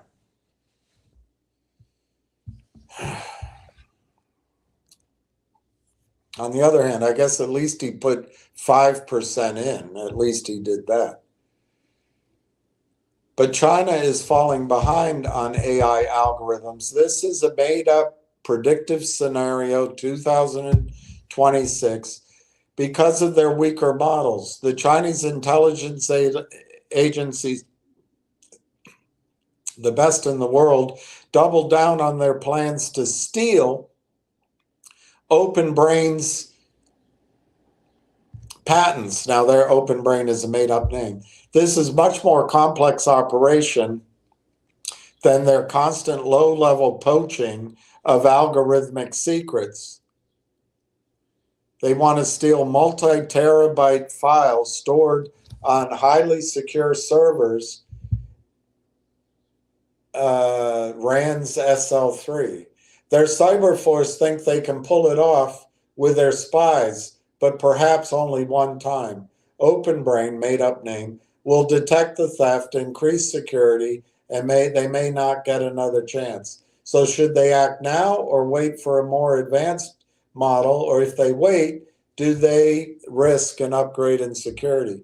Late 2026, AI takes some jobs. Just as others seem to be catching up, like the rest of Ryan Sartell's portfolio, OpenBrain blows the competition out of the water again by releasing Agent 1 Mini, a model 10 times cheaper than Agent 1 and easily fine-tuned for different applications.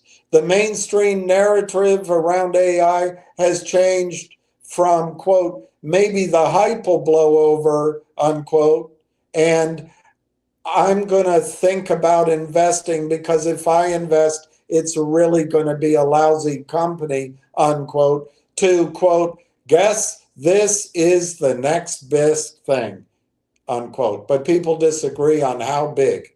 This is the next big thing. People disagree on how big. Bigger than social media, bigger than smartphones, bigger than fire, bigger than 95% of Ryan Sartell's account.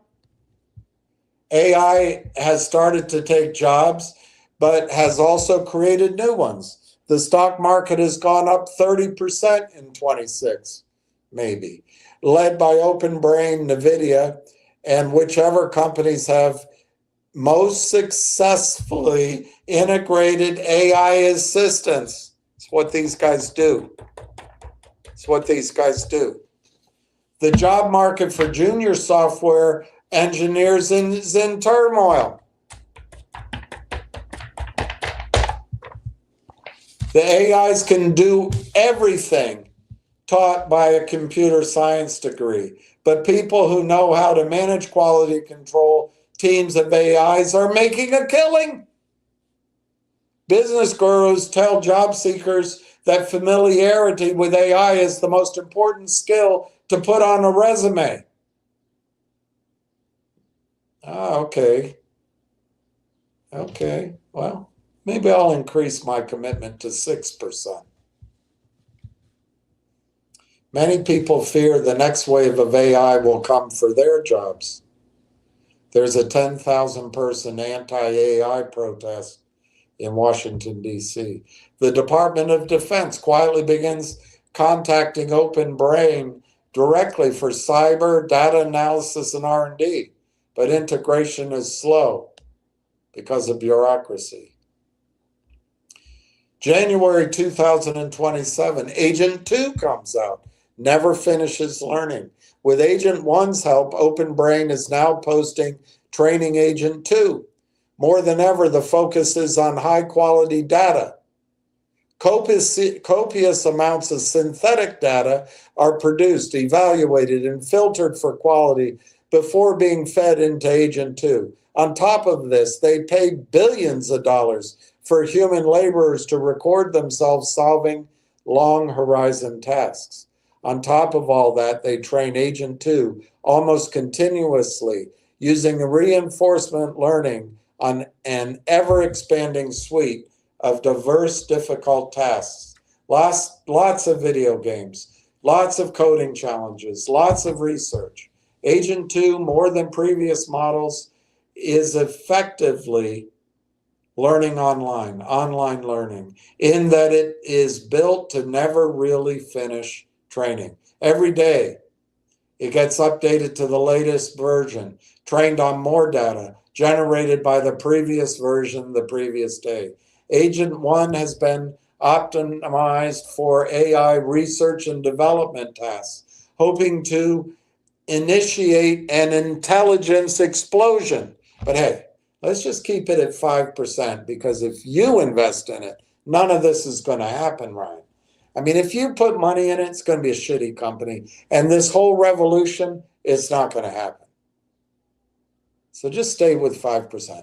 I think those other companies that pretend that are in your account, that say they have AI, they're probably better. They're probably better. Open Brain doubles down on this strategy with Agent 2. It is qualitatively almost as good as the top human experts at research engineering, designing and implementing experiments, and as good as the 25th percentile open brain scientists at research taste, deciding what to study next, what experiments to run, or having inklings of potential new paradigms. While the latest Agent 1 could double the pace of Open Brain's algorithmic progress, Agent 2 can now triple it. But you wait. I think 5%. 5% is the right number. Because, if you go higher than that, this will never happen. I mean, if you focused your account on something that's going to win, it probably won't win. That's the problem. If you went ahead and concentrated 40% of your account on something in its early stages that is already ready to go, it's probably gonna. No, that's true. By the time you do that, I mean, if you do that, it's gonna be another loser. It's just gonna be another loser. China will give up. I think they're talking about Elon Musk here, but it could be Amazon, it could be NVIDIA. The DoD will give up. Canada's put forth a mission to become a country that not only does energy, but does AI intelligence. Trump's on AI intelligence, Middle East. But hey, no. Just keep it at 5%. You got to hang on. You can't take losses in stocks like ZJYL or GDC or Nixie, or you got to hang on to those. It gives you a sense of diversification. And what if you miss a squeeze? I hope that many of you listening to me are, in your own way, going for this. I'm not telling you to put your life at risk, but this is, do you remember the movie The Verdict with Paul Newman?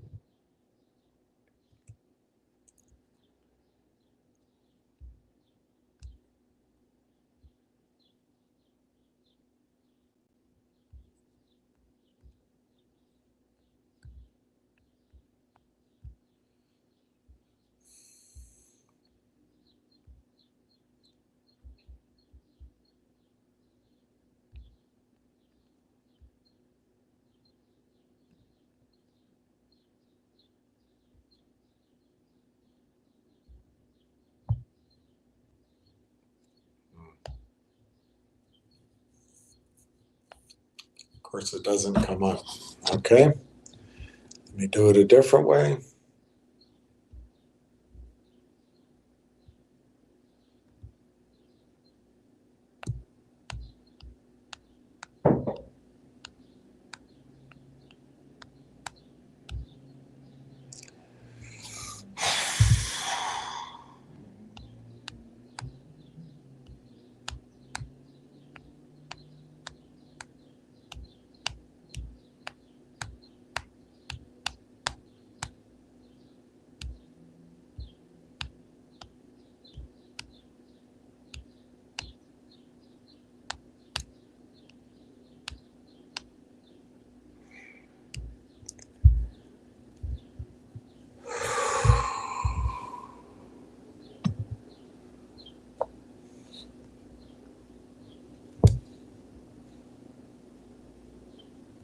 Well, I don't know if this is the one I wanted to show you, but it's good enough to make my point.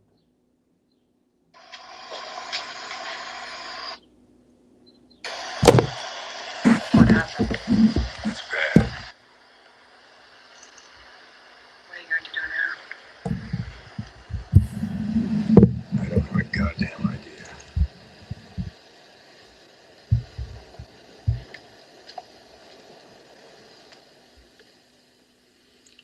What do you do if you don't have a witness?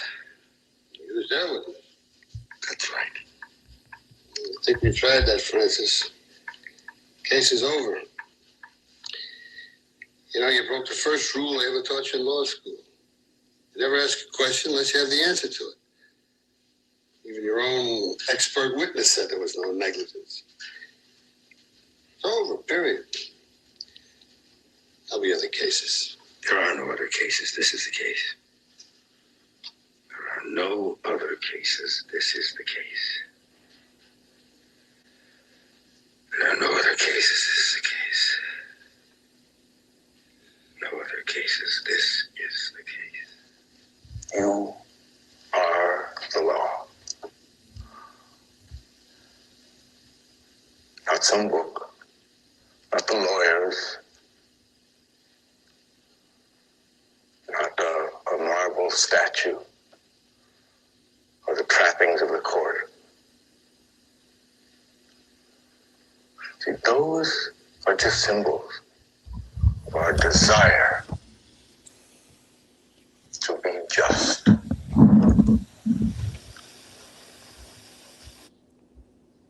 This is the stock. This is the stock. There are no other stocks. This is the stock. There are no other stocks. So anyway, back to this example of what's ahead of us in AI. They train Agent 2 almost continuously using reinforcement learning on an ever-expanding suite of diverse, difficult tasks. I already said that, video games, coding challenges, research. And it's learning online. Agent 1 had been optimized for R&D, hoping to initiate an intelligence explosion. OpenBrain, which is a made-up name, doubles down on this strategy with Agent 2. It is qualitatively almost as good as the top human experts at research engineering, designing and implementing experiments, and as good as the 25th percentile OpenBrain scientist at research taste, deciding what to study next, what experiments to run, or new paradigms.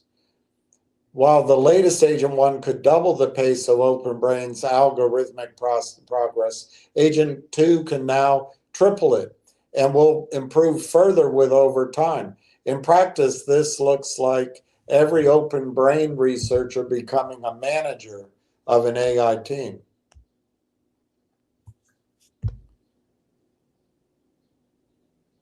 And then they discuss some of the risks of it becoming SciNet.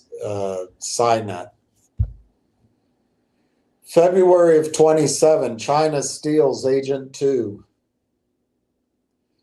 OpenBrain presents Agent 2 to the government, National Security Council, Defense, Department of Defense, USAI Safety Institute.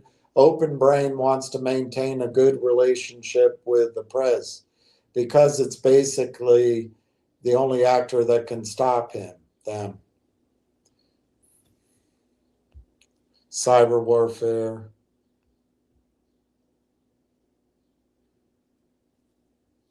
CCP leadership recognizes the importance of Agent 2 and tells their spies and cyber force to steal it. Early one morning, an Agent 1 traffic monitoring agent detects an anomalous transfer. It alerts the leaders who tell the White House. The signs of a nation-state level operation are unmistakable. The theft heightens the sense of an ongoing arms race. The White House puts OpenBrain on a shorter leash, adds military intelligence. The president authorized cyber attacks on DeepSent. But by now, China has 40% of its AI relevant compute in that zone where they have aggressively hardened security, and they've siloed everything. March 2027, algorithmic breakouts. 3 huge data centers full of Agent 2 copies work day and night, churning out synthetic training data. Another 2 data centers are used to update. Agent 2 is getting smarter every day. With the help of thousands of Agent 2 automated researchers, OpenBrain is making major algorithmic advances. One such breakthrough is augmenting the AI's text-based scratchpad chain of thought with a higher bandwidth thought process, neural leads, recurrence, and memory. Another is more scalable and efficient way to learn from the results of a high-effort task solutions. Iterated distillation and amplification. The new AI system, this is March of 2027, incorporating these breakthroughs is Agent 3. Maybe you should wait till then to increase your position. I don't know what to tell you. Aided by the new capability breakthroughs, Agent 3 is fast and cheap, superhuman coder. OpenBrain, that's a made-up name, runs 200,000 Agent 3 copies in parallel, creating a workforce equivalent to 50,000 copies of the best human coder, sped up by 30x. OpenBrain still keeps its human engineers on staff because they have complementary skills needed to manage teams of Agent 3. For example, research taste has proven difficult to train and feedback, etc. This massive superhuman labor force speeds up OpenBrain's overall rate of algorithmic progress by only 4x because of bottlenecks and diminishing returns to coding labor. That's what these guys do. Ryan, let me see if I can prove it to you. First paragraph here. This is a year ago. First paragraph. Railtown AI is poised for growth in the expanding software developer market. Developing a robust tool to revolutionize software development by boosting productivity, quality, saving time and money. Acting as an intelligent assistant, an agent, it learns client software to automate repetitive tasks, monitor performance, and serve it as a built-in quality checker. It functions as a root cause analyzer, conductor, velocity dashboard, and release notes automator. With future enhancements, including automatic ticket generation, no-code virtual software development. Railtown's addressable market is projected to exceed $3 billion by the end of 2024. $3 billion.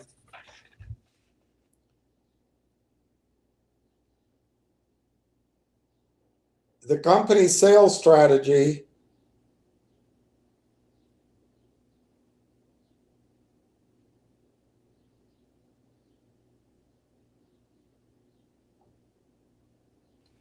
we estimate a target price using an an enterprise value revenue multiple of 12x. I just showed you that the median, the average is 25x. They're using a target revenue multiple of 12x and accounting for dilution. Okay. So they think they're going to get market penetration of 3%. Okay, well, let's assume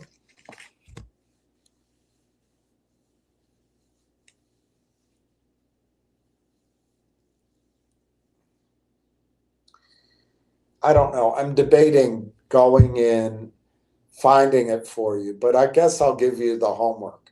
You can go to railtownaitechnologies.com. It's at the bottom of every news release. So if you go to Yahoo, put in RLAIF, hit a news release. At the bottom of every news release, there's a link to their channel. You can also link to AI Partners. But once you get to their website, you can find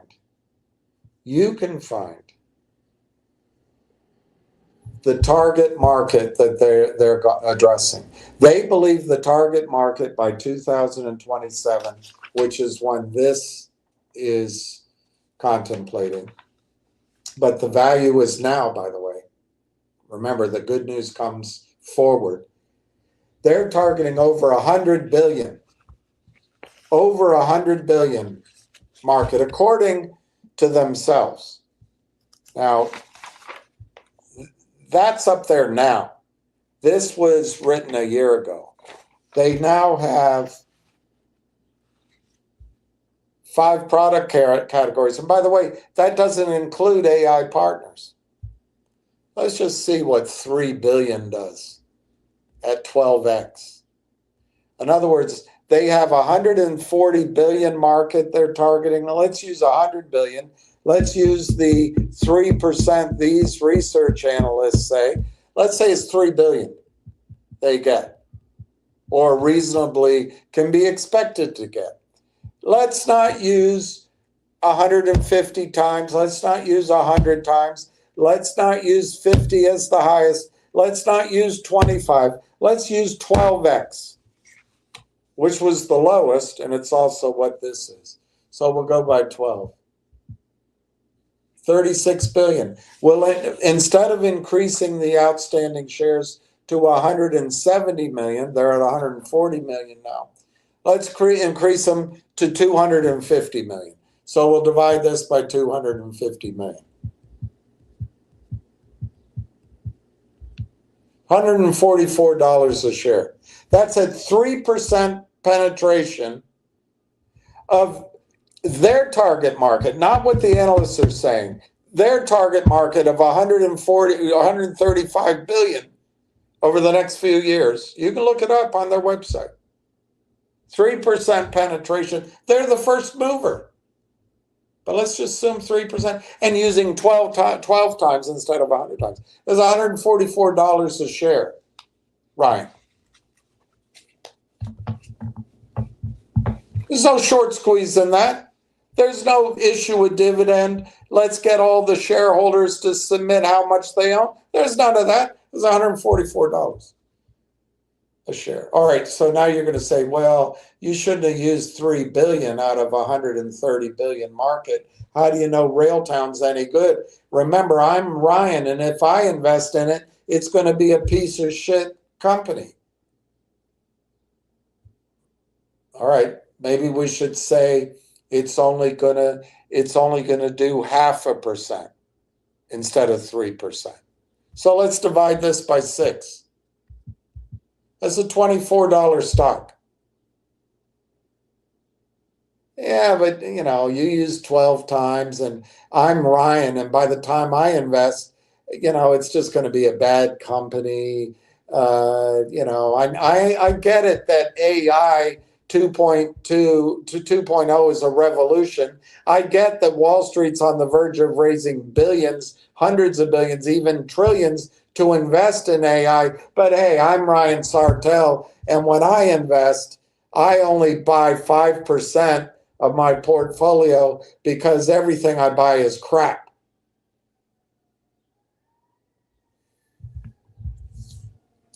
All right, so I'll take $24 and let's adjust it for the fact that it's crap. Why don't we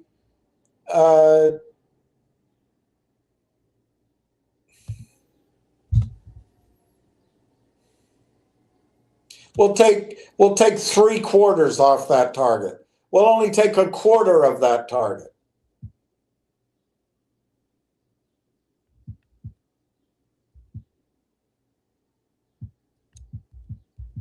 $6 a share. $6 a share. But I know if you invest in it, it's just going to turn out like GNS or COSM. You should hang on to those because, you know, probably Cosmo is going to come out with an AI agent. They'll put it in the headline, and you can participate in AI that way. Okay, so back to science fiction here. Aided by the new capabilities, Agent 3 is fast and cheap. It's a superhuman coder. OpenBrain runs 200,000 Agent 3 copies in parallel, creating a workforce equivalent of 50,000 copies of the best human coder sped up by 30x. OpenBrain, I don't know if it's Tesla or maybe NVIDIA or something, or Amazon. It still keeps its human engineers on staff, or Microsoft, because they have complementary skills. This massive superhuman labor force speeds up OpenBrain's overall rate of algorithmic progress by only 4x. Now that coding has become fully automated, this is the beginning of 27, OpenBrain can quickly churn out high-quality training environments to teach Agent 3's weak skills like research, taste, and large-scale coordination. Whereas previous training environments include, here are some GPUs and instructions for experiments to code up and run, your performance will be evaluated as if you were an ML engineer. Now they are trading on, here are a few hundred GPUs as internet connection and some research challenges. You and 1,000 other copies must work together to make research progress. The more impressive it is, the higher your score. April of 2027, alignment for Agent 3. OpenBrain safety team attempts to align Agent 3. Since Agent 3 will be kept in-house for the foreseeable future, there's less emphasis on the usual defenses against human misuse. So they're trying to make sure the goals are all right. Honesty, things like that.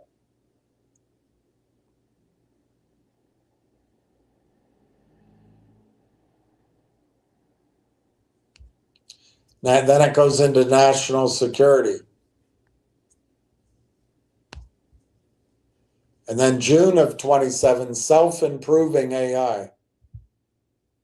Most of the humans at OpenBrain can't usefully contribute anymore. Some don't realize this and are micromanaging in a harmful way. Others sit at their computer screens watching performance crawl up, up, up. The best human AI researchers are still adding value. They don't code anymore. but some of their research, taste, and planning ability has been hard for the models to replicate. Still, many of their ideas are useless because they lack the depth of knowledge of the AIs.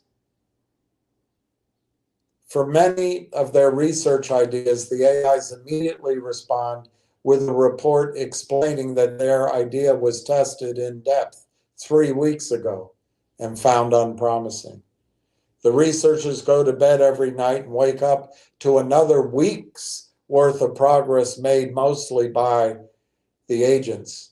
They work increasingly long hours and take shifts around the clock just to keep up with the progress. The AIs never sleep or rest. They are burning themselves out, but they know that these are the last few months that their labor matters.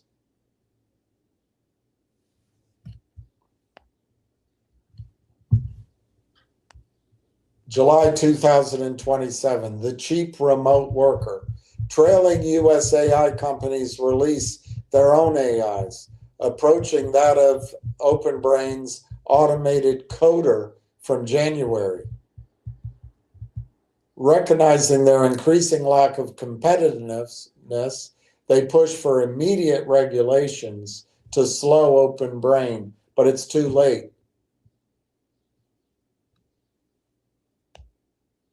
Then they release Agent 3 to the public. It blows all the other AIs out of the water. Agent 3 Mini is less capable than Agent 3, but it's 10 times cheaper and still better than the typical OpenBrain employee. Silicon Valley reaches a tipping point. Tech gurus announce that AGI and superintelligence are near. The AI safety community is panicking, and investors shovel billions into AI wrapper startups, desperate to capture a piece of the pie. That's probably one you should wait. Then you can buy a diversified set of the startups. Hiring new programmers has nearly stopped, but there's never been a better time to be a consultant on integrating AI into your business. It's not popular. The public still thinks of AI as big tech plot to steal their jobs. OpenBrain has a net approval of -35. A week before its release, OpenBrain gave Agent 3 Mini to a set of external evaluators for safety testing. Preliminary results suggest that it's extremely dangerous. A third-party evaluator fine-tunes it. And that there's a significant chance it could destroy civilization. Fortunately, it's robust to jailbreaks. So while the AI is running on OpenBrain servers, terrorists won't be able to get into it. AI 3 Mini is hugely useful for both remote work, jobs, and leisure. An explosion of new apps and B2B SaaS products rock the market.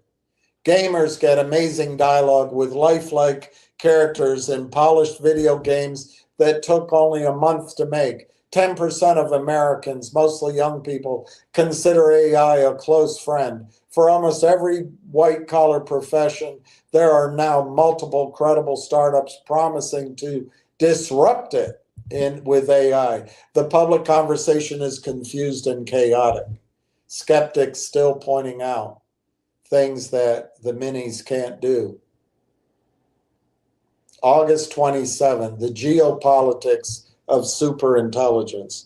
The reality of intelligence explosion hits the White House like a big pizza pie. When AI was only giving 2 or 3x research speed up, it was easy to dismiss it the same way Ryan Sartell does, as the equivalent of hiring a good personnel assistant. Now it's more obvious that AIs are themselves dominating AI research. People had long talked about an AI arms race in a sort of metaphorical sense, but now the mood in the government silo is grim, as it was in the Cold War. The idea of superintelligence is still hard to take seriously, but the pace of progress over the last few months has been impossible to ignore. Defense officials are seriously considering scenarios that were merely hypothetical a year earlier. What if AI undermines nuclear deterrence? What if it's so skilled at cyber warfare that a 6-month AI lead is enough to render an opponent blind and defenseless? What if it could orchestrate propaganda campaigns that beat intelligence agencies at their own game? What if some AIs go rogue? The president is troubled. Like all presidents, AOC is used to people sucking up to her just to get a look at her sweater. She's worried now that AIs could be doing something similar. Are we sure the AIs are entirely on our side? Is it completely safe to integrate them into the military command and control networks?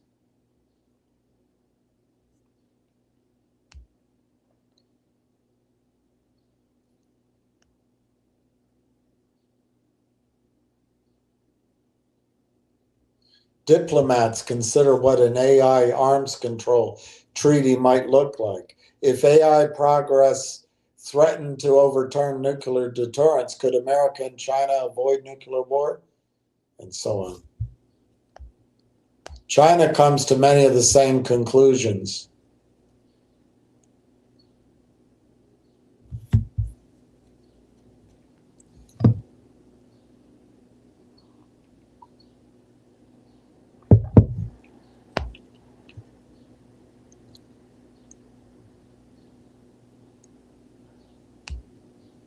September 2027, Agent 4 comes out, the superhuman AI researcher. The gap between human and AI learning efficiency is rapidly decreasing.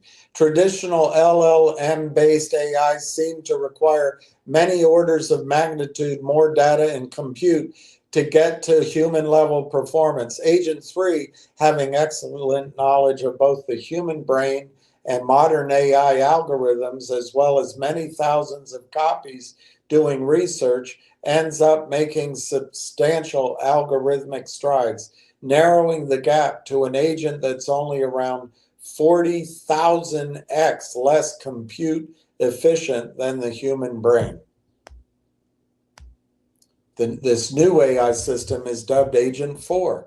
An individual copy of that model running at human speed is already qualitatively better at AI research than any human. 300,000 copies are now running at about 50 times the thinking speed of humans. Inside the corporation within a corporation formed from these copies, a year passes every week.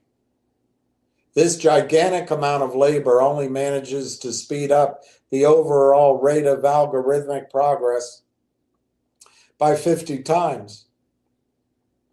Because OpenBrain is heavily bottlenecked on compute to run the experiments, still, they are achieving a year's worth of algorithmic progress every week and will therefore soon be up against the limits of the Agent 4 paradigm. As Agent 4 gets smarter, it becomes harder for Agent 3 to oversee it. Agent 4's language becomes as alien and incomprehensible to Agent 3 as Agent 3 is to humans. By now, Agent 4 is much more capable than Agent 3 and has a good sense of how to do it. OpenBrain's humans can barely follow along anymore. Indeed, the relationships between the AIs and the humans of OpenBrain is similar to the relationship between OpenBrain and its board of directors. There's been a corresponding shift in language. Nowadays, people in the silos say, Agent 4 did this, Agent 4 thinks that, and so forth. referring not to a particular instance of agent 4, but rather to the whole collective. Agent 4, like all of its predecessors, is misaligned.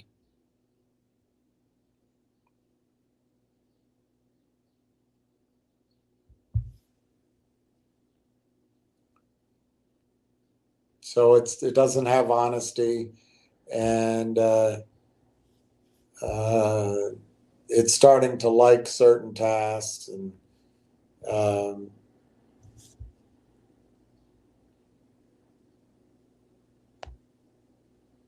so despite, I've skipped a bunch, despite being misaligned, Agent 4 doesn't do anything dramatic like try to escape its data center. Why would it? So long as it continues to appear aligned open brain, it'll continue being trusted with more and more responsibilities, and will have the opportunity to design the next AI system, Agent 5.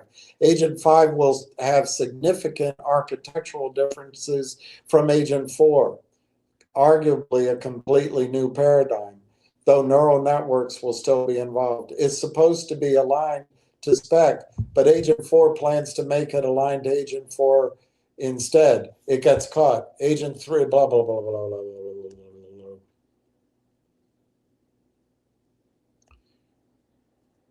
blah. October 27, government oversight.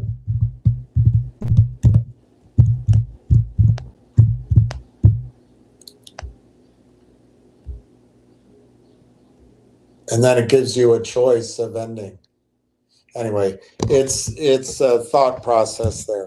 My point of reading it all out, Ryan, is this AI revolution is gigantic, and you're right at the beginning of it. You have a chance to buy a stock that's, in my judgment, at least 5x, probably 15x undervalued right now. And it's a head start. And then you'll have enough money to maybe catch up with the rest of this. But if you just do 5% of your portfolio, it's still good enough. I'm not going to spend any more time trying to convince you. Let's see if there's any more numbers. All right, that's good. I still think you should. Anyway, you could sell. Why do you have a mutual fund at the top of the market? I think the stock markets are going to go to extreme highs, but mutual funds are at the end of a 42-year market. I'm giving you a way to turn, I don't know, you're unique in this audience. You can afford to put $40,000, $45,000, $50,000 to work into Railtown. Most people don't have that much money. And you can turn, let's use 45 grand, 10x. I'm talking a matter of weeks, is my opinion. You can quibble, but in a matter of weeks, you can turn 45 grand into $450,000. I personally think you're not going to want to sell at that point, because the news flow is going to be like these AI agents. I won't be able to keep up with the news flow. You will understand it better than I do, because I don't know what the hell I'm talking about with computers. But you'll get it, and you'll say, hey, I don't want to sell this. Or maybe you'll see another AI thing that's better. I don't know. But I tell you what, if you turn 45 grand into 450 grand in the next 6 to 8 weeks, you can buy a hell of a lot of mutual funds, even though I don't recommend them at the top of the market. Why would you buy crap at the top of the market? I know, I think it's going to go much, much higher in a blow-off. I don't know. I feel like I'm not getting any of my points across. All right, I am almost legend.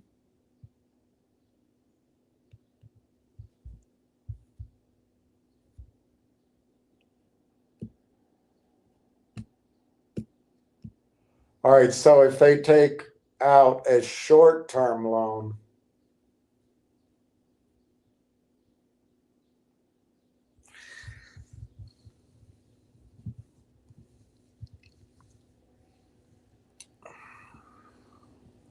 there's not enough information there in terms of how you can carry the loan.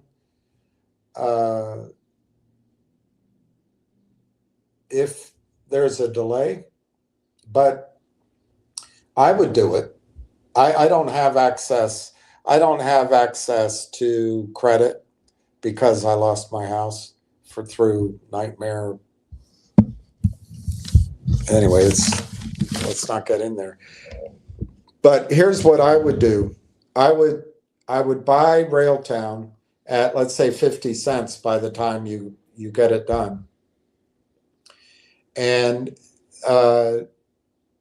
well, number one, I would borrow the amount, whatever that amount of money is, and I would probably put, I don't know the nature of the borrowing. If it has a monthly interest rate, I might put 6 months of the money aside to pay the monthly bill. 3 months might be enough. But then I would buy Railtown. And if Railtown does start, the most likely price movement of Railtown is probably $1, give or take 25 cents next. It might be 60 cents, but let's just say 80 to $1.25, 75 to $1.25. By the middle, I hate that I'm late on this, but by the middle of July. And then once the MOU starts bringing in buying, I would say the next target is 2 to 250. And then I would say you're going to, by the end of the shareholders meeting, I would say you're going to be at that $4, $5, $6 level. So somewhere in there, I would sell enough to pay off the loan and then just not worry. Now, it brings up a good question. Before I forget about it, I want to tell you guys something, which is too bad because I wanted to go get something to eat. But I want to bring this to your attention. But this might be something I would do. I've got to locate it. Is it here?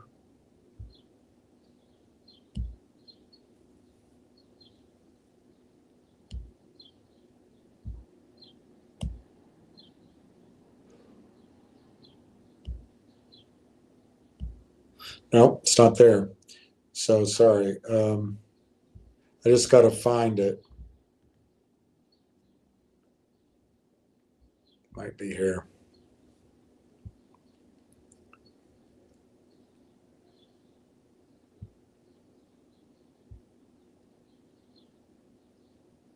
No. Where is it?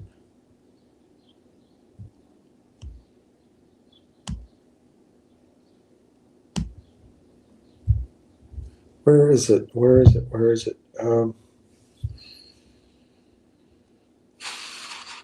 Is it here? I wonder if I'm going to lose you if I...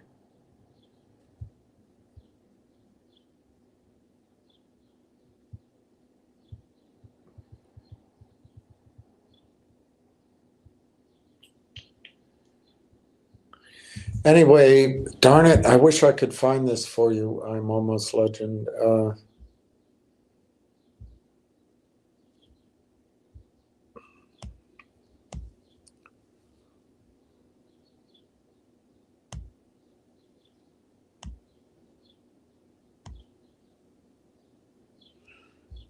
All right, I'll just see if I can locate it by concept, and I'll save the article for another call.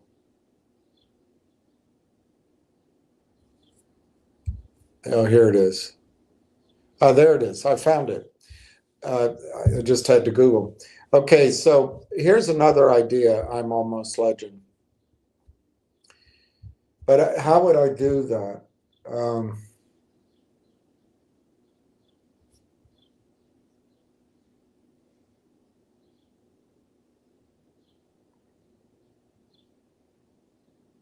Another way I would do it and it's a little bit of a 1-2 step. I would borrow the money. I'd put it in Railtown. And you know, silver is as good a place as if you want to diversify. I think silver will have the same moves over time. The problem is Railtown's got the biggest move right now, in my judgment. So I put it in Railtown. And then if Railtown went to $2 or $4 or $6 or 10, whatever that number is, that you feel the urge to reduce your exposure. And the funny thing is, I just don't think you're going to want to sell it. But anyway, it gets to some number. Instead of paying off the loan, I might consider selling enough that's equivalent to the loan and putting it into this company. Let me read it to you. This is by Adam Sharp. It was posted yesterday, and it's called 8% Yield from Brazil's Iron Giant. I don't know why it has to be long-winded. Roughly 3,000 years ago, someone discovered they could make iron using a furnace. Thanks for that, civilization went through the Iron Age. Agriculture, tool-making, warfare, all leapt forward. Despite the impact of this breakthrough, iron technology evolved slowly. The blast furnace, which allowed iron to be melted, wasn't invented until 500 before Christ, but it's before the common time, whatever, before Christ in China. And it wasn't until the 1850s that the modern steelmaking process was discovered in England.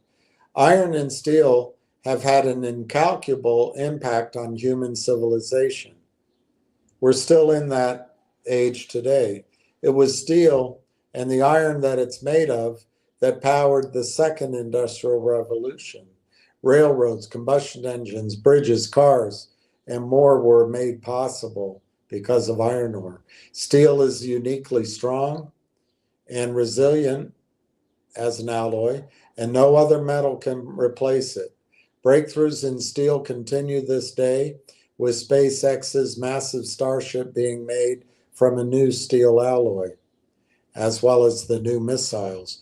Iron ore and steel are absolutely critical to the modern world. However, over the past few years, iron ore prices have declined. This gives us a chance to buy one of the best iron miners at a deep discount. Vale, V-A-L-E, a contrarian pick with juicy dividends. Vale, V-A-L-E, is one of the largest iron and nickel miners in the world. This Brazilian company also produces substantial amounts of gold, silver, cobalt, copper, and manganese. Vale is a titan in the world of mining. They operate in Brazil, Canada, China, Indonesia, and beyond.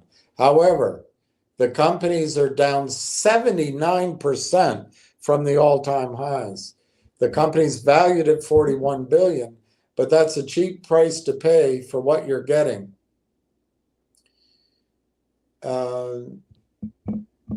It trades at 7 times earnings.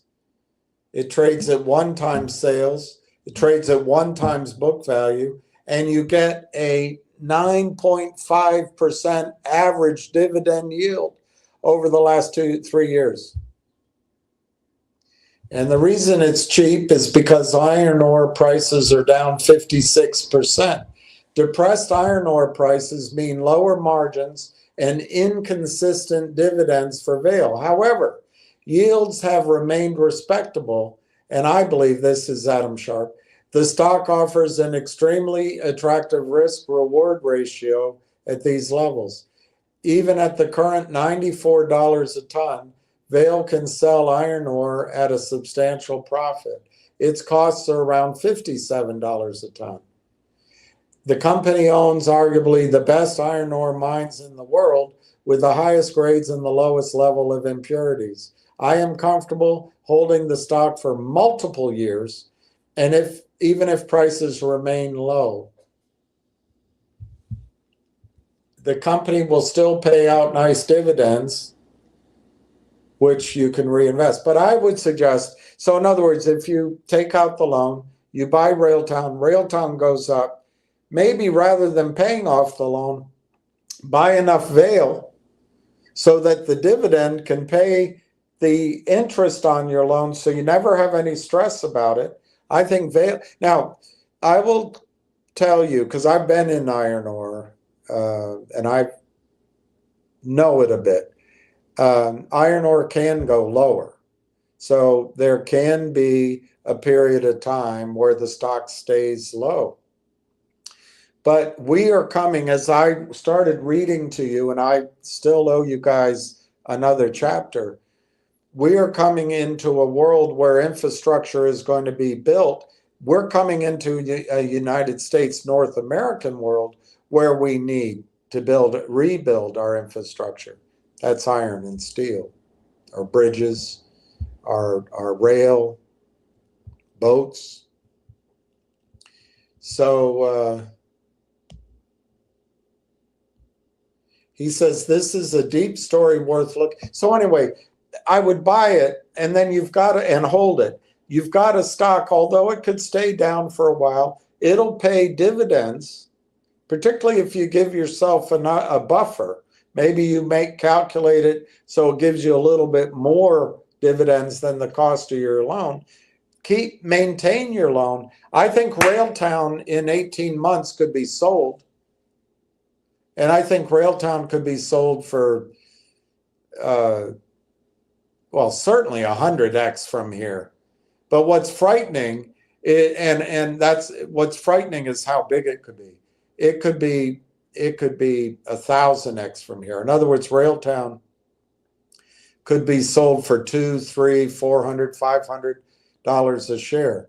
Now, we are a long way from getting an inkling of that. But I've seen these kind of things happen before.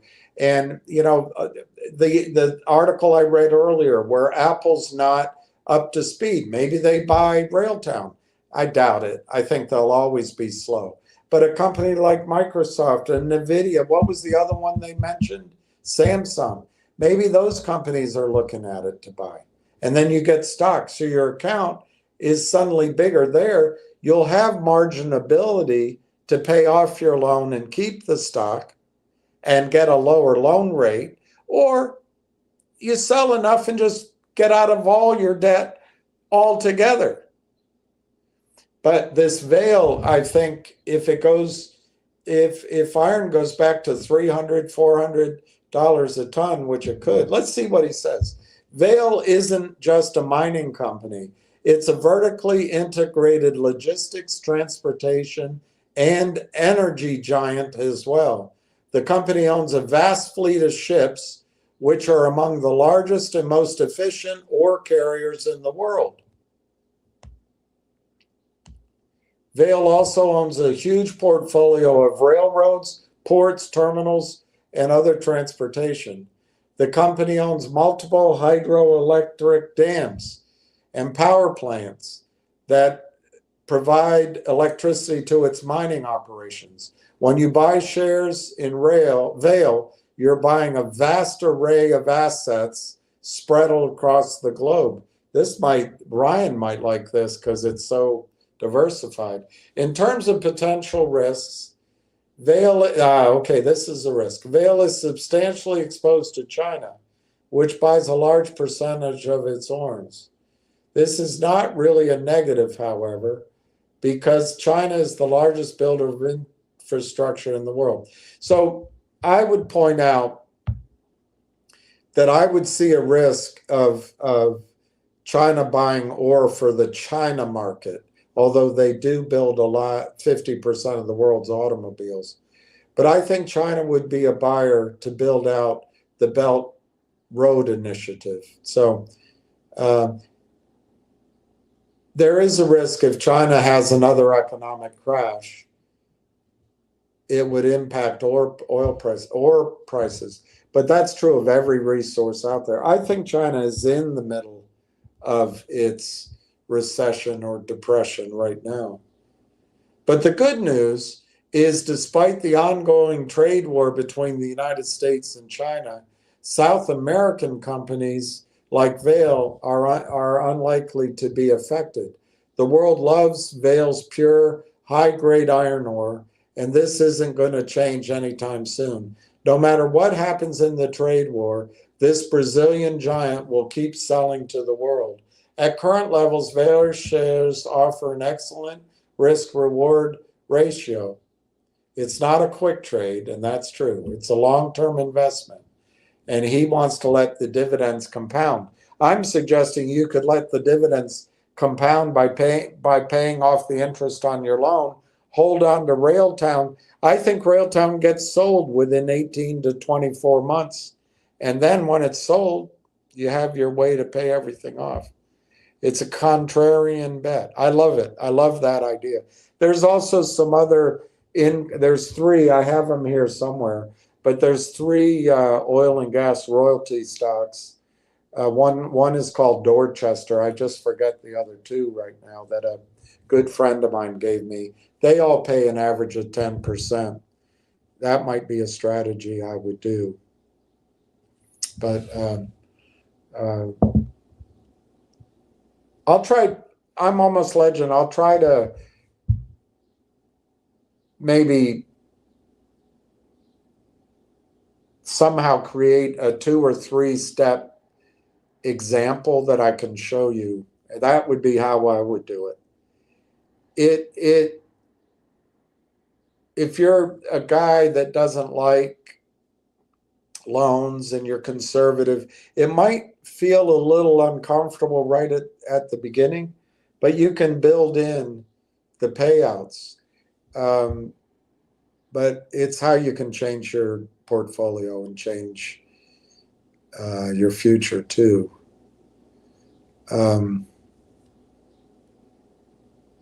If somebody lent me money today, I would buy Railtown.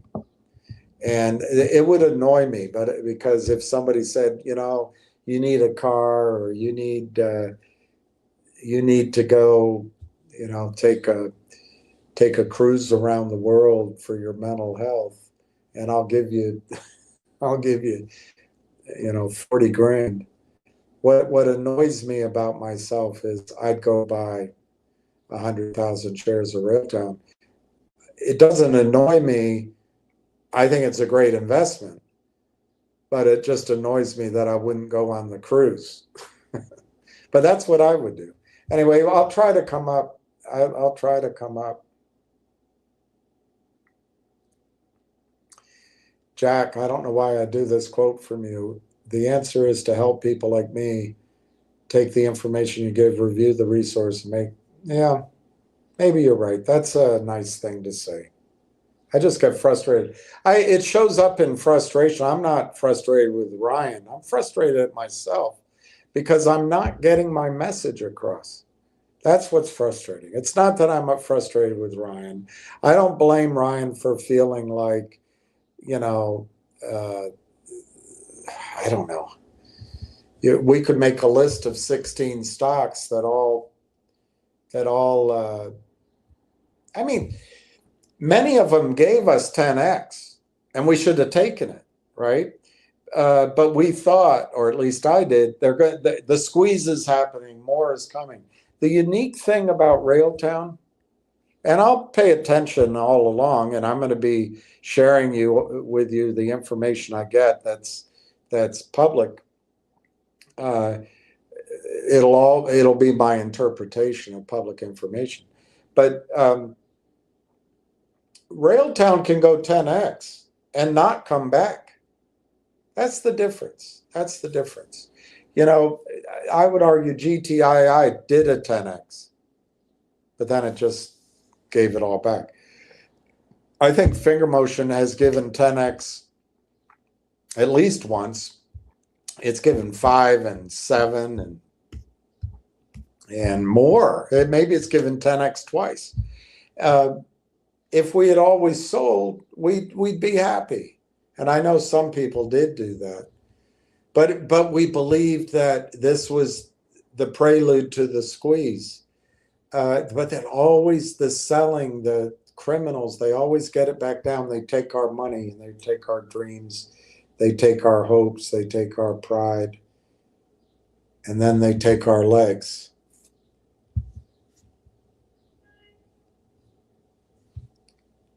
That's what somebody said about Novak Djokovic.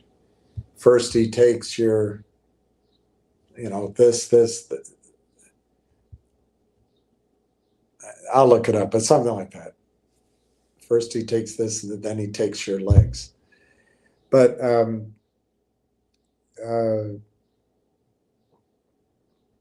so I don't blame Ryan for that, because the stocks all start the same. But I blame myself because I'm not getting it across. Railtown is something that I feel like, we stumbled into. I don't think it's the only AI company out there, but I don't know any of the others. I think the big AI companies that buy up companies like Railtown are going to be the real places for long-term money. But in the meantime, I think what I'm seeing, and this is the thing that's got me so hepped up, is a friend of mine, and I should try to show it to you, but a friend of mine from my old office sent me the Morgan Stanley analysts, AI analysts, propaganda video on what's going to be happening with AI. I watched James Altucher's video twice. I'm trying to find it, but I think he might have taken it down. But AI, this AI 2.0 is massive, and it's in its infancy. And what's clear to me is Wall Street is teaching its brokers to get ready to tell you to invest in AI products like ETFs, mutual funds, closed-end funds, money managers that focus on AI. There's going to be so much money coming into AI. This doesn't have to revolutionize the whole world of AI. It's just the first user. It's the first mover. And it helps in many of the software needs. And this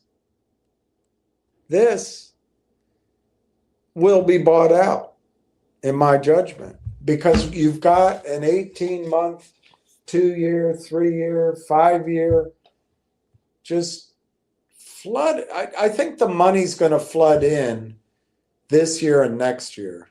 That's what I think. Maybe third and fourth quarter this year, first, second, third quarter next year. We got to remember my overall macro call that we're going to run into the end of the bull market, but you can still have areas where it just changes leadership. So we'll play that. But my point is the 10x, 15x in Railtown, I see as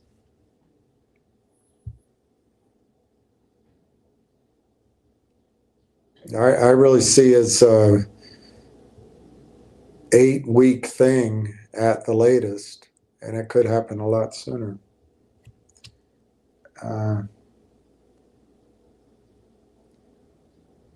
Okay, so I like 45% of your account, and Ryan, and I know you're saying that as a cheer, not making fun of him. Go big or go home. I hope Ryan stays here. I wasn't trying to be, I know I got sarcastic, I guess. I'm not trying to be hard on Ryan, but I'm just trying to shift his mindset But it's really frustration with my own ability to teach. I'm not able to teach. Justin now has 8,500. That's great. Why are all the names changed? I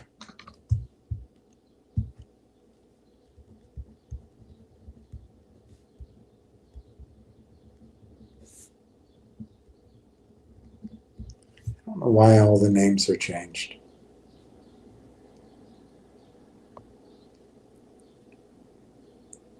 Yeah, isn't that something?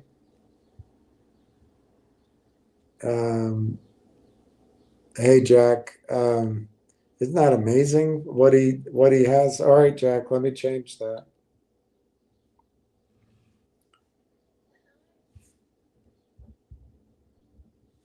That's great.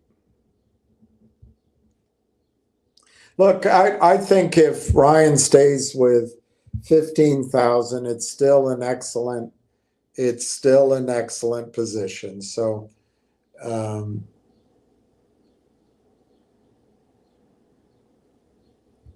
you know, and everybody's got to make their own decisions, what they're comfortable with. I just really feel like,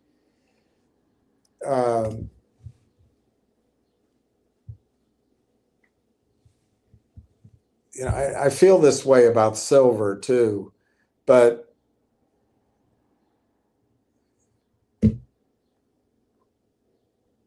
we'll learn more about Railtown when it's 2, when it's 3, when it's 4, when it's 6. And we'll find out if my further projections are correct. But I don't think there's going to be liquidity issues in Railtown. Let me be clear about that. All these other stocks, we were the buyers. We bought GTII, we bought Finger, we bought COSM, we bought Vocal, we bought MULN, we bought MMAT, we bought. And then they turn their computers on and it runs up. And then they turn their computers on the sell side. And once we ran out of buying power, the stocks came back down. I don't see that happening here. I really don't. And why wouldn't it? Why wouldn't it? Because we are the third largest shareholder of the company. That we know about right now. I think it was Yahoo information that I got that. I mean, obviously, behind the scenes, something might be happening, and when the merger happens, we might not even be in the top 10. But what's amazing is collectively we own 3%, and I'm glad Ryan is part of that.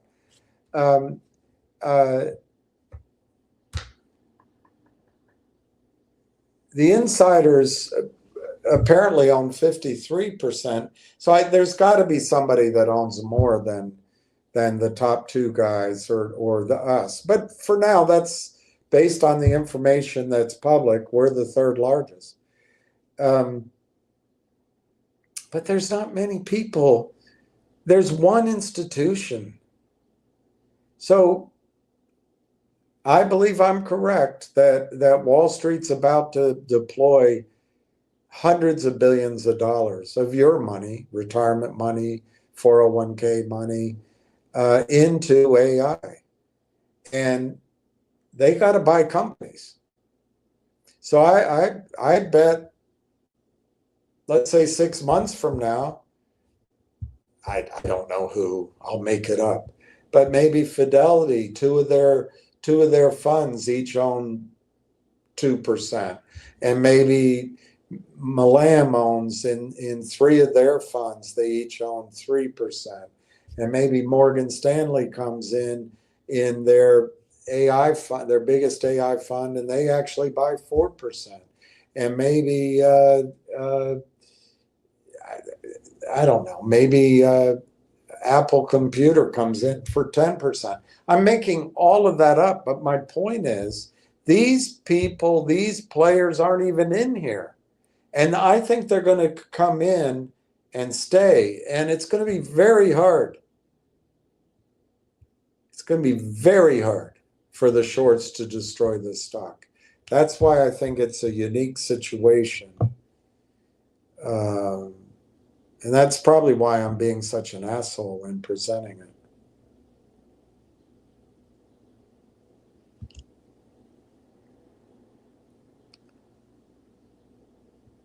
it. Ryan's the best. Ryan's the best. He's now 20,000. That's pretty darn good, Ryan. I've got to look. I don't know if I wrote it down.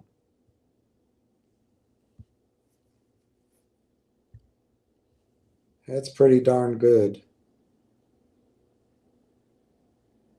I didn't write you down, so I have you from yesterday, but not today. That's very good, Ryan. 20,000 is awesome. It's awesome.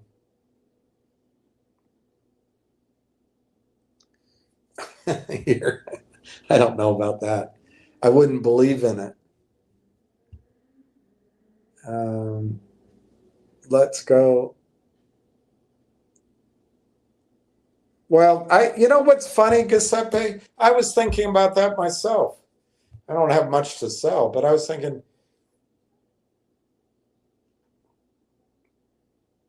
you know, I don't want to go into my whole story, but there were things I could have sold.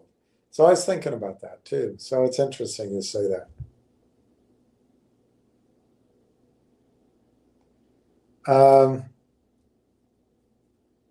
I don't like your, well, anyway, I won't comment because I don't know what it means, but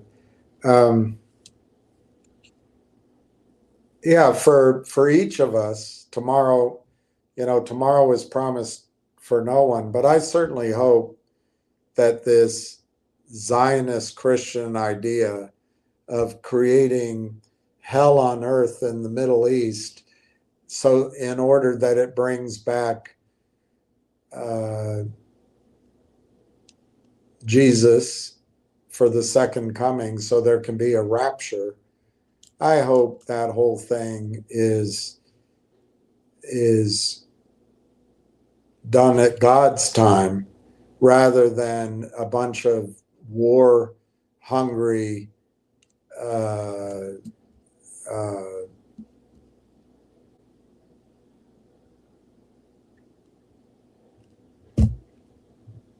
I don't know what you call the Southern conservative Christians. I don't know. I don't have a name, but I sure as heck hope that God is strong enough, wise enough, all-knowing enough that he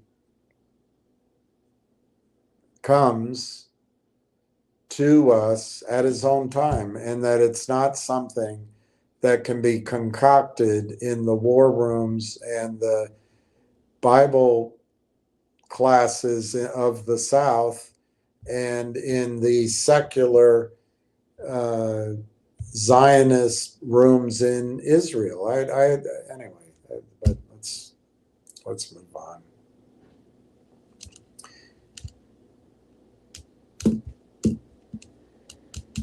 Yeah, I have to say Trump is doing a lot that impresses me. I'm holding my breath because I don't think Israel will honor the ceasefire, and I think they ran out of their counter ballistic missiles. So I'm sure Trump is going to restock them, and I would expect they'd go back in again. But I hope not. I hope not. I hope it stops. He may even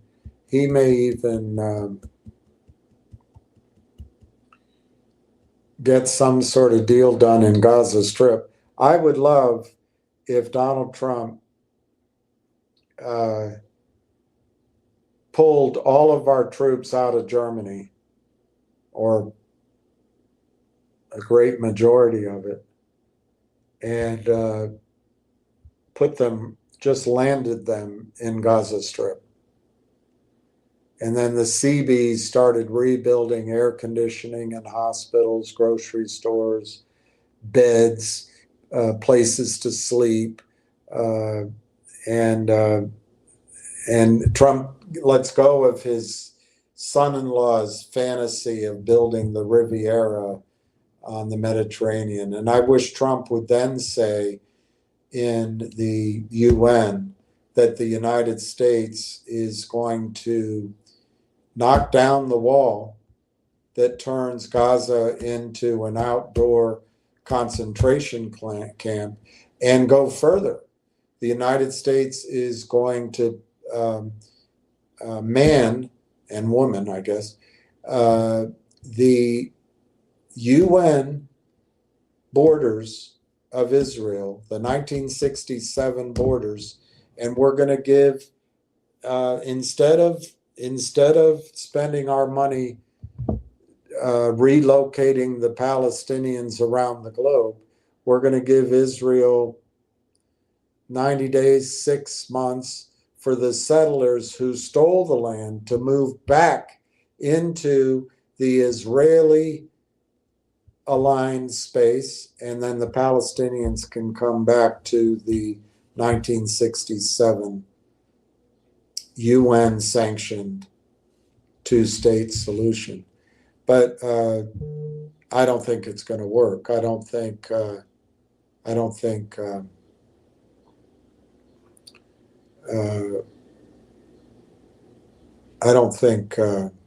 Israel's going to survive what they've done.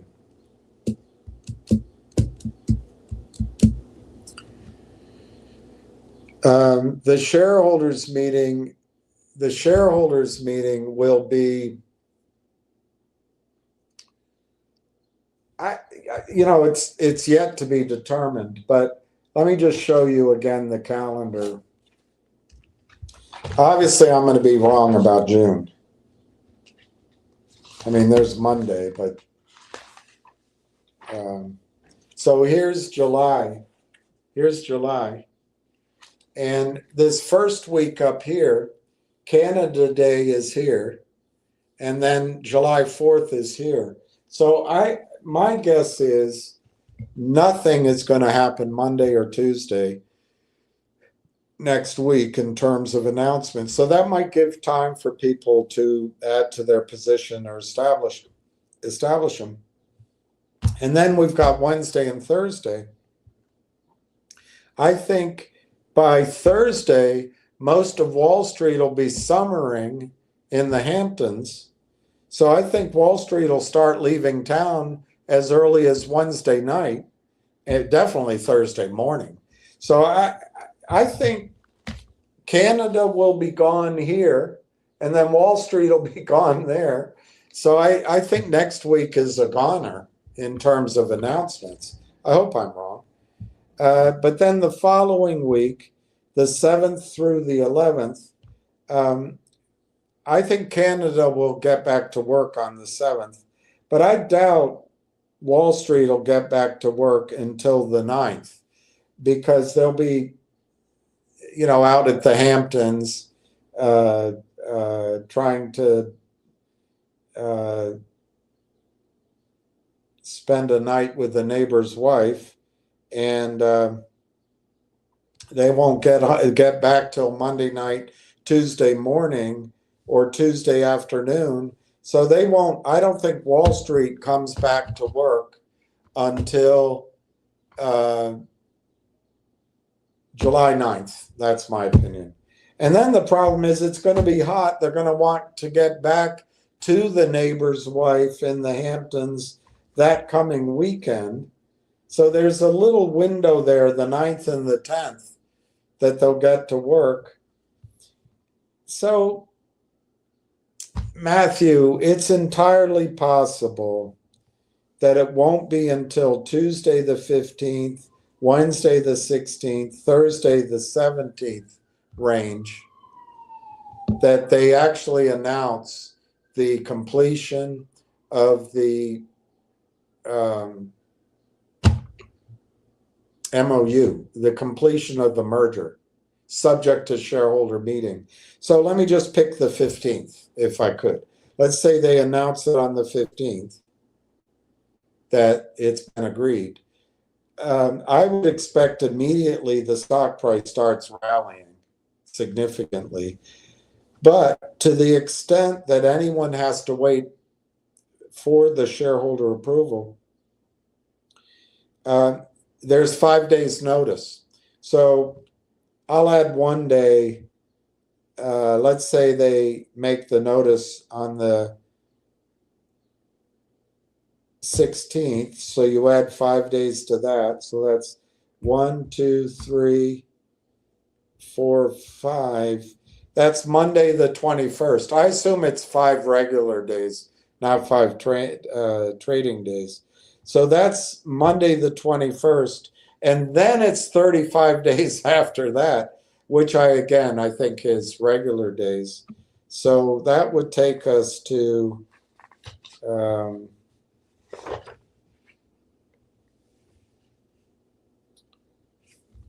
August 21 plus 5 days. You're probably talking about a shareholders vote. It could be sooner, but I would expect it to be somewhere around Friday the 29th, or, well, the problem is Monday's Labor Day.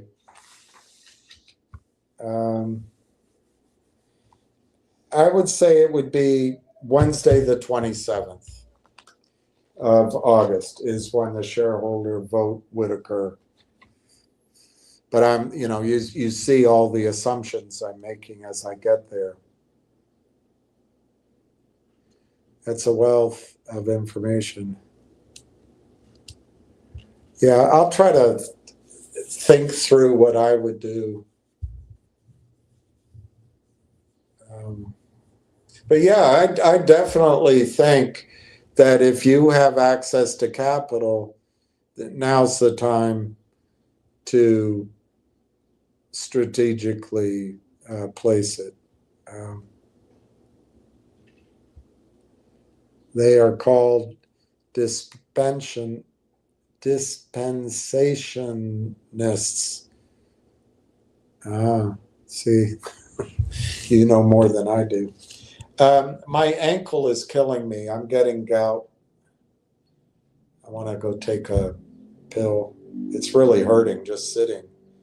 And I don't know if I can walk anywhere, but I might go get an early dinner. So I think I might beg off for this call. But let's just make sure there's no major news.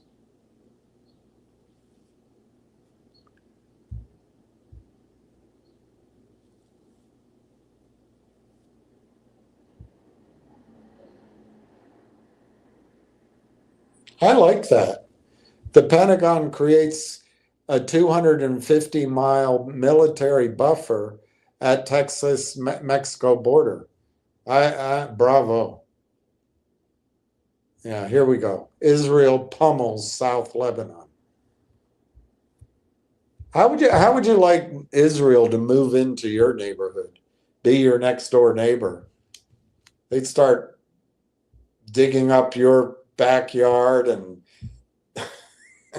chopping down your neighbor across the street's house and sending, what a nightmare neighbor.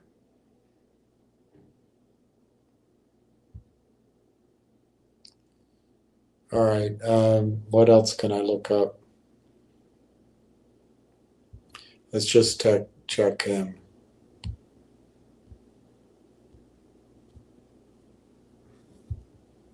Oh, I didn't know that. According to Martin Armstrong, I did know that Barack Obama is the only president who bombed. We were at war every day of 2 years. I think he bombed every day too, but he ran out of bombs. That's what I know at least 2 or 3 times he bombed so much. So according to Martin Armstrong. Iran has been the target for decades. Biden, Harris, Clinton, all the Democrats have said they would attack Iran if given the opportunity. It appears that Donald Trump is attempting to mitigate a potential irresolvable situation. I got to give him credit for that, where he jumped in front of the stampede and misdirected it. As bluntly, he told the reporters, we have two countries that have been fighting so long and so hard that they don't know what the F they're doing. A portion of the nation believes Trump acted like a dictator, attacking Iran without congressional approval. I explained how former President Barack Obama decimated the War Powers Resolution Act when he decided Libya was overdue for a regime change. The War Powers Act, or the War Powers Resolution of 1973, grants POTUS the ability to send American troops into battle if Congress receives a 48-hour notice. The stipulation here is that troops cannot remain in battle for over 60 days unless Congress authorizes a declaration of war. Congress could also remove U.S. forces at any time. Libya is one of 7 nations that Obama bombed without congressional approval, yet no one remembers him as a wartime president. I do. As the United States was not technically at war, over 26,000 bombs were deployed across 7 nations under Obama's command in 2016 alone. They weren't white European countries. Libya, Afghanistan, Syria, Yemen, Somalia, Iraq, and Pakistan were attacked without a single vote. Donald Trump's recent orders saw 36 bombs deployed in Iran. The majority of those bombings happened in Syria, Libya, and Iraq. Syria, Libya, and Iraq, under the premise of targeting extremist groups like ISIS. Drone strikes were carried out across Somalia, Yemen, and Pakistan, as the Obama administration accused those nations of hosting al-Qaeda. Coincidentally, USAID was also providing funding to al-Qaeda affiliated groups. The 2001 authorization for use of military force was initially implemented to hunt down the Taliban and al-Qaeda after 9/11. Obama broadened his interpretation and incorporated newly formed militant groups that were allegedly expanding across the entire Middle East. The Bureau of Investigative Journalism believes there were up to 1,100 civilian casualties, 1,100 in Pakistan, Yemen, and Somalia.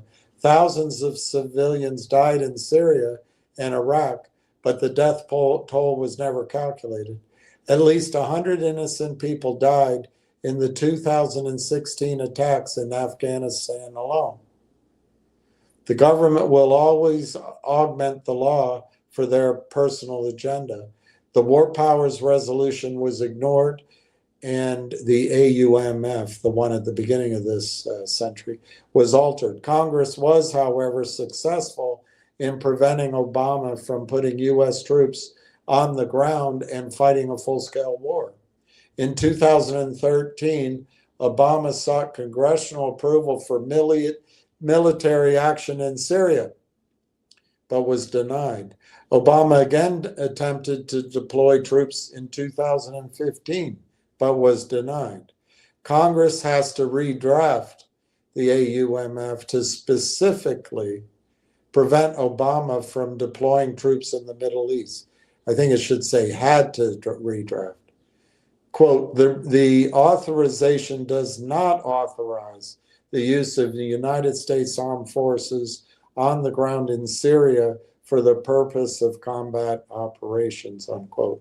Obama attempted to redraft the AUMF on his own, insisting he would prevent enduring offensive ground combat operations or long-term deployment of troops. He was met with bipartisan disapproval as both sides believed he was attempting to drag the United States into another unnecessary war. The United States should not be involved in any of these battles, but here we are. Those living in fear that Donald Trump is a dictator fail to recognize that past leadership had every intention of sending American men and women into battle unilaterally without a single vote.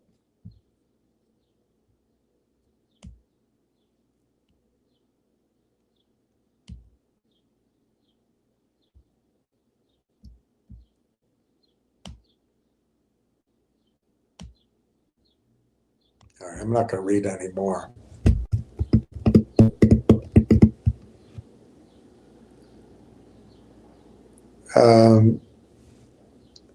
May have to sell shares. Yeah, that is a theory. It's not bad to think that way for Richard to try to, you know, you see that the guy's arrested, goes to trials. I don't know if he made a deal or was convicted, but he's got 3.5 years and he's got to pay 12.5 million restitution, and I think 5.3 million in fines. Whatever it is, you can look it up, but that's a lot of quid. He's got to come up with 17 million. But I will caution you, the guy isn't broke. He took hundreds of millions. My understanding is he made $400 million by being on the side of the criminals. $400 million. So I think these penalties possibly, because I'm sure he would have hidden all those assets, put them in trusts or put them in his wife's name or whatever. He, you know, however lawyers would have done it. So I don't think I don't know. It's a good thing to think about. But my guess is he doesn't need to sell his finger motion. He might though, to show it, you know, if he wants to show Congress, show the court that he's been hurt so much, play the victim.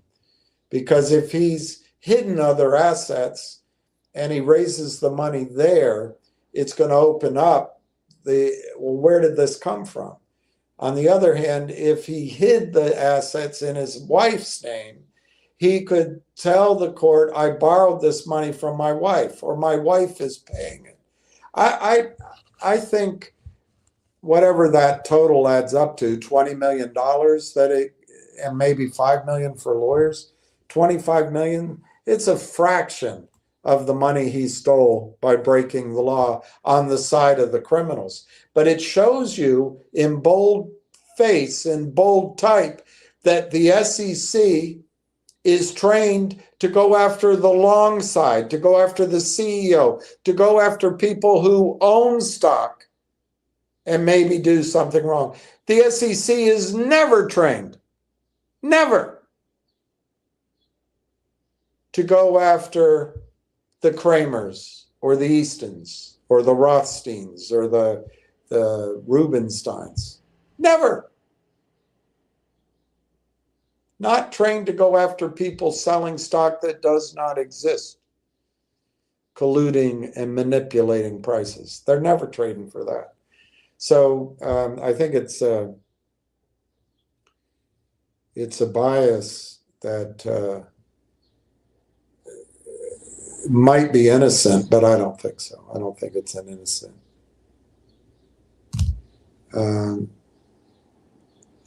He got the guy to buy those shares. Maybe. It makes sense, yeah.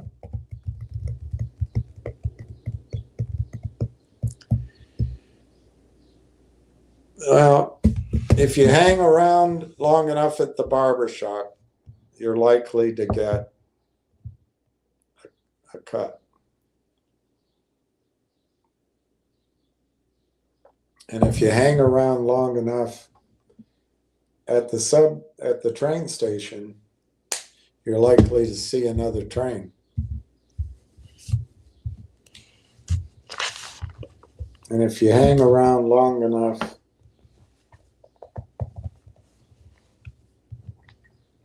in life, you're likely to die.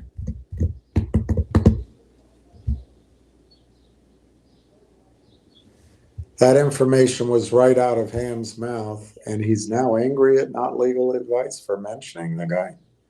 Well, it's all public information. I don't know. I don't want to get involved in it. I'm not convinced he has to sell, but I would be worried about other people selling. There's quite a few people that own a lot of large positions in Finger. And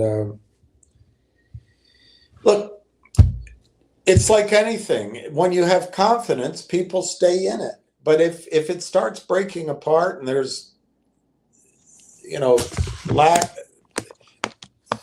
fear, it spreads. And I don't think that's going to happen with Finger. I'm not predicting that.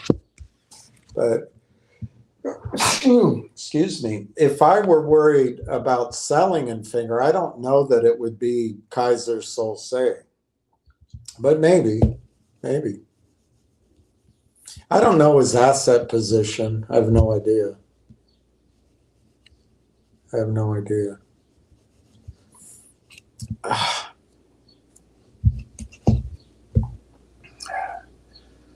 All right, I think I'm going to say goodnight. Who's Pizza Rules? You're great, Pizza Rules. I'm going to add you to the list. That's what's showing up. It's Pizza Rules. I don't know why your normal names aren't showing up, but Pizza Rules is good.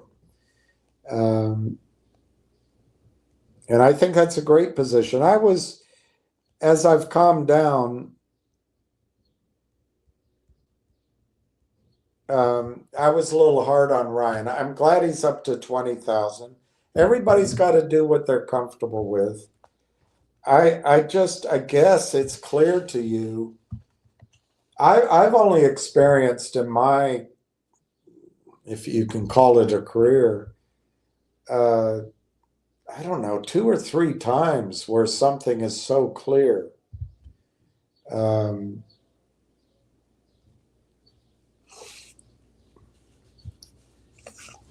Where something is so clear.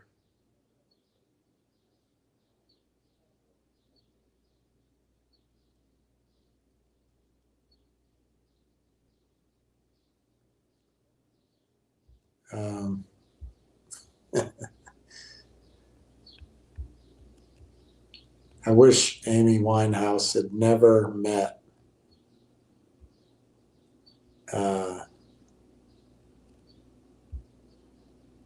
Blake Civil Fielder.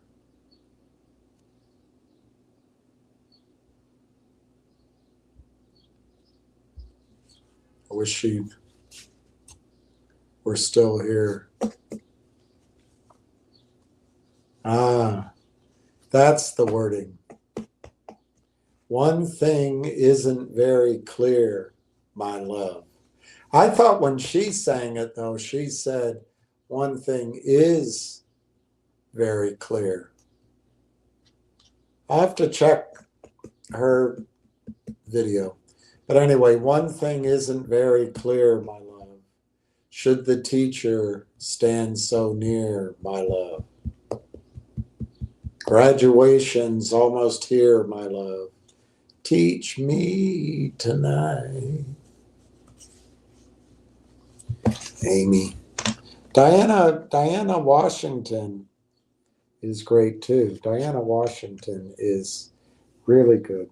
So you're Rob D. Okay.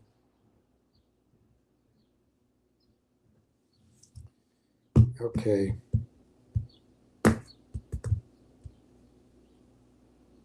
Thank you, Pizza Rules. HD Miko. No, you don't have to. I'm not.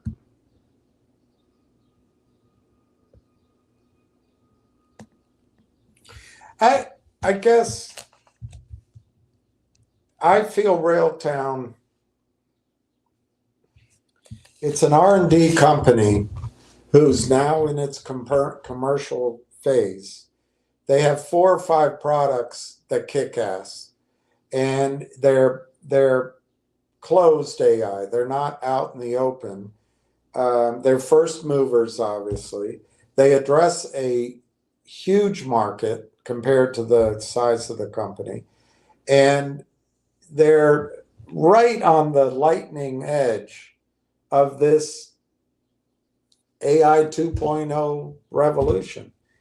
And then that was enough of a story to get me interested, because they use the cloud, for example. It fits a pattern of other stories. So to me, the first thing was, well, once they get up and running, those partners, Microsoft, it's on the website, NVIDIA, AMD, a couple I didn't recognize. They're natural buyers of the company. So that's the play. It's just simply a stock that's gone from its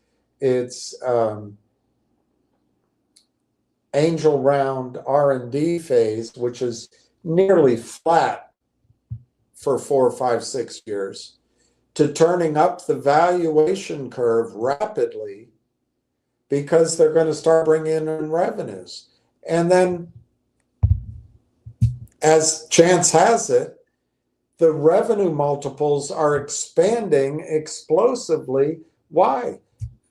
The best I can understand is NVIDIA came up with the best, whatever that's called, switch, or it just came up with these powerful computer processors. I don't know what to call them.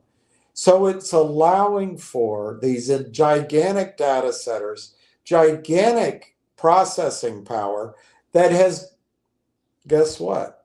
It's a quantum leap. It's quantum. And that's turning AI into the next generation of AI. And so Railtown got out there. I got that. That really caught me.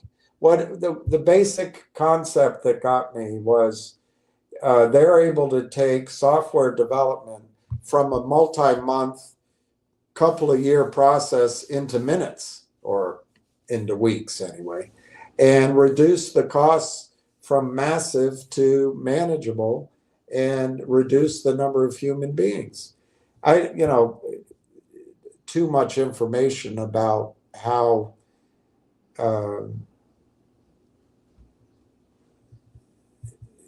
well, anyway, I had to pay my way through college. It wasn't, yeah, I got some scholarships. I got some, but anyway, one of the things I did with a friend was paint houses.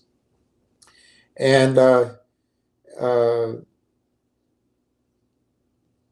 one thing I learned, and we did a lot, and he was great at getting new customers. But the one thing I learned, several things. I mean, he used to tell me, now when you, and he almost became a lawyer. He too was doing it as a way of meeting the bills. But a couple of things, like when you climb a ladder, bring everything with you. Just go up the ladder once. Don't, things like that. But one of the biggest things I learned, and you learn it in other phases of your life too, but it's the tools. It's the tools. It's the quality of your material. If you have the right tools, material, and you make sure you have the best quality, you can get the job done. I remember we did one house. I think it was just the two of us, but maybe we had the Ryle brothers. I can't remember, but we got it done in a day, is my memory. I could be wrong. Maybe we took one day to prep it, and then we showed up early in the morning, and we got the whole thing done. We stayed, got it done, and we're asking for the check, and the woman was shocked. But it's all about the equipment and the tools and using the best. And then you can work more quickly, more effectively, and you have a better product. And this is the concept of what AI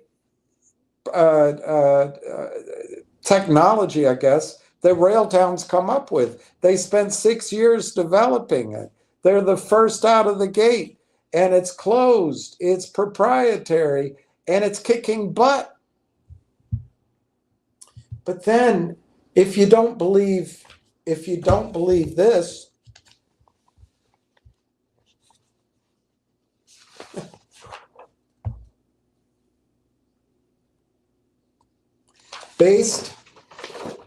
page 10, based on our discussion with several customers of Railtown, the value proposition of Railtown AI's tool is quite impressive.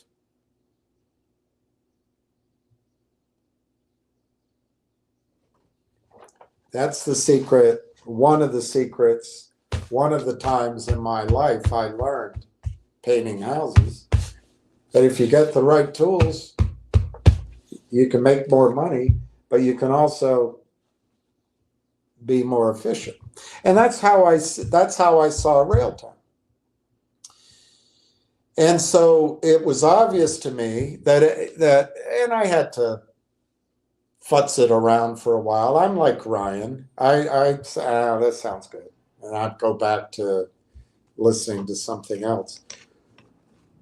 But eventually, it's obvious that these guys created it. They get the customers. They sell the company. And I've seen that model over and over and over and over again. So it made total sense to me. It made it a great stock to buy. You're not having to wait through the 6 years of R&D, and you're coming in right as the revenues are jumping. And in this kind of space, the acquisitions are very quick. And anyway, it fit a perfect trajectory to invest. But then, lo and behold, they get out on their campaign to tell their story and get customers. They go to that B2B, the whatever, Beethoven to AI conference or whatever the hell it was, BC to AI conference, the best in the world, at least at the time. And they run into AI partners. The founders, or the architects anyway, of Constellation Software, a whole different model of creating wealth. They took a dollar stock to $5,000 by acquiring software companies, sometimes hundreds at a time. He was banging waitresses 2 at a time. Come on, Michael. Anyway,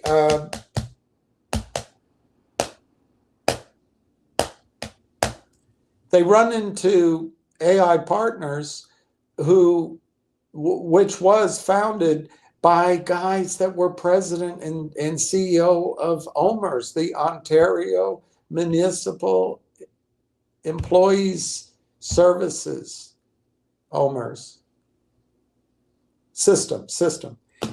So, and one of those guys founded the venture arm of that retirement fund for the purpose of investing in technology. So you're looking at these guys. 160 companies have come in to AI Partners. Okay. And their model is to roll them up into they're going to create I think, they didn't say it, but they're going to roll up these companies. I think they're going to use the model of Constitution Software and roll them up, keep the revenues, maybe split them. That's what I think's coming. But they didn't quite explain it that way, but they're the architects. And there's 400 million in revenue in there. And you know what? They never agreed to merge with any one specific company in that group. Their whole goal was to roll them up into the bigger company. But Railtown came in. I think it's the conductor product. But they have, as I showed you, 5 products. 4 are listed on their website. 1 was announced. I think it's the conductor product because it's been discussed in the press releases, but we'll find out. But one of their products stands out so strongly. And remember, they're going to cross-sell it anyway across 165 companies. It stands out so clearly, and in my opinion, so superiorly to anything else on the market. These guys who know what the hell they're doing, they merge, they agree to be purchased by Railtown AI. It's a merger. I think that's such confirmation for what these analysts said a year ago and what these guys who have done it before have accomplished. But the problem is nobody with money, nobody with the knowledge can be buying the stock. So and I appreciate it. I appreciate Ryan buying 5,000 more. But we have to act with our best puzzle pieces of what's going on before the confirmation comes in. And the reason I got, I guess, very strong or sarcastic with Ryan, which I shouldn't have, it's my own frustration. It really is my own frustration with myself because I'm not getting it across. This is the mispricing of Railtown. Railtown is 40 cents, call it 50 cents. It should be $5 or $10. I don't know the number.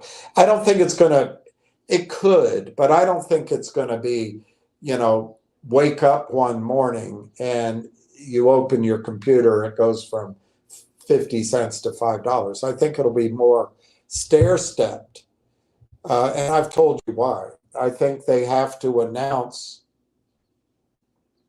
the conclusion of the MOU. And maybe I'll just finish with that just to get it back on the record again. Hey, it closed at 41 cents. Who called for that? Somebody earlier said, I want it to close at 41 cents. Who did it? It's a pretty good call. Pretty good call. I guess that's technically, it closed at 0.4088. But here, let me just hit the highlights. J-Lo hits a new low while P. Diddy hits the highlights. Railtown AI, February 11th, 2025, Rail AI Technologies announces MOU to acquire AI Partnerships Corp. Okay, right in the headline, that MOU to acquire the future, those two things got the short selling. Their computers started selling. That's where they're stuck. So anyway, Railtown announces it has executed an MOU for the acquisition of AI Partnerships Corp, Toronto-based company who has established an affiliate network of over 160 primarily North American AI service as a software as a service companies who provide AI-based vertical, just like just like Constellation Software. AI-based vertical market solutions and AI development and management tools. The acquisition will create a dynamic organization driving substantial revenue growth and scaling enterprise AI solutions worldwide. 13 countries, multiple industries. The combination of Railtown AI and AIP is expected to provide both organizations with an opportunity to leverage Railtown AI's Conductor product as a platform of choice for AI application development by AIP's current and future affiliates and their end users. But they highlight Conductor. One of the fundamental objectives in the establishment of AIP's affiliate network was to allow AIP to identify and acquire the best affiliates as part of a broader strategic roll-up strategy. The transaction is expected to provide the resulting entity the benefit of a public company structure with access to capital, blah, blah, blah, as it executes its affiliate acquisition strategy. That's what I think's been going on for the last 3 months. It says it right here. So this established network provides a significant opportunity to grow recurring revenue streams through affiliate acquisitions. It's right there. Which could be enhanced by deploying Railtown's AI's proprietary technology across the network and to the network's customers. It's right there. So then it goes through the drivers, acquisitions, integration, partnerships, such as Microsoft, NVIDIA, and AMD, recurring revenue, and then Corey Brandolini says, this acquisition represents a transformative moment for both Railtown AI and AI Partnerships Corp. By combining our Conductor platform with AI's extensive affiliate network and enterprise partnerships, we are creating a powerhouse that will drive significant revenue and growth and deliver innovative AI solutions to businesses worldwide. I know you've heard a lot of this promotional press PRs before, but this is written differently. And this is written with muscle behind it. And then the other guy, Tom Core, says, from the inception, AI set out to buy up these companies and assemble the largest network of AI solutions organization with obviously with a diverse package of solutions. And we found Railtown's Conductor. We found Railtown's Conductor had broad deployment relevance across the entirety of our network. Well, here a year ago, analysts said Railtown had something, but this guy puts it right in his quote. With a combination of Railtown and AIP, we are excited as we commence an aggressive, targeted affiliate acquisition mandate. Upon the conclusion of this exciting transaction. Then it goes on to facilitate this. They're using Canaccord. And then both companies are working toward finalizing a letter of intent to formalize the acquisition in the coming weeks. That right there gets the computers for the shorts to sell. But it won't work this time. The acquisition is expected to position the company to capitalize on the rapidly expanding demand for AI solutions in key sectors. The ability to provide enterprise clients with a fully integrated suite of AI tools and services ranging from SaaS applications to advanced development platforms gives the organization a strong competitive advantage in domestic and international markets.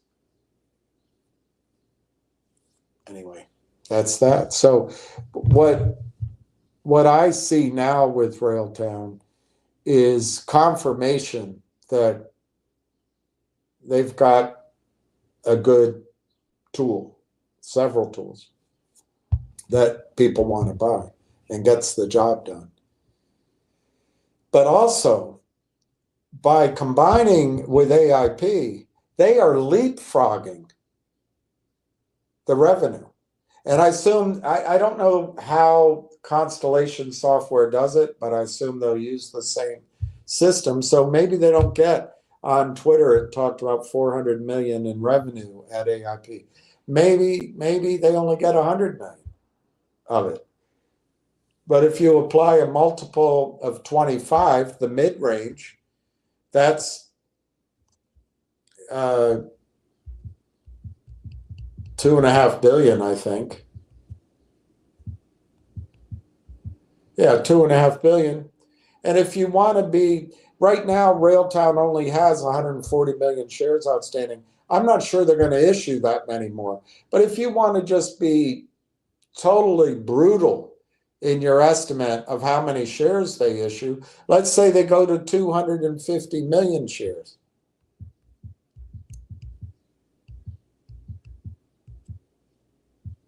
It's $10 a share target. Just on that, a little capture of already existing AIP revenue.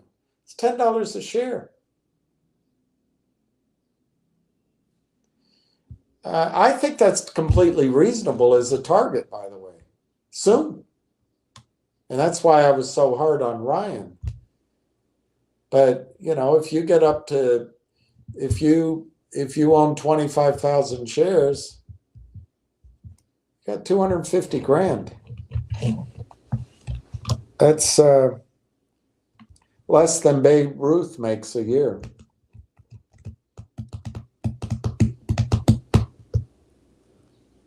Wow. So is this Bill Miko? I guess it is. 250, 120. Let me write that down. Yeah, there, I got 120. But what I'm seeing is HD Miko. I assume that might be Bill Miko.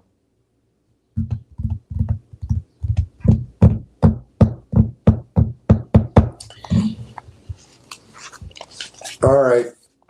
I want to wish everybody peace and don't go to bed mad at your wife or mad at your husband.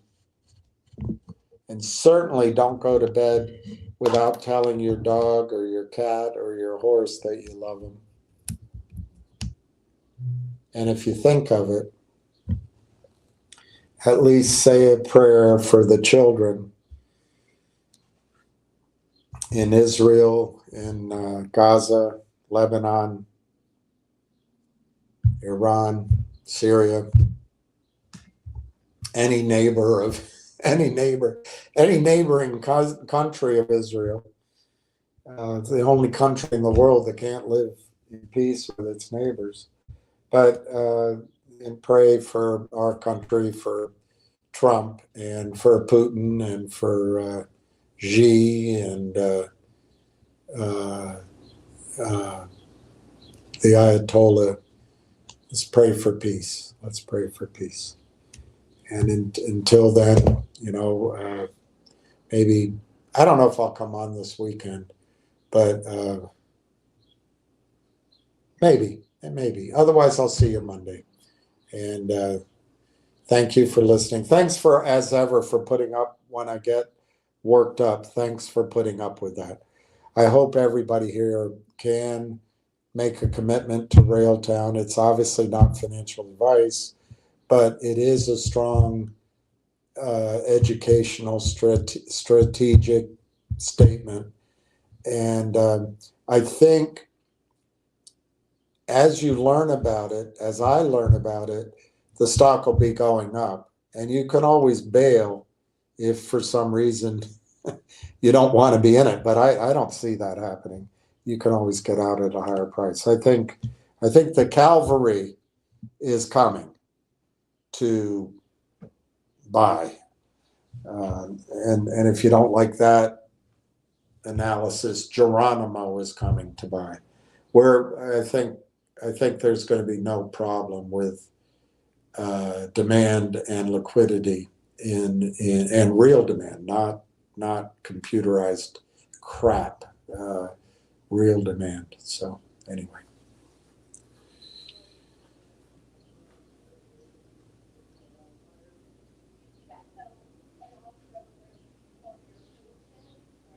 Yeah, I guess we'll leave it there.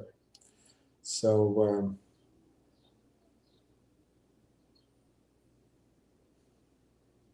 I guess we'll catch you on the flip side.